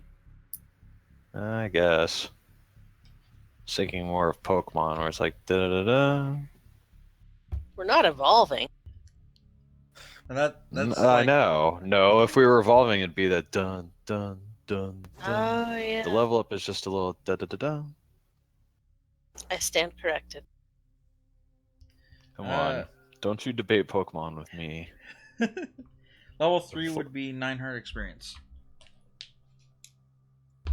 Yeah, I think you all needed just less than 300 to get there. So Yeah, I need 230. What should I jot down in my numbers? Where's on my character sheet? give me a minute and I'll finish calculating it. Okay.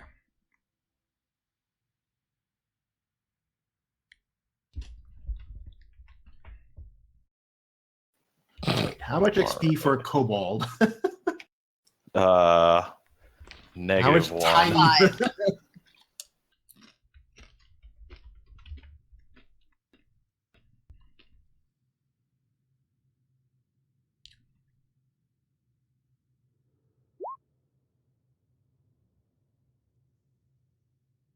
Oops.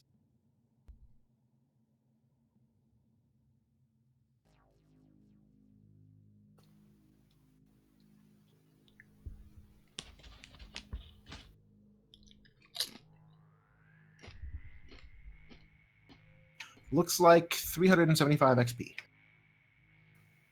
Cool. 325? 375. Sorry. Oh, damn.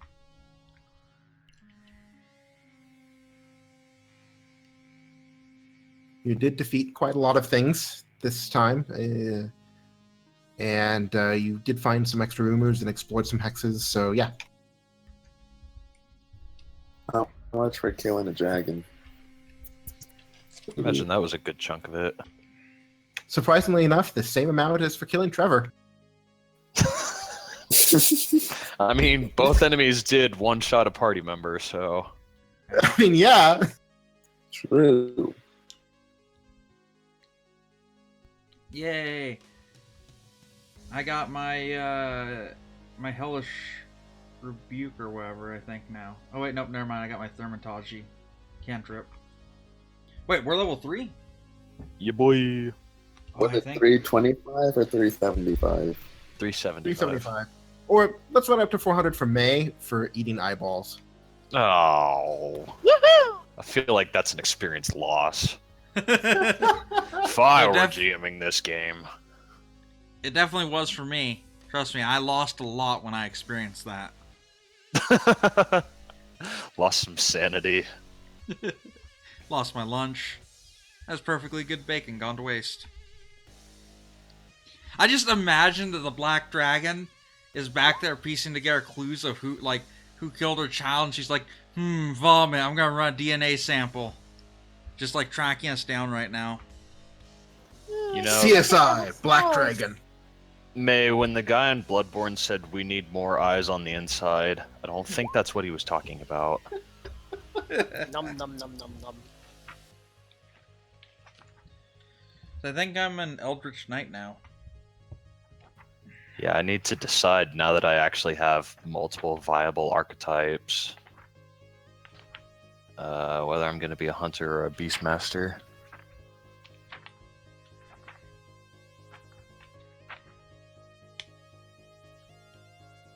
And there might be some other options too in the Unearthed Arcana, but I mean, I think the real choice is Beastmaster or something else. You might Because check Beastmaster is the main one that has interesting. Yo, no, differences in that's RP. the one that got like buffed to shit and You made might it wanna actually check- useful. You might want to check the Middle Finger of Vecna website. They have some good homebrew specializations that they're usually pretty balanced. Wait, the Who to One What of them Now website? is Dragon Slayer. Oh. I'll put Can a you link. Oh yeah. Sorry. That's specifically for Ranger stuff. Uh-huh. There's their general homebrew. Neat. I'll have to take a look at that.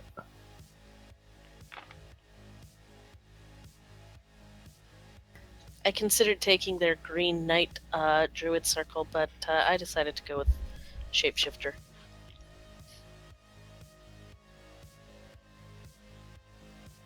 Oh, sweet. I get a new spell known, too.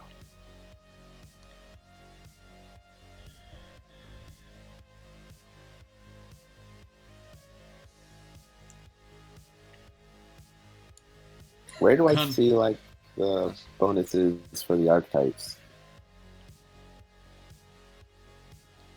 In the player's handbook. Yeah, it'd just be in Chapter 3 on the associated class. Gun Lancer, huh? Oh, interest. I mean, you just mentioned his two favorite things. Yeah, that's a homebrew fighter thing on the site. Well, oh no. If it was like a dance lancer, then maybe it'd be like drooling. Oh my god, no. So, you want to guess what one of these things are that I can pick as an archetype? What's that? What? Shovel Knight.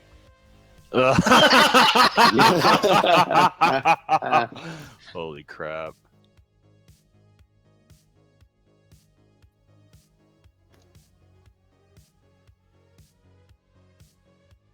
Oh my god. These like martial archetype bonuses. Strike the earth. At 3rd level, using your shovel, you can dig an array of 15 cubic feet per round. Holy shit. That's a lot. Yeah, Yeah. You remember this website, Byuk. This is the one that had the sorcerer specialization of cluckromancy.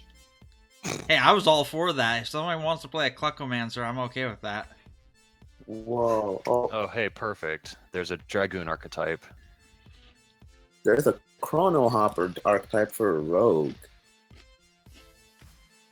Do keep in mind that I'll need to approve all of these archetypes. Although Oh, for sure. this site, most of them are probably going to be okay, or at least okay with a bit of tweaking. Yeah. You know, I can still window shop. There you Yeah. go, Bamf. You should play a dragoon in Byuk's game. I could. Yeah. That's gonna be we're gonna be rotating Fandelver. So like 1 week it'll be Fandelver, 1 week it'll be my game. Oh, okay. I thought we were trying to blitz through the rest of Fandelver before starting that. Well, But that, So- that works so- too. yeah, so far Maisy's the only one who's got a character done. Yeah, My character's amazing. I apologize for like radio silence on that. I had kind of been debating whether or not I was going to try and do that, just depending on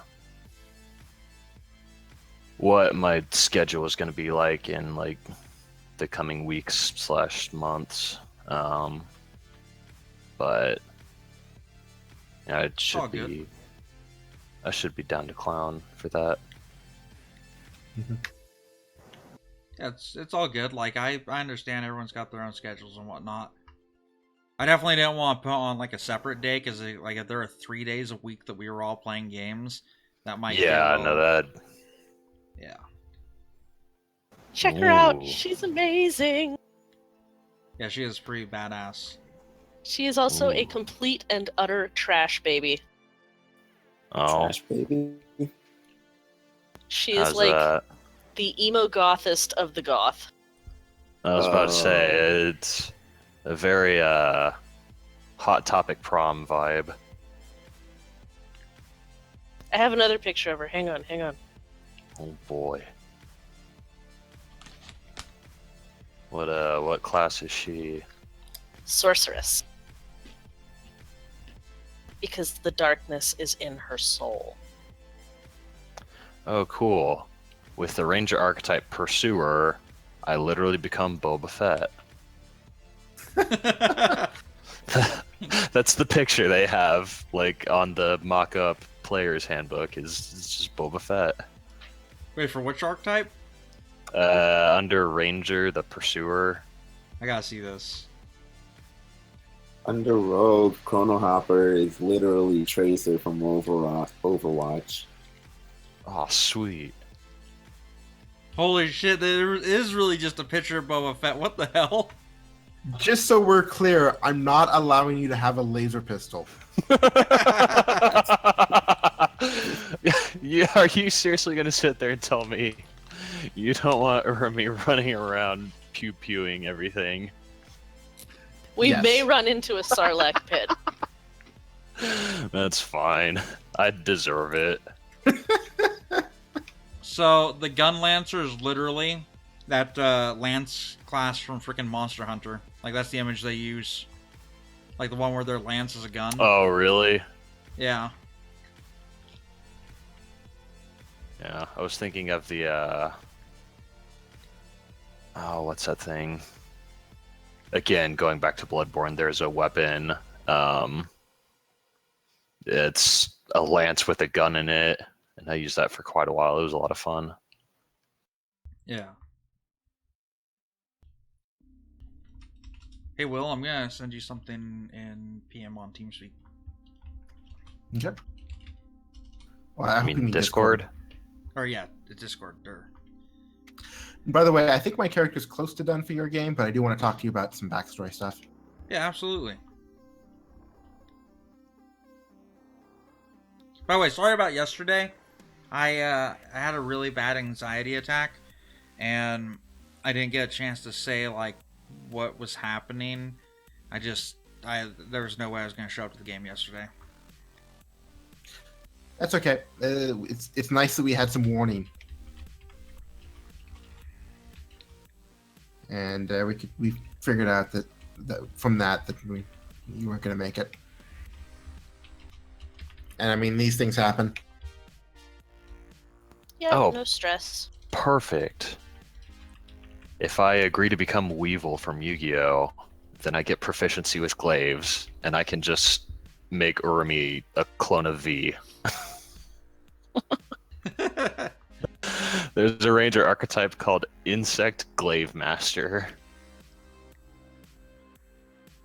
That's And, pretty cool. Apparently it's like Beastmaster, but your companion's a bug. Huh. You know, Dogony can be a bug. I mean, who can spiders eat aren't more bugs, eyeballs? but-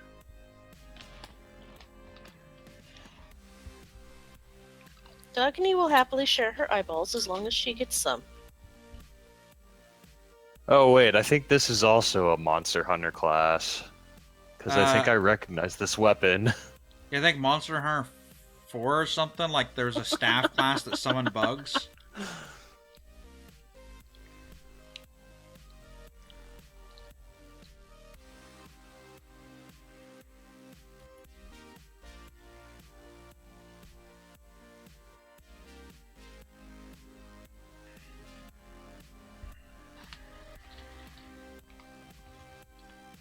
Really, really crazy.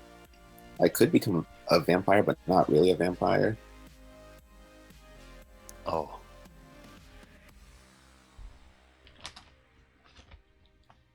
Or become a spider.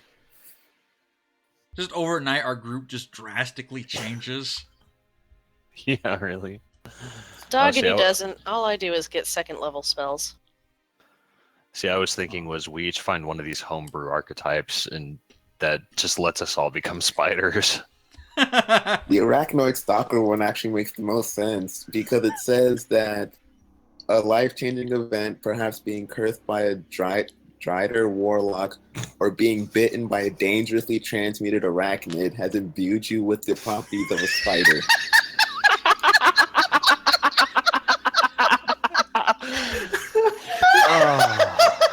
Bad Dogany. No cookie. No spider cookie. So you basically become Spider-Man. Yeah, it's Pretty just- much. Because it says I'm constantly under the effects of the spell Spider Climb. Spider-Mac. You know, given how successful you are with climbing checks, that might not be a bad idea. Oh my gosh. In the description, it literally says Arachnoid Man does whatever a spider can without violating copyright. Oh my god. True. You too can play a Spider-Man in 5e. Damn it, provided that no one Parker. tells Marvel's I need lawyers. pictures. Pictures of Spiderlander.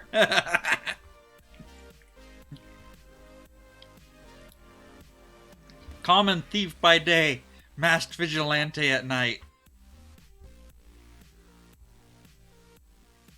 Although not looking to when I'm level 17 and grow a hideous set of opposable venom-injecting fangs.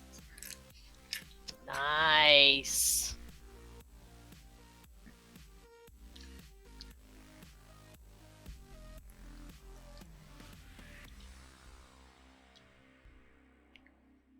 But yeah, druids choose their specialization at level 2.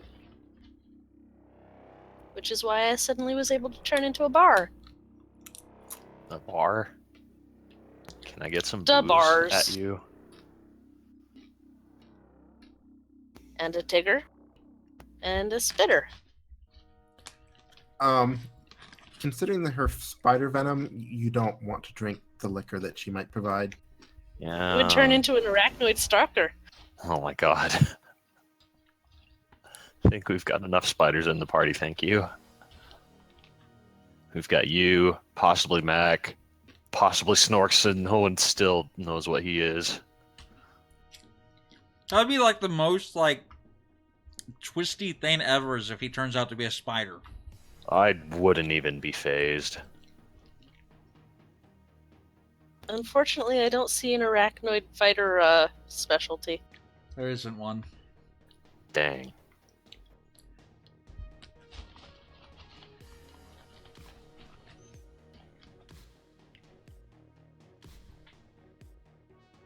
I could imagine one like Night of the Eight Legs or something like that, where you're basically just a paladin but with poison.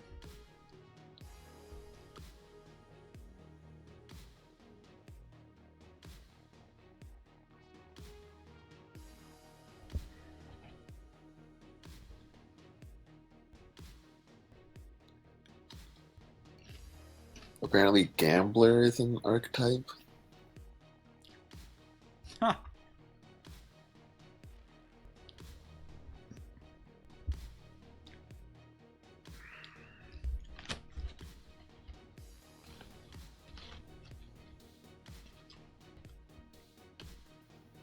Oh.